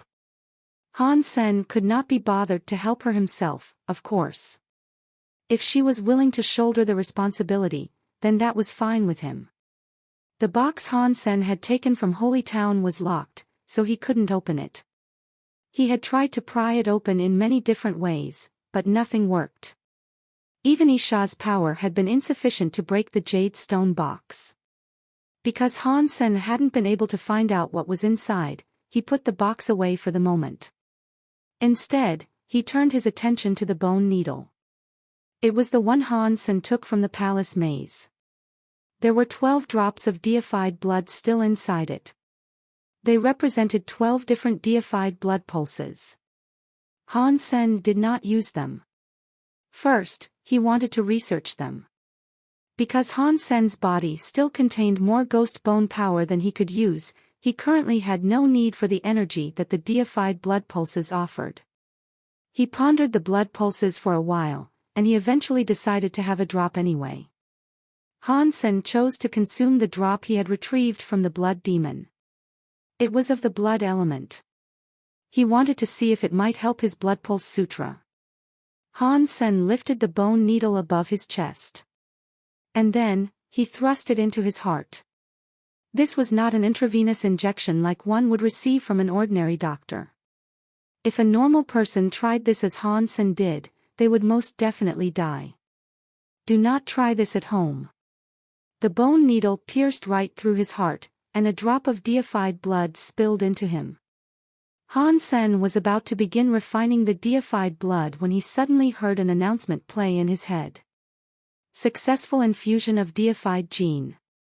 Deified gene +1. Deified progress is 1/100. After that announcement, Han Sen felt a scary power explode in his heart and sweep into every corner of his body. His cells shuddered as the new power surged through him, and he began to change. His body felt like he was shedding, sloughing off layer upon layer of old cells. This entire process lasted a whole day before coming to an end. Trails of a black substance littered the floor, like the flaky remains of a dead snake. It looked quite scary.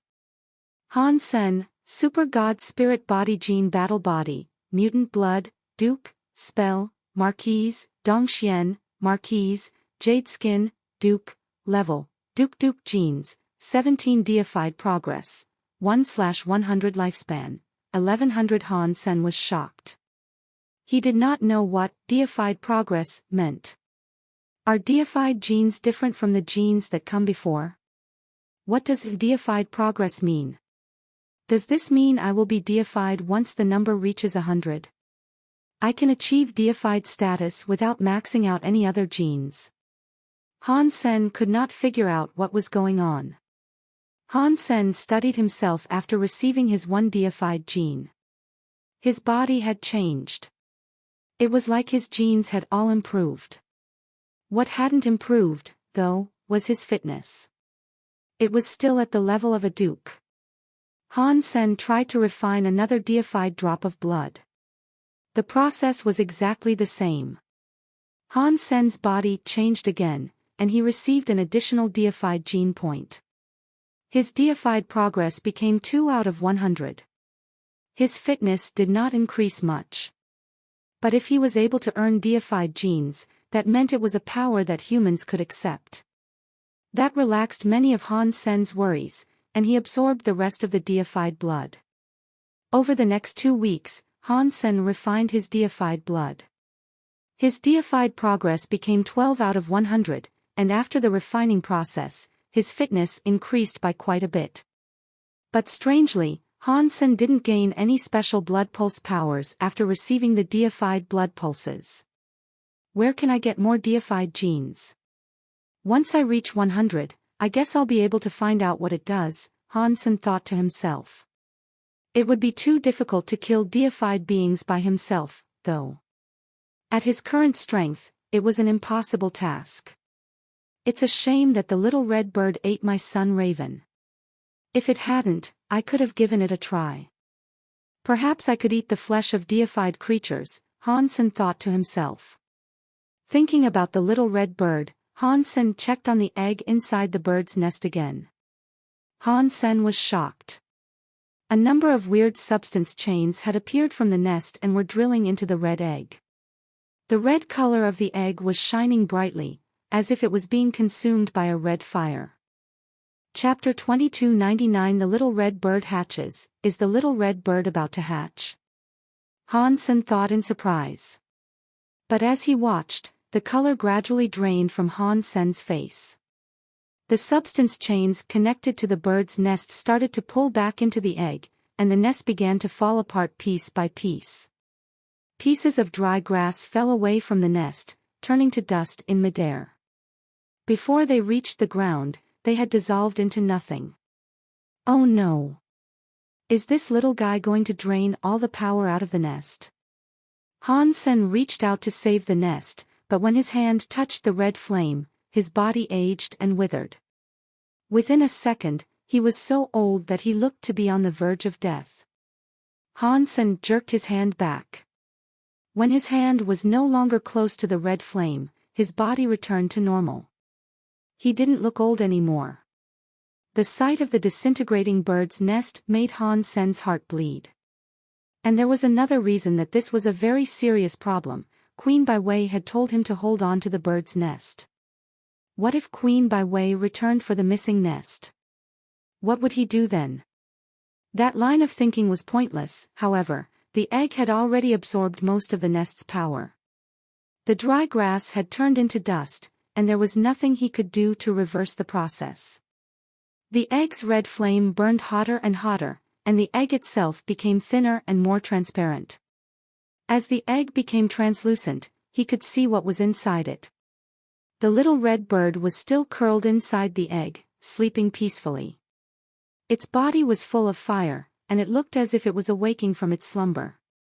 When eggshell became paper-thin, it finally cracked. The shell crumbled into nothing, burning away in the fire. The little red bird fell out. It opened its wings, and flames roared out of its body. It became a red phoenix. It immediately flew around in the air. It circled Han Sen 3 times, nodded at him repeatedly, then flew down to settle on his shoulder. That movement shocked Han Sen. The fire on its body was not an ordinary fire. Han Sen had only just touched it, and he had almost died of old age. He worried that if the bird landed on him now, he'd grow so old that he'd crumble into dust himself. Han Sen tensed as the little red bird landed. Its fire was gone, at least. It now really did look just like a little red bird. It landed on Han Sen's shoulder in exactly the same way that it used to. Han Sen sighed. Fortunately, the little red bird had some modicum of intelligence. If it hadn't restrained its power, things might have turned out poorly for him. Little Red Bower came waddling in from the outside. She sounded so happy when she saw the little red bird. The little red bird was sitting quietly on Han Sen's shoulder, but when it heard Bauer, it perked up immediately. It flew towards Bauer's hand and allowed Bauer to stroke its feathers. The bird looked as if it enjoyed the attention, and it kept its head there for Bauer to stroke. "What is this?" "I am your master, you know." Han Sen lifted his lip. He looked at the little red bird with an unfriendly smile. The little red bird seemed to acknowledge Han Sen's expression, so it flapped its wings and flew quickly behind Bauer. It peeked at Han Sen by poking its head over Bauer's shoulder. "This guy ate the flesh of the sun raven. It should be deified, no matter what. Why is the guy still so small?" Han Sen was confused. But the power within the little red bird was proof of its rank. Not even Han Sen could withstand its fire for a single second. It was definitely a deified creature. Those days, Han Sen felt good. After Isha made him the rebate's holy child, he received a lot of resources. Planet Eclipse remained under his control, and he was given another 8 planets and a slew of different treasures as well. Even more resources would come Han Sen's way in the future, but he had too much of that ghost bone power still within him. He didn't need any more resources right now. So, for the moment, he planned to put everything he received in storage. Han Sen had brought many spirits to Planet Eclipse, and they left the planet to explore the Geno universe when they became marquises. Six Paths King, Mingyu, and Moment Queen had already begun their journeys. Han Sen didn't worry about the safety of Six Paths King, and Mingyu left with Gu Qingcheng. Han Sen wanted Moment Queen to stay by his side, but she refused. She wanted to level up alone. Han Sen didn't force her to stay. Moment Queen had been with him for quite some time. In their early days together, Han Sen came to her as a threat. But eventually, after much time, he won her over. They had enough trust in each other that he was comfortable bringing her to the Geno universe. Things had been going well for Han Sen lately, but it couldn't last. Life soon proved that there was always something for Han Sen to worry about. He received word that an envoy of the Extreme King would be coming to visit Narrow Moon. This time, the leader of the envoy would be the 14th Prince Baizanglong. When he heard the name, Han Sen's worry deepened. Crime had served Prince 14. The Extreme King delegation claimed that they were visiting to congratulate Isha on her ascension to becoming deified. But such a simple courtesy wouldn't usually require Prince 14's personal attendance.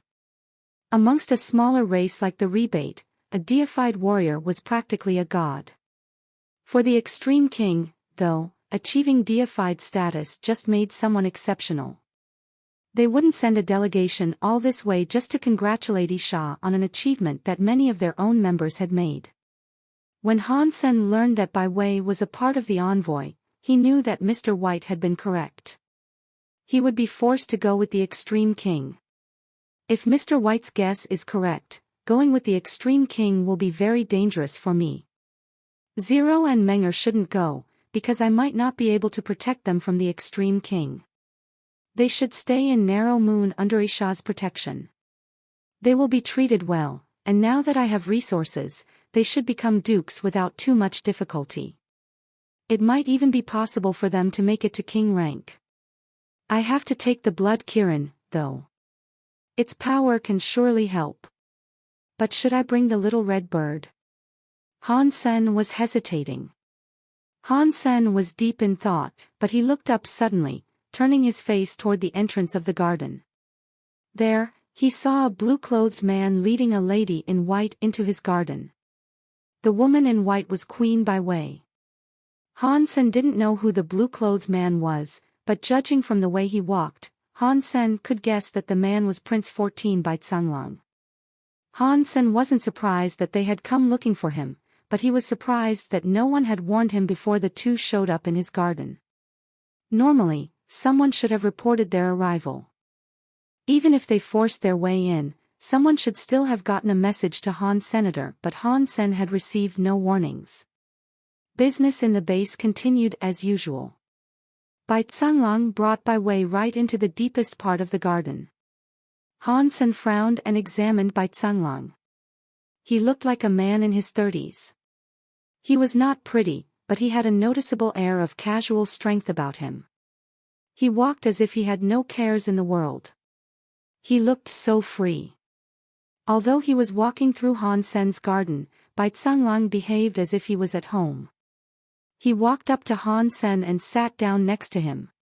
He picked up the teapot and teacup upon the stone table and poured himself a cup of tea. He said, "This tea is fine, and the people here are great." Chapter 2300 Recruit, this cup of tea for a part of a duke's xenogeneic gene. I appreciate the exchange, Han Sen said politely. Bai Tsunglong looked surprised. Then he smiled and said, "Good. Good. Good. I like greedy people." After that, Bai Tsunglong's smile disappeared. He looked at Han Sen seriously and said, "I want you. How much are you worth?" 100 king-class xenogeneic genes, Han Sen said. "Good. That is far cheaper than I expected."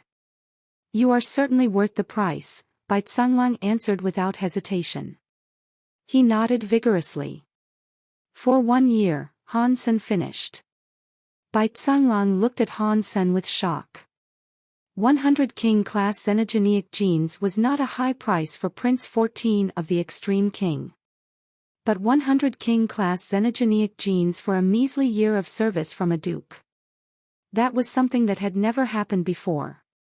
For that price, Prince 14 could have bought a lifetime of service from 12 dukes. "How much will it cost to buy you permanently?" Bai Tsunglong asked. His voice was curious, but not angry. 100 king-class xenogeneic genes for a year is a fixed price. I offer no sales or bulk rates here. You buy each year, for as long as you want me, Han Sen said with sincerity. Bai Tsunglong laughed. He pulled out a tablet and set it down on the table.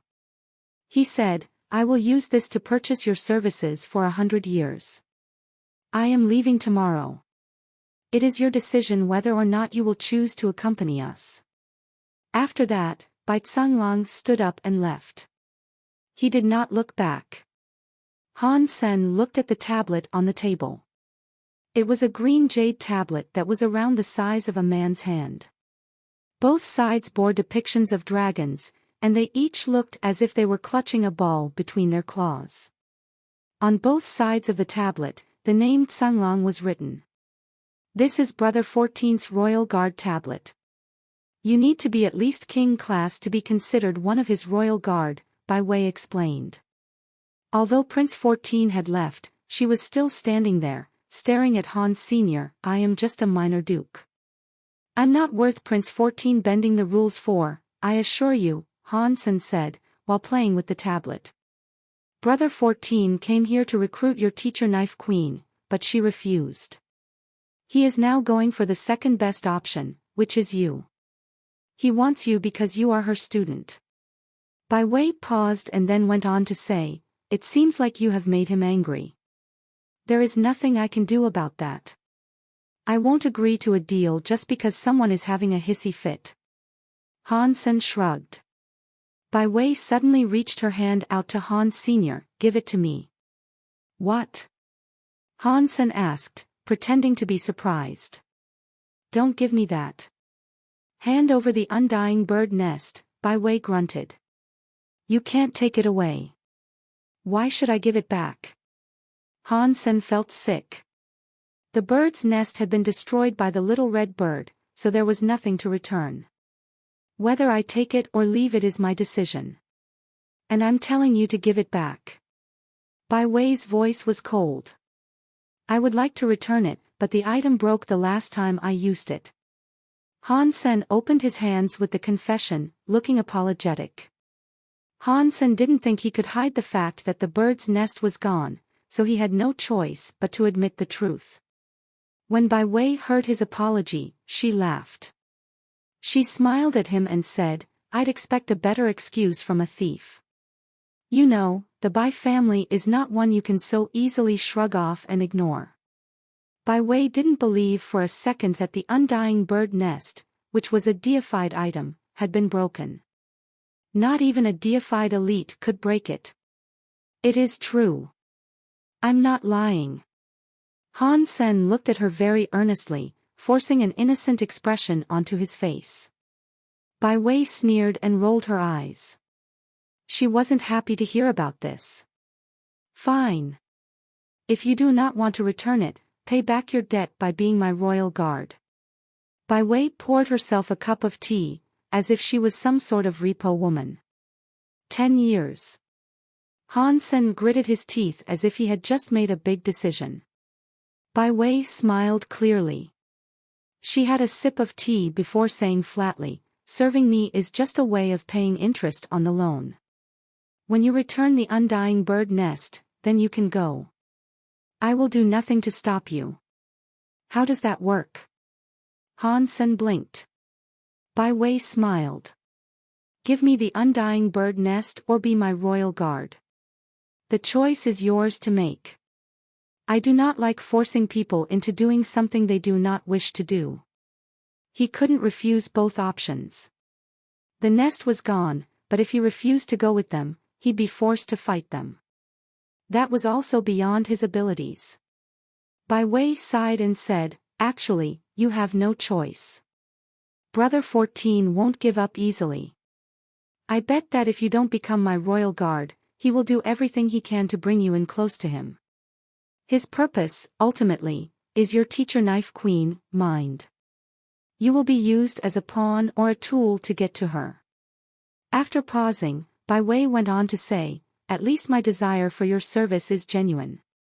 I really just want you and not your teacher. It looks like I have no alternatives here." Han Sen gave Bai Wei the tablet. "Help me return this to Prince 14, then." Bai Wei wanted him, and Bai Canglang was incredibly annoying.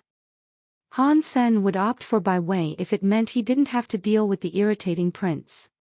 Bai Wei took the tablet, then glanced around the garden. "Where are your sister and daughter? They can come, too. I do not mind bringing on more people. Although they cannot be royal guards, I can promise you that they will be treated well." "They say thank you, but no thank you," Han Sen answered immediately, turning down Bai Wei's offer. The Extreme King trip would be a dangerous voyage. It was a good opportunity, but Han Sen didn't want to expose Han Menger and the others to unnecessary risks. He was only going to bring Bauer, the Blood Kirin, and the little red bird. Bai Wei did not say anything. She pulled a tablet out of her pocket and gave it to Han Senator. It was a white tablet adorned with flowers the color of blood. The name Wei was written across it in a simple script. The tablet was a little plain, but strikingly delicate, too. Han Sen knew that it was Bai Wei's royal guard tablet. He took it and twirled it through his fingers. What does the royal guard of a queen need to do, exactly? I won't be entertaining you everywhere we go or taking care of your day-to-day needs, will I? Bai Wei rubbed her nose and said, "You think that members of the royal family spend their days lazing around? There are many members of the Extreme King royal family. If we want resources, we have to fight for them ourselves. Otherwise, even a royal could end up worse than an Extreme King noble. Are things really that competitive?" Han Sen asked skeptically. Bai Wei said, "Father believes in survival of the fittest. That is what he taught us when we were young. We receive basically the same treatment as the other Extreme King nobles. We might have a few extra resources, but not much. If we want more, we need to prove ourselves worthy of it. If you do not work hard, you will end up worse than a commoner. It's challenging, but we are fairly rewarded for our efforts. You will get a share of everything that you earn under my employ. How much you gain just depends on how much you are willing to help." Chapter 23:01 The Grave of Soldiers and Kings. Han Sen went to meet with Isha. He told her about the agreement he had made with Bai Wei. When Isha heard the details, she said, "It is good that you are going with the Extreme King. If you stayed in Narrow Moon, it is unlikely that you would find enough resources to reach king class. Although I am the ruling queen of Narrow Moon, I cannot plunder all of its resources for the sole purpose of making you a king. You will eventually have to blaze your own trail, and going with the extreme king isn't a bad way to start down that path. After that, Isha looked at Han Sen and said, I thought you would have chosen to follow Prince 14. I didn't expect you to go for Queen Bai Wei. Did you choose her because of her appearance? That is very funny, my queen. Han Sen felt a chill run down his spine, and so he tried to explain. Prince 14 wants to use me as a tool to get to you.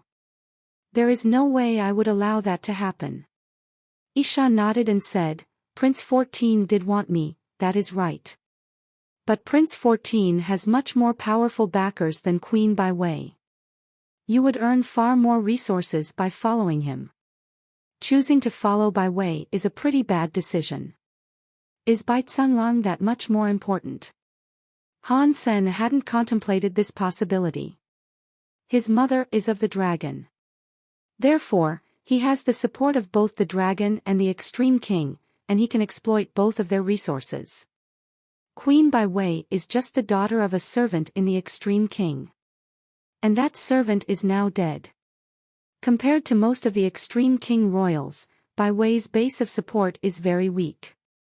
After pausing, Isha continued to say, but because of that, her desperation and self-sufficiency may give you other opportunities. There is good and bad.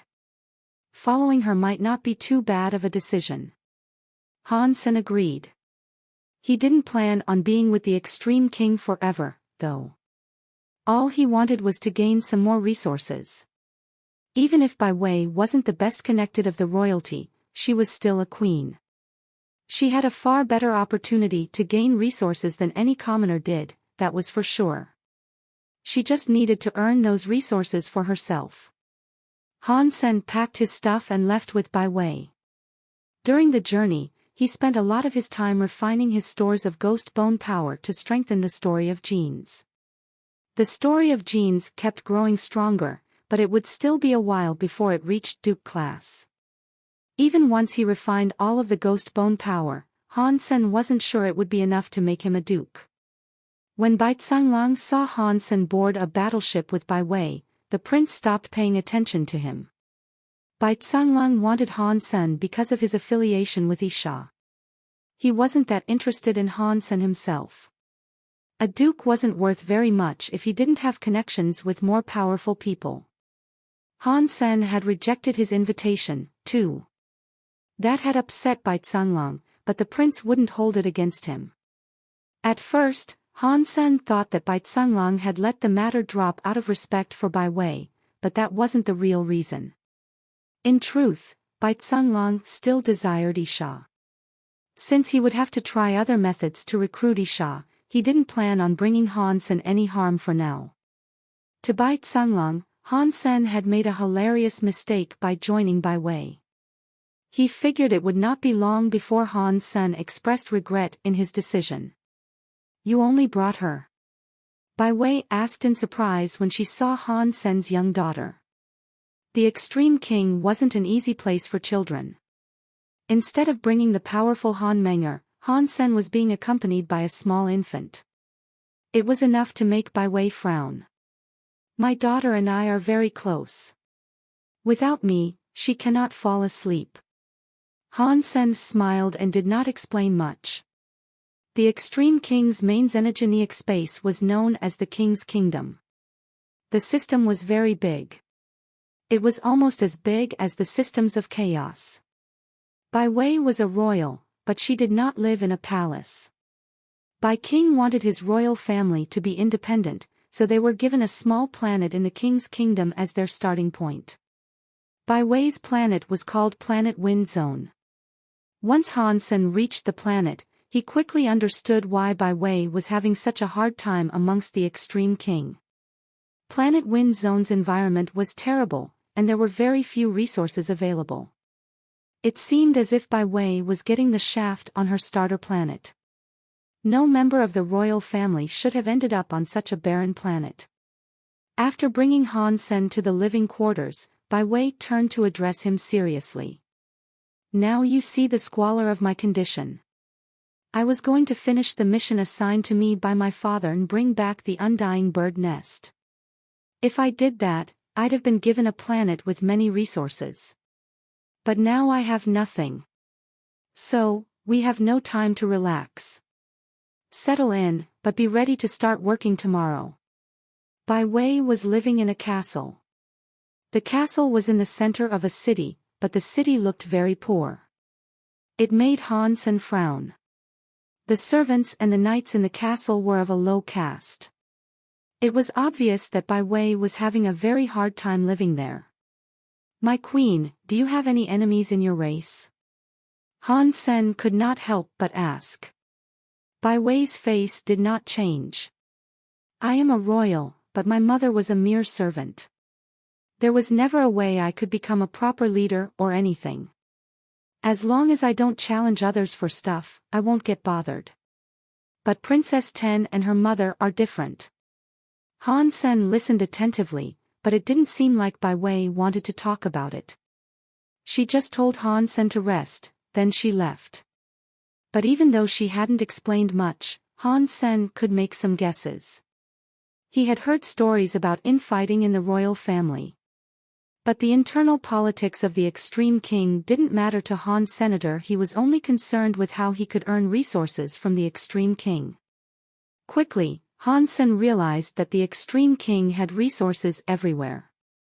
They were far wealthier than Sky Palace, but the resources here had to be fought for. Of course, ordinary people couldn't lay claim to items of such value. But Bai Wei was a royal, so there was a chance for her to claim resources. The next morning, Han Sen was called to the meeting hall by Bai Wei. There, they discussed how they might enter the grave of soldiers and kings. The grave of soldiers and kings wasn't really a grave. It was an armory. The weapons there had been used by an assortment of different kings. Of course, the grave not only held the deified weapons that the kings had used at the end of their lives, it also included the weaker weapons that they had used in their youth. The royal children were able to enter the grave of soldiers and kings, and if they were lucky, they could earn the approval of some of the weapons. They could then take the weapons out of the grave and use the weapons as their own. Chapter 2302 by Wu Cheng. Out of all the royal children, it was rare for someone like Bai Wei, especially at her age, to not have visited the grave of soldiers and kings. This wasn't a negative commentary on Bai Wei's skill, however. If she went to the grave of soldiers and kings alone, she would have to be at least king class to pass the test. The test in the grave of soldiers and kings allowed the help of royal guards. Bai King had created a few of the tests to focus on the personal power of the royal children, but most of the tests focused on the collective power of the team. To become an emperor, a person could not rely solely on their own power. Emperors needed the skill and authority to control others effectively. The strongest ally that Bai Wei had was her butler. There were some other marquis and earls' servants and knights in her employ, but Han Sen was her only official royal guard. Bai Wei was having a bad time because Planet Wind Zone did not have enough resources to support the development of high-level knights. No one remotely powerful would follow a lowly royal like her. On top of all that, Bai Wei wasn't held in high esteem by the common people. Because of that, the people who were willing to follow her weren't particularly outstanding. The grave of soldiers and kings allowed a royal to bring 10 royal guards with them, but the guards had to be ranked duke or lower. Han Sen's plan to bring the blood Kirin was shot down immediately. So, that means the only people that are useful here are you, me, and the butler. Han Sen frowned. Bai Wei shook her head. Just you and me, actually. Not the butler. The butler isn't a royal guard, so he isn't qualified to enter the grave of soldiers and kings. Han Sen gave her a wry smile. You are using me as a stand-in for all 10 royal guards. I should take the combined cut you'd give all 10, then. If we can get into the grave of soldiers and kings, I will go half and half on the spoils with you, Bai Wei said. The grave of soldiers and kings contains the weaponry of kings. Only one of the royals can take the stuff. How are we supposed to split what we find? Han Sen asked. Bai Wei laughed. Of course you cannot take a king's weapon, but the grave contains more than just royal weapons. Otherwise, the princes and princesses would have taken it all away already. Many weapons have been left there simply to honor the dead. They are rare treasures, and royal guards are each allowed to take one of them. That way, you and I will both be able to take something. Upon hearing that he could gain something from this venture, Han Sen felt much better. Bai Wei went on to say, plus, the grave of soldiers and kings has more to offer than simply weapons. Passing through the grave of soldiers and kings will qualify me to study in the king's garden. That is the true benefit I seek. Royal guards can follow me there to study, so that should be something that interests you, as well. Although Han Sen had only just come to the Extreme King, he had heard about the king's garden before. There was a deified king tree there, and it was native to the king's kingdom. In the daytime, the king tree released king air. Absorbing the king air could strengthen your body and genes. It was very helpful for nobles who wanted to level up. But the king tree only released a limited amount of king air. Even royals were required to pass certain tests before they could enter the king's garden and obtain some of the king air. Access to the grave of soldiers and kings was one of the requirements for entry. There were many other conditions, but Bai Wei had already met them. Passing through the grave of soldiers and kings was the only challenge that Bai Wei had been unsuccessful in completing. Han Sen didn't know what the test inside the grave would be like. He couldn't promise Bai Wei that he could lead her through it successfully, so he planned on just having a look first. However, both Bai Wei and Han Sen were Duke class. She was confident in being able to enter the grave of soldiers and kings. Han Sen left Bauer, the Blood Kirin, and the little red bird behind on planet Wind area. Then, Han Sen and Bai Wei journeyed to the grave. The grave of soldiers and kings was a planet. Han Sen and Bai Wei reached a space station in orbit above the planet, and Bai Wei completed the documentation while Han Sen waited in the lobby. This poor queen. She has to do everything by herself. Han Sen sighed. He closed his eyes and tried to get a little rest. But he suddenly felt someone approach. Many people were coming and going from the lobby, but that person's presence caught Han Sen's attention. He opened his eyes. It was a 20-year-old man with an ordinary Extreme King face. His eyes were very stable. His whole body was like a knife that could be pulled out of a scabbard. The man walked straight up to Han Senator. He stopped in front of Han Sen, his gaze direct. You are Han Sen. I am. What is your name? Han Sen asked warily.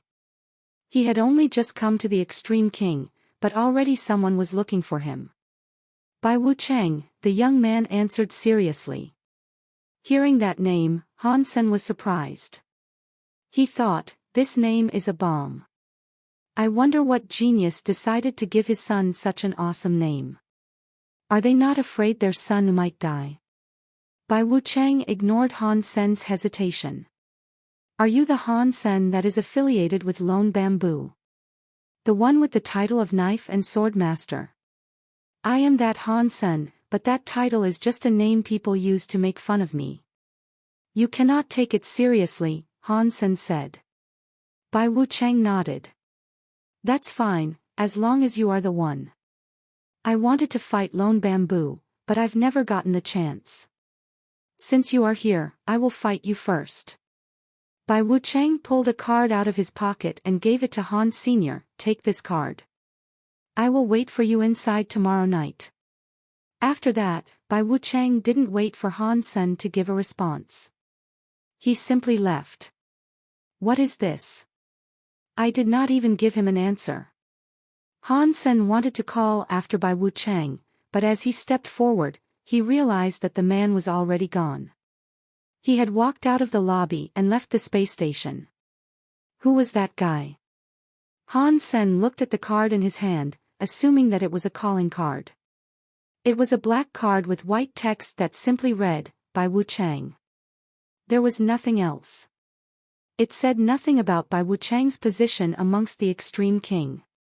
Han Sen looked at the card in his hands. Bai Wei walked toward him, having finished her paperwork, but her eyes widened when she saw the card. Where did you get that? There was this guy called Bai Wuchang. He approached and gave me this card, and then he left, Han Sen said while holding the card. Bai Wei looked glum. She quickly asked, is he going to challenge you? I think so, Han Sen said with a nod. This is bad. How did he learn that you are here? And on top of that, he has the audacity to come and challenge you. He must be part of someone else's plan, Bai Wei said while nibbling her lips. Who is this Bai Wuchang? Is he famous? Han Sen asked casually. Bai Wei sighed and said, he is my brother, and he is a prince. And he is the son of the empress. But unlike most princes, he has little in the way of authority. He only wants to level up. Even father says he is one of our most talented princes. It is hard to predict how he will grow in the coming years. Chapter 23:03-18 hits. Bai Wuchang has a strange personality, so father never planned on letting him succeed to the throne. He still loves him dearly, of course. Bai Wuchang is the only one who has never recruited guards for fighting, but father still provides him resources in order to level up, Bai Wei said. He takes care of him that much. Won't the other sons and daughter get jealous? Han Sen asked with shock. They are more than just jealous, but none of them can do anything about it. Father is indeed biased toward Bai Wuchang, and he is the son of the empress. The crown prince is his big brother from the same parents. Even though he was just a student of a national teacher, others have to think very carefully before risking a fight with him, Bai Wei said. Who is the national teacher? Han Sen did not know much about the internal workings of extreme king society. His name is Gu Yuan. When Bai Wei said the name, she lowered her voice. It looked as if talking about him made her uncomfortable. You'll hear more about him later. Anyway, just don't accept Bai Wuchang's challenge no matter what you do, Bai Wei said. I didn't plan on fighting him, anyway. Han Sen shrugged and laughed. There was no way he was going to accept a challenge that had been presented to him in that fashion. It would just be a waste of time. Bai Wei sighed and said, that's good. I've finished all the paperwork, so let's go. As they left the space station and headed down towards the grave of soldiers and kings, a woman sat in the control room, watching Han Sen and Bai Wei through a camera feed. The woman was extremely pretty. Just seeing her sitting there was enough to bring people a feeling of happiness. She might not have been as beautiful as women like Fox Queen, but she looked so cold and so smart. It was impressive. It was like everything in the world was reflected in her lake-like eyes. The space station's captain stood next to the woman. He leaned over her and said in a flirty voice, Miss Mirror, you can tell me anything. I will do whatever it is you wish. I just want to stay here quietly. Can I, Captain? The woman answered with a smile. Of course, of course. What are you guys waiting for? Get out. Hurry, hurry. Move faster. The captain quickly kicked out every worker that was present in the control room. Miss Mirror, is there anything else? After the captain kicked out all the workers, he stood in front of the woman, smiling obsequiously. The woman only looked at the captain's smile. She did not say anything. The captain's face fell slightly as he registered what she meant by this. He walked back towards the door, smiled, and bowed. Please rest, Miss Mirror. I will stop disturbing you. After he went out the door, the captain carefully shut it behind him without making the slightest sound. He did not want to disturb the woman. The woman was the only one left in the control room. She sat there elegantly, but she was too focused to look casual. She was the prime example of what it was to look like a woman. Bai Wei, why are you doing this? The woman looked at Bai Wei, who was headed to the grave of soldiers and kings. She sighed and shook her head. Not long after, the woman turned her attention to Han Sen, who was traveling alongside Bai Wei. After a while, she spoke to herself. Narrow Moon's Knife Queen finally took a student. He practiced in Sky Palace for a few years. He returned to Narrow Moon when he became a marquis, and then he became a backup knight for the Ice Blue Knights in the Systems of Chaos. He received a deified feather from Kong Fei. His circumstances have been favorable, but he has poor potential. The crystallizers are a lowly race that rely on the powers of others. Their own powers are weak, and their genes are no good. It is difficult for them to become deified. It may feel nice for Bai Wei to have someone with her, but using him as a royal guard will be way too much effort for the lackluster returns. Han Sen followed Bai Wei to the grave of soldiers and kings. The entire planet was a graveyard, and headstones sprouted from the ground everywhere they looked. But what was buried in the earth were not creatures or beings, they were xenogenic weapons. Han Sen wasn't really interested in those xenogenic weapons. He already had a deified thunder god spike and his ghost teeth knife. He really wasn't interested in ordinary treasure weapons. He would much rather find a deified class beast soul. Xenogenic weaponry like the deified class thunder god spike wasn't very useful for Han Senator. Instead of attacking, it could only leave a paralytic effect on a king or a half-deified being, and that was about it. And if the thunder god spike wasn't wielded by a king-class elite, its effects would be dramatically weakened. Han Sen and the others landed on the plaza of the grave of soldiers and kings. 9 bronze grave beasts lined each side of the plaza.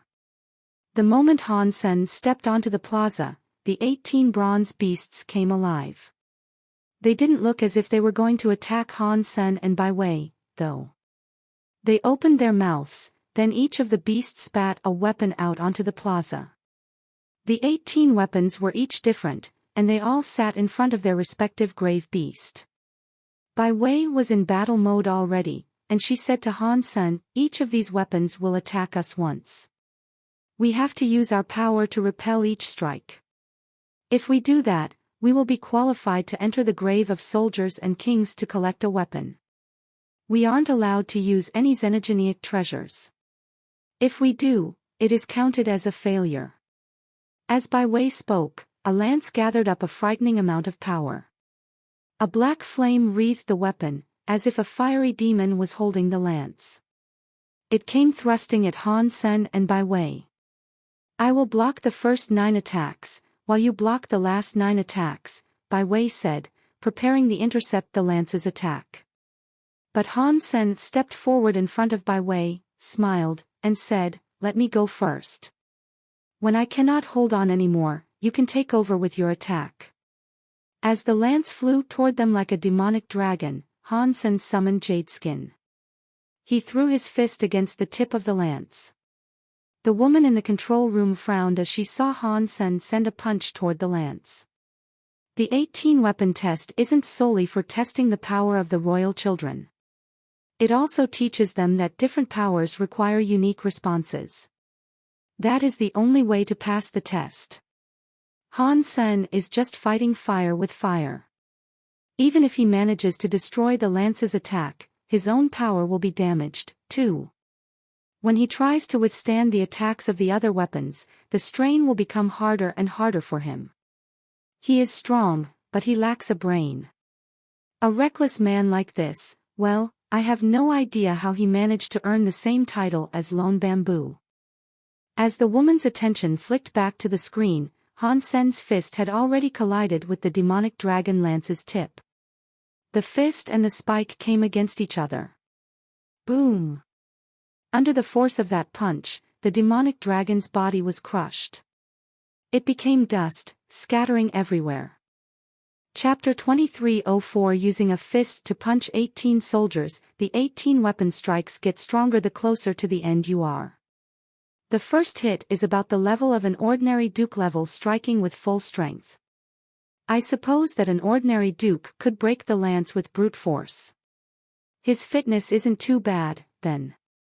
The woman in the control room thought that she was being pretty generous when she defined Han Sen as not bad. That level of fitness was common for the people of the Extreme King. Even Bai Wei, who had just become a duke, could probably do the same thing with her Extreme King punch. Han Sen's attack wasn't a very unusual thing for the woman to see. That woman liked smart and brave men. She didn't like reckless men, who fought with nothing more than muscle power. The woman believed that power could be increased in a number of different ways. If the intelligence and emotions of a person were weak, however, it would be hard for them to ever become strong. Han Sen's punch broke a lance, and immediately after, another weapon was flying toward him. The attacks didn't even give him a second to breathe. His assailant was a knife this time, and when the knife came soaring towards Han Sen, it took the image of a tiger that was ready to devour the world. It roared as it came for Han Senator Pang. Han Sen threw a punch, breaking the knife's tiger strike. That strong collision of powers didn't even leave a wound on Han Sen's mighty fist. It still glistened like white jade. The 18 weapons attacked Han Sen, one after another. Each weapon had its own special power. The lance had been precise, while the knife was strong. Next came a sword that could cause intense pain. Every strike from each weapon was performed in a very skilled and efficient manner. Normally, the princes and princesses could choose to fight on their own or let their guards fight on their behalf. Depending on the element of the incoming weapon, they could select the best fighter to deal with each individual threat. But Han Sen didn't care about efficiency. It didn't matter if it was a sword or a lance or a stick coming for him, he demolished each one with a swing of his fist. By this point, 8 weapons had been wrecked by his hands. And the whole time, Han Sen's feet remained firmly planted in the same place he had started. His fitness isn't bad. If he plans to use his body's power to endure all 18 hits, though, that will be a very naive thing to attempt.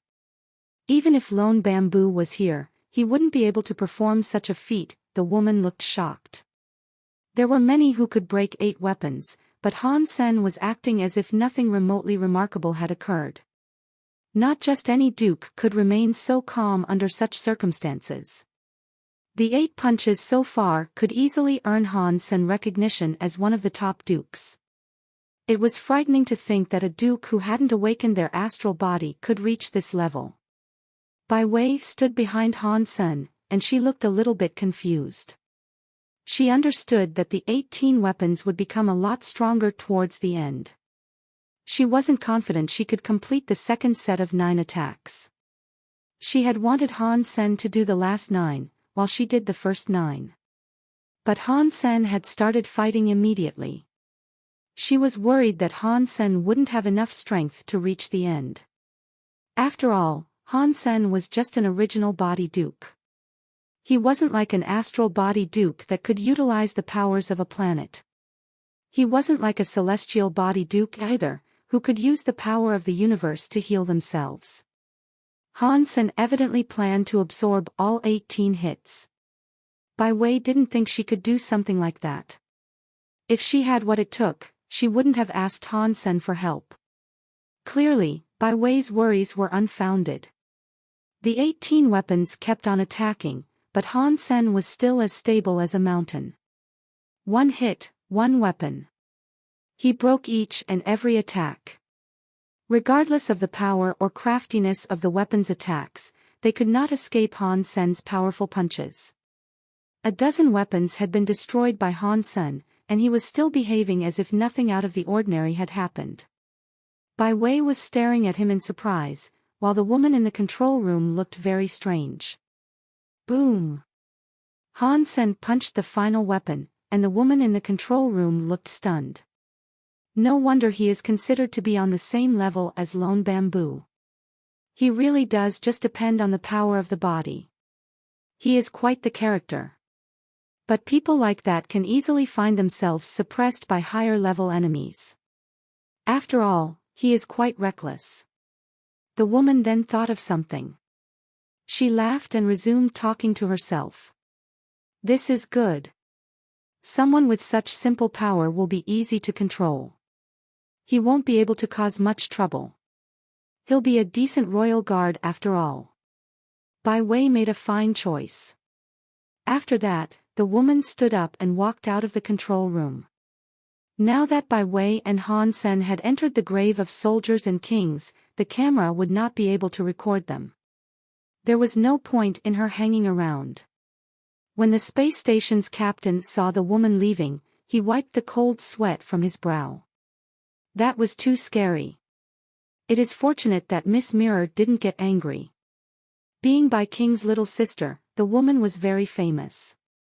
The last king had made her marry a deified elite of the extreme king, but the man died in battle shortly after. She never sought to remarry, ever since. Among the extreme king, Miss Mirror was only spoken of in hushed tones. People didn't fear her personal power, they feared her because she was in charge of King Bai's secret organization called Spring Rain. She was King Bai's most trusted confidant.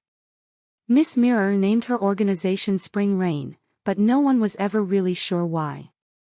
Han Sen broke the 18 weapons, and the grave beasts returned to looking like dead objects again. He and Bai Wei could now cross the plaza and enter the grave. Bai Wei looked at Han Sen strangely. He was just a duke, and yet he had managed to beat all 18 weapon strikes by himself. Not many people in the Extreme King could do something like that, but Han Sen appeared to have done it rather easily. He was a far more powerful person than she initially believed him to be. How are we going to take the weapons? Han Sen asked, while looking at the graves and gravestones. Although he didn't really care about the xenogenic treasure, he wasn't going to miss out on any freebies. Bai Wei looked back, then glanced at the graves around them. She said, "The graves with a crown symbol carved into them are the graves belonging to one of the royal family. You cannot take the weapons buried in those. The weapons of any other grave can be taken, however. Just push the grave open and take the weapon inside." "Is it really that easy?" Han Sen asked, unconvinced. Bai Wei shook her head. "It's not that simple, you're right. We don't know who is buried in which grave. Because of that, we don't know which graves contain good weapons. Once you have pushed the grave open, it doesn't matter if the weapon inside is good or bad, you still have to take it. No swapping either. You only have one chance. It is a shame I don't have someone like Mr. White. He could definitely calculate which grave has a deified weapon. In that case, I could base my choice on something more than dumb luck." After pausing, Bai Wei resumed speaking. "Luckily, we have come here mainly to gain access to the king's garden. I would be thrilled to get a high-class treasure, but it is fine if that is not what I receive. Since we are here, I am going to get one no matter what." Han Sen laughed as he looked across the graves. Han Sen wasn't a fan of luck. His Xian Men wasn't perfect, and nowhere near Mr. White's level, so he used his Dongxian aura and purple eye butterfly to examine the graves. Chapter 2305 Choosing a weapon. Each grave had a special kind of spellwork laid across it. The veil of energy made it impossible to see what sort of treasure might lie within. But through the viewpoint of the purple-eyed butterfly, Han Sen could see a replay of how the grave was constructed. That allowed him to see what was inside. Bai Wei didn't have any powers like that, so she didn't want to waste time contemplating the fickleness of luck. She walked over to the closest crown grave, clearly intending to push it open. "Hang on." Han Sen stopped Bai Wei from opening the grave. The grave that Bai Wei was standing over held a decent weapon, but its level was still pretty low. It would be useless for their purposes. "What?" Bai Wei looked at Han Sen with some confusion. That gravestone isn't suitable for you. We should look around some more. Han Sen smiled. Now that his ability to get resources was somewhat dependent on Bai Wei's strength, Han Sen had to spare some concern for her development. The stronger Bai Wei became, the more resources he himself could enjoy. Han Sen wanted to help her as much as possible, because at the end of the day, he'd be helping himself. If she grew stronger, he would also benefit. Bai Wei looked at Han Sen for a while. Then she said, "Which gravestone suits me, then?" "Let's look around for a bit," Han Sen said, walking forward. The grave of soldiers and kings was a very large planet. There were many xenogeneic treasures buried there, but most of them were useless. Although the ones with a crown symbol were usually better, their power was still dependent on their level, and these weapons were low level. Han Sen's target was a deified weapon. If they couldn't find one of those, he would settle for a lesser weapon, like a king-class weapon. Bai Wei walked behind Han. Senator Han Sen looked at all the graves, but she didn't know what he was seeing. If Han Sen could determine something about the contents of the graves, she had no idea how. "What kind of weapon do you want?" Han Sen asked as he looked around. "Can I pick?" Bai Wei looked at Han Sen strangely. "Make a wish. What if it comes true? You should always have a dream." Han Sen smiled. Bai Wei looked at Han Sen for a while and said, "If possible, I would like a sword." Bai Wei figured that Han Sen would only ask her that question if he had some secret way of determining which weapon was inside each grave. That sounded rather unbelievable to her, though. Royals always had trouble obtaining the weapons that they wanted in the grave of soldiers and kings because of the veil covering every grave. The spellwork prevented weapon seekers from using their powers to see into the graves.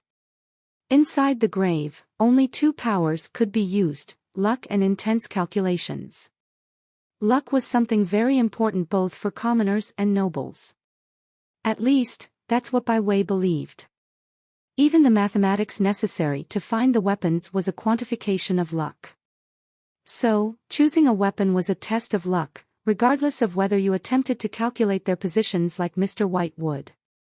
Although luck couldn't really be forced, selecting a high-class xenogeneic weapon would really impress King Bai. It was very important to his sons and daughters. Han Sen kept looking around. When they reached a peak and walked right up to a small grave, he stopped. The grave was only a meter high, and the tablet was breaking. But Han Sen was able to replay the process of creation with his purple-eye butterfly, which revealed that a powerful deified sword resided within. It had to be a sword that once belonged to a deified king. "This is it."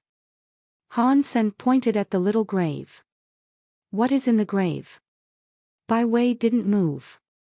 She looked at Han Sr., "Who knows?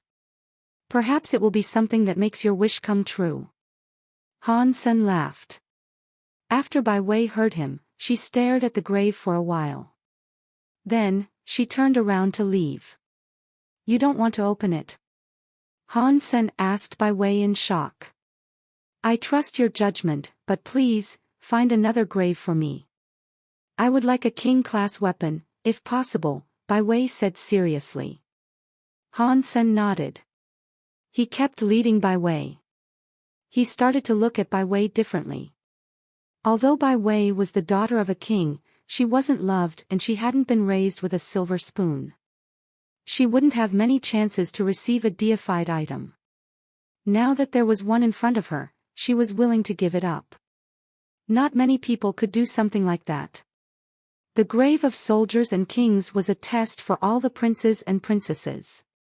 Although choosing a good weapon didn't actually mean you were better than others, the weapon would still draw attention. If Bai Wei took a deified weapon, many eyes would turn toward her. It was difficult to guess how people would react. Even if they knew that Bai Wei had only gotten the weapon because of luck, they might still resent her for it. Perhaps Bai Wei would become hated. Bai Wei gave up on the prospect of getting a deified weapon, planning to settle for a king-class weapon instead. It would keep others from becoming intensely jealous of her, and at the same time, it'd be enough to give Bai King a decent impression of her. Considering her current situation, this was probably the best choice for her. It seems that Bai Wei is very ambitious, Han Sen thought to himself. If a person was careless, they would simply have taken that deified weapon. Bai Wei's choice proved she was very ambitious, and that actually worried him. Han Sen kept walking until he reached another crown grave. He pointed at it and said, "Try this one. Perhaps you will get something you like." Bai Wei didn't hesitate. She pushed the grave open, and the gravestone cracked, revealing a rectangular box inside. Bai Wei opened the box. A large golden sword lay within. She grinned widely. This is the sword that a king used to become deified. It is the king-class Gold Phoenix Greatsword. You are really good, Bai Wei said after merely glancing at the sword. She looked straight at Han Sen, taking stock of him. Bai Wei had always looked up to Han Sen, but even so, Han Sen's performances never failed to surprise her. It was just luck. Han Sen laughed. He looked around and said, "It is now my turn to pick a weapon. I can pick a weapon from any gravestone that doesn't have a crown on it, correct?" "Yes, you can. And you don't have to worry about people finding out what weapon you take. The weapons the Royal Guard select do not have to be registered. No one would pay attention. Plus, aside from the royal relics, it's almost impossible to find deified weapons," Bai Wei said. Han Sen nodded and then kept walking. He kept looking at every grave. Ordinary graves were just boxes of useless treasure. Most of the items were average quality at best. Picking out a good one for himself would be much harder than it had been for Bai Wei. Han Sen walked for 2 hours before coming to a stop before a specific grave. Nothing about the grave seemed special, but after Han Sen took a look, he pushed it open without hesitation. There was a little box inside the grave. The box was small, only around the size of a hand. It looked too small to hold any powerful weapon. Han Sen didn't look surprised, though. He opened the box and took out the ring it possessed.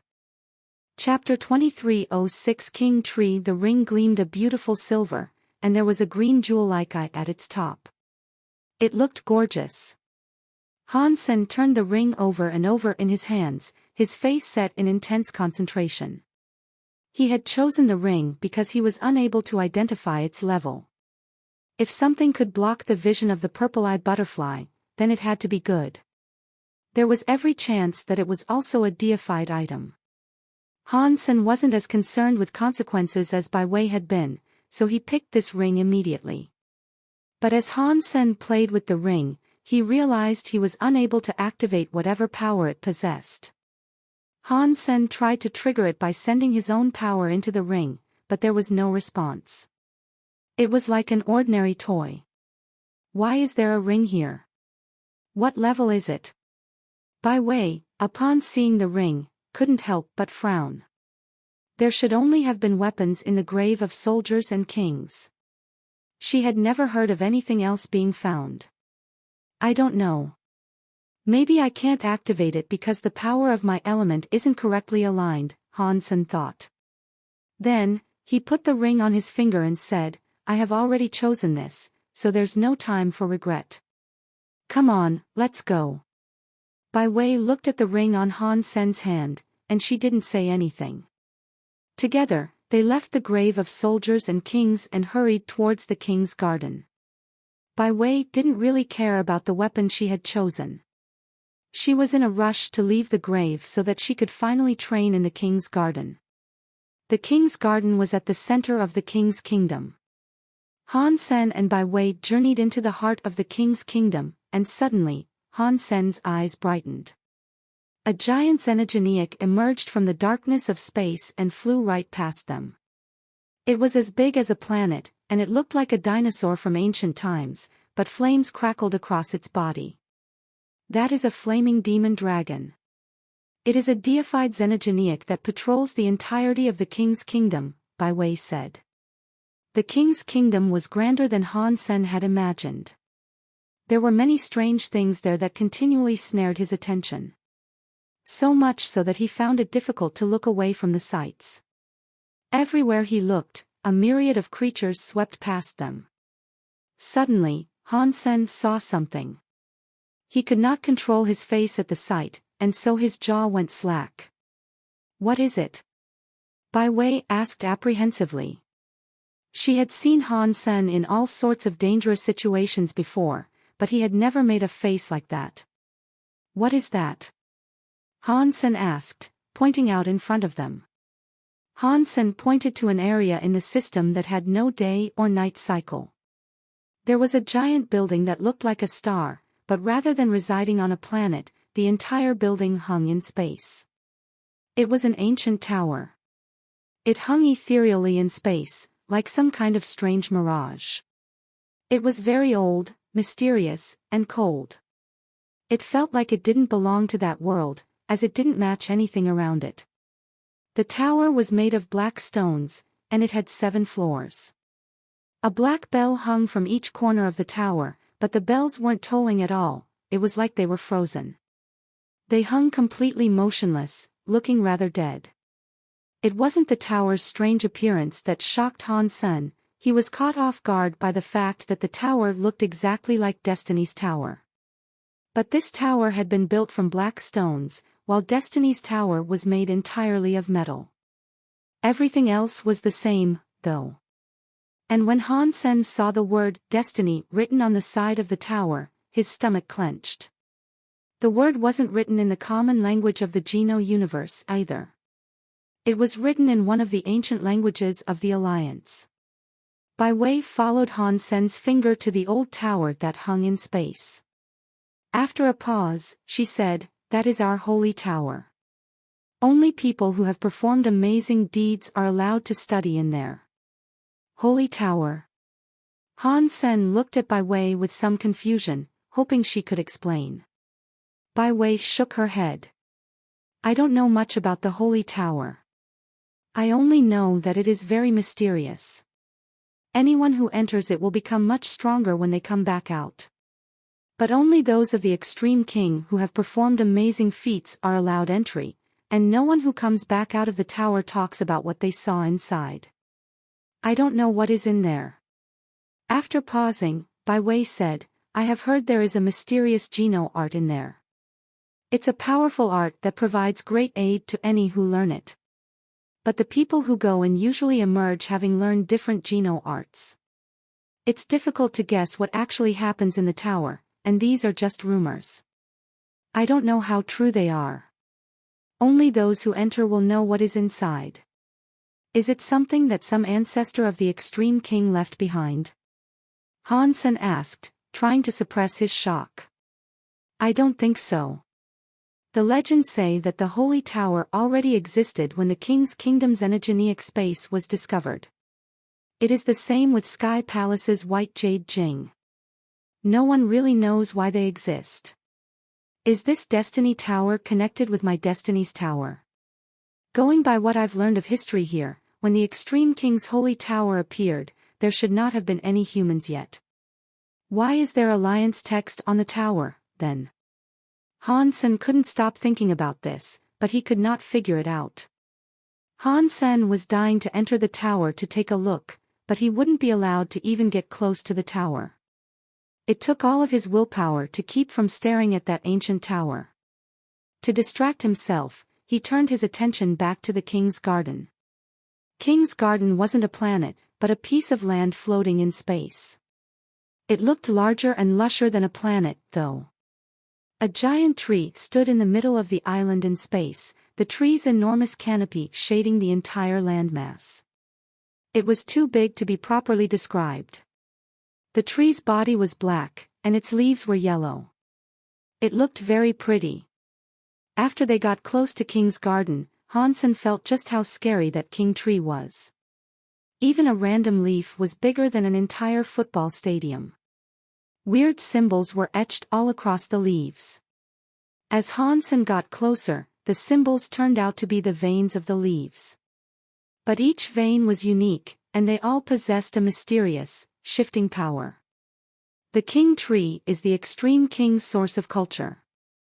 The symbols were adopted into the language of the extreme king. Now, the official language of the extreme king is Kingese. We only use the universal language with outsiders, Bai Wei explained. Han Sen nodded, and then he entered King's garden with Bai Wei. The mountains and rivers were all underneath that king tree. It was hard to describe how glorious it all looked. Once they landed on King's garden, Han Sen looked around, dumbfounded. There were real dragons living near the mountains and rivers. They all had frightening presences, like godly creatures from ancient times. They are not real dragons. They are the roots of the king tree, Bai Wei said. Chapter 2307 King Dragon. Han Sen couldn't believe that the dragons soaring across the landscape were actually tree roots. They had the heads of dragons, the horns of dragons, the teeth of dragons, and the scales of dragons. They looked so alive, and they didn't look like plants at all. As Han Sen watched them, a flock of birds landed on the back of one of the dragons. The dragon roared, shaking the creature's beard and exposing its rows of razor-sharp teeth. The dragon's roar was so loud that it shook the air, scattering all the birds. It really was a living, breathing dragon. Bai Wei explained, the king tree grows on a landmass inside the king's kingdom, and occasionally, parts of the tree spawn into king root dragons. The king air is hidden inside the king roots. To absorb the king air, you have to sit on one of those king dragons. Every king dragon is different, and each one provides access to a different type of king air. How much king air you can absorb also depends on how far away from the tree a particular dragon is. Sitting on a dragon close to the tree provides the most king air. The further away you are, the less you get. I see. Why is there no one else around? Han Sen nodded and looked around. He didn't see any of the extreme king absorbing king air around them. We are at the edge of King's garden. These are the ends of the king roots, so the king air isn't strong here. Those of our race usually sit closer to the tree to absorb the most king air. This is our first time coming here, so let's find a king dragon here. After speaking, Bai Wei went towards a king dragon. They were a few miles away from the nearest king dragon. As they approached, the king dragon roared at them, as if it was warning them to keep away. Bai Wei and Han Sen ignored the warning, continuing toward the king dragon. The king dragon moved its massive body. It shook the mountain in an attempt to halt Bai Wei and Han Sen's approach. Han Sen noticed that he could only see half of the king dragon's body. The other half of the dragon was somewhere underground. It couldn't fly, so it just had to shake its body in an attempt to shoo them off. The king dragon was powerful, but it couldn't release its power. Its body was restricted, as well. It had no chance of stopping Han Sen and Bai Wei. They landed easily atop its dragon horns. The king dragon thrashed around for a while, but when its writhing failed to shake Han Sen and Bai Wei off, it eventually grew quiet and laid down again. Han Sen sat on the dragon's head, but he didn't feel any of the king air. He looked at Bai Wei. Bai Wei smiled. You will understand soon. Han Sen resigned himself to waiting. The king dragon here was at the periphery of the roots. There wasn't much king air, but the king dragon's power was too weak to touch them. After a while, the yellow leaves on the tree started to light up. The Kingese characters were shown gold as the king tree lit with a holy light. It was like a godly tree that gave life to everything in its domain. All of the dragons started to roar as they shifted and roused themselves. Before Han Sen could find out what was going on, the king dragon he was atop put its head into the ground. The ground was like water as the king dragon sank into it. Han Sen and Bai Wei were still sitting atop the dragon's head, so they were carried underground as well. Their subterranean surroundings should have been dark, but they could see a light as if it was glowing underwater. Something gold shone like a sun, but it was blurry and distant. The king dragon sat far away from that gold sun. It faced the gold sun, opened its dragon mouth, and spat out a dragon orb.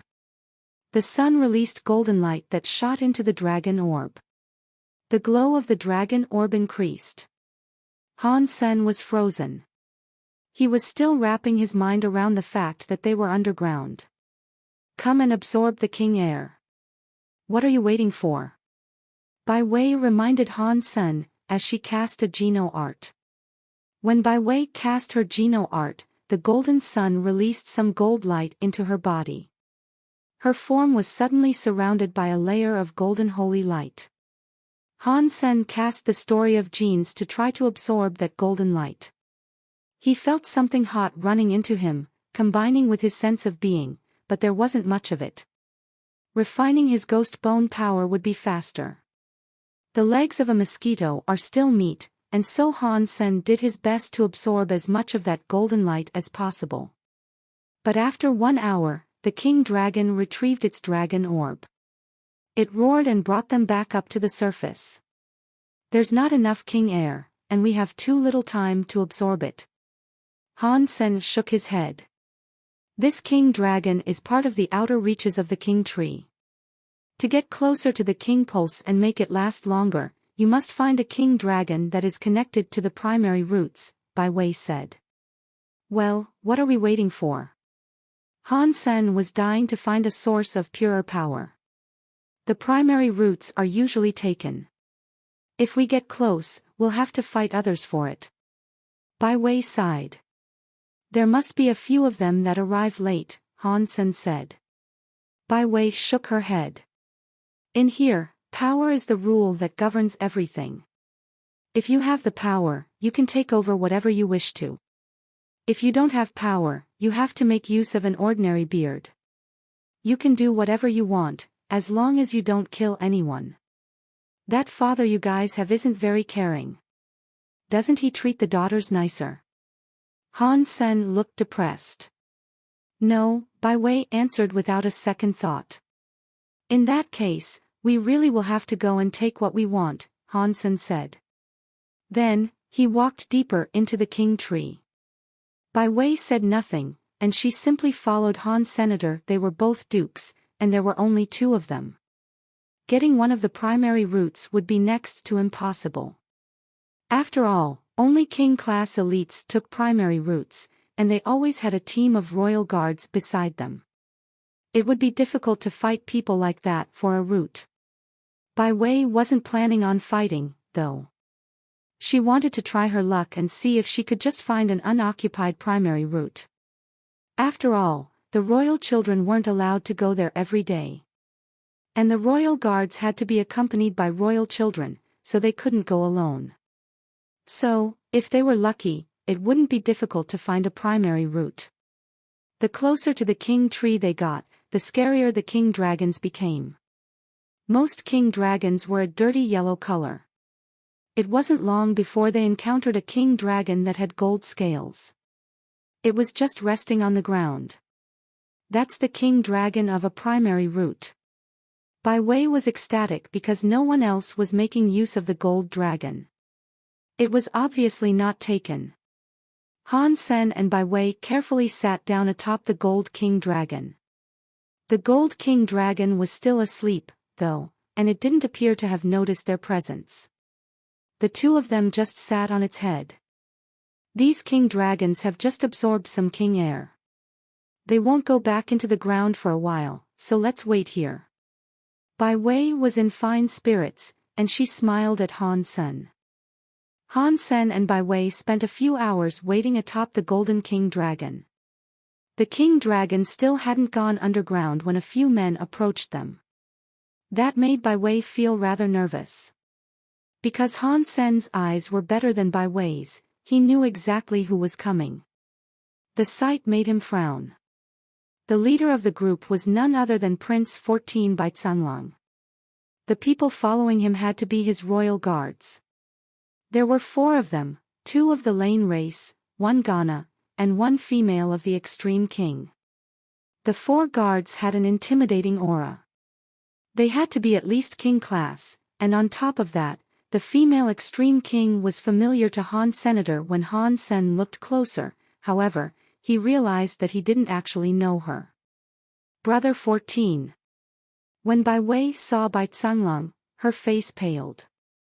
She was too weak to compete with Bai Canglang, and she knew it. Bai Wei walked up to him and bowed. Greetings, Brother 14. Bai Canglang looked at Bai Wei. He waved his hand. Since you now have access to the king's garden, you are nothing but a competitor to me. There is no need for you to remain so polite. After that, Bai Canglang glanced over her shoulder, his eyes barely flicking to Han Sen before returning to Bai Wei. He coldly said, "But you are my little sister. As a big brother, I shouldn't be the one to bully you. Choose one of these 4 knights. If you can withstand one of their blows, you can keep this primary root king dragon." Brother 14, you must be kidding. If you want it, just take it. We can go and find another king dragon. Bai Wei bowed and readied herself to depart. Bai Canglang stepped over and grabbed Bai Wei by the arm. He smiled, showing his teeth. Sister Wei, don't think so little of yourself. You are in the king's garden. You cannot avoid a little healthy competition. You should get used to it, sooner rather than later. But don't worry, Brother 14 won't steal your king dragon. I just want you to understand how you are expected to survive here in the king's garden. Bai Wei forced a smile. Thank you, Brother 14. I don't dare to overstep my bounds, though. I don't want to fight with anyone, and I would much prefer a stable existence here. It is fine. Win or lose, you can have this primary root king dragon. Bai Canglang was still holding on to her arm as he spoke to her. A primary root king dragon was nothing to a prince like Bai Canglang.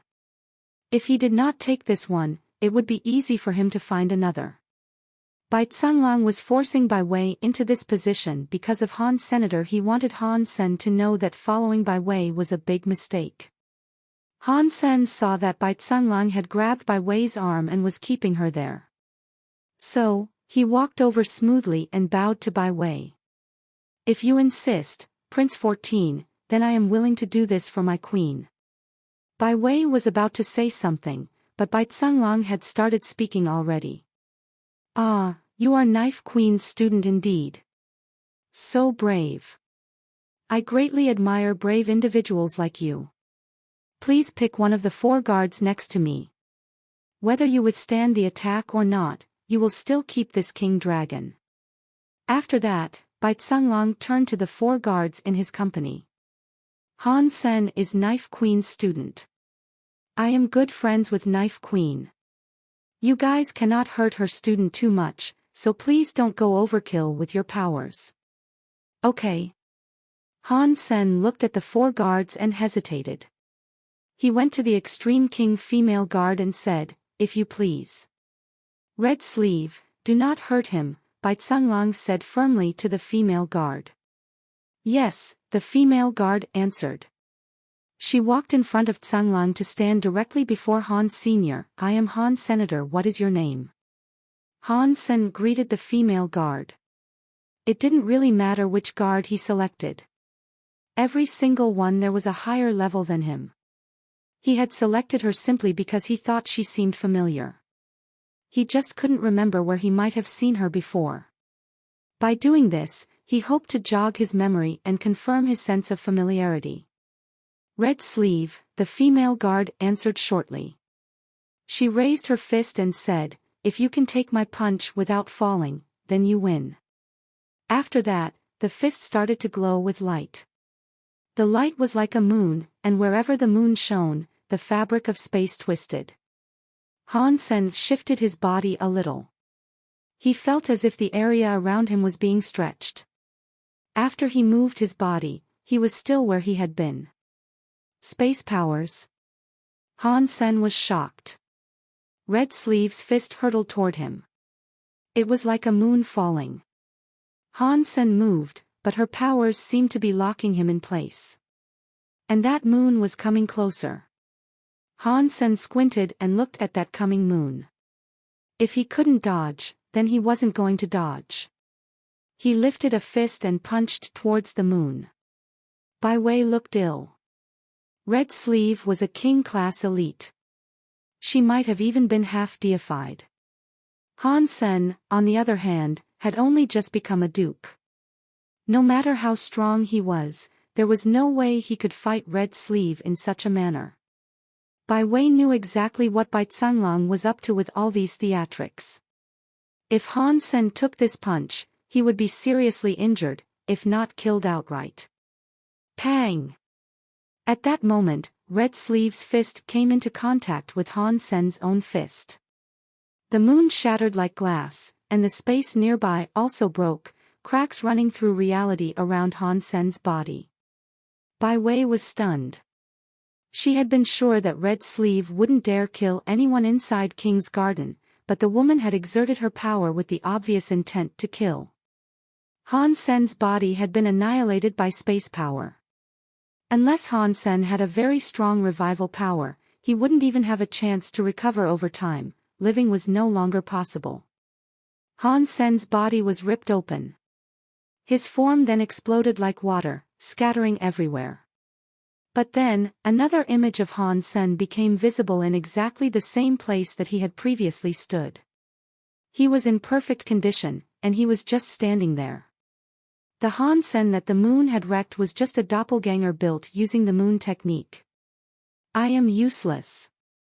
Please punish me, my prince. Red Sleeve looked horrified. She bowed before Bai Tsunlong to apologize. Han Sen's doppelganger technique is amazing. It even fooled me. In that case, I couldn't expect you to have seen through it. Bai Tsunlong waved his hand and gestured for her to fall back. He smiled to Han Sr., you are better than your teacher. It is no wonder that you are Knife Queen's student. I am so close with your teacher. If you have time, you should come and visit me. After that, Bai Tsunlong told Bai Wei, Sister Wei, I am so happy that you managed to enlist such a good guard. You can have this primary root king dragon. I am going to look for another. I will see you later. After Bai Tsunlong left, Bai Wei spoke to Han Sr., that was way too risky. You almost died. I am fine, though, aren't I? Han Sen laughed. As he turned his gaze back to Bai Tsunlong, an expression of deep thought crossed his face.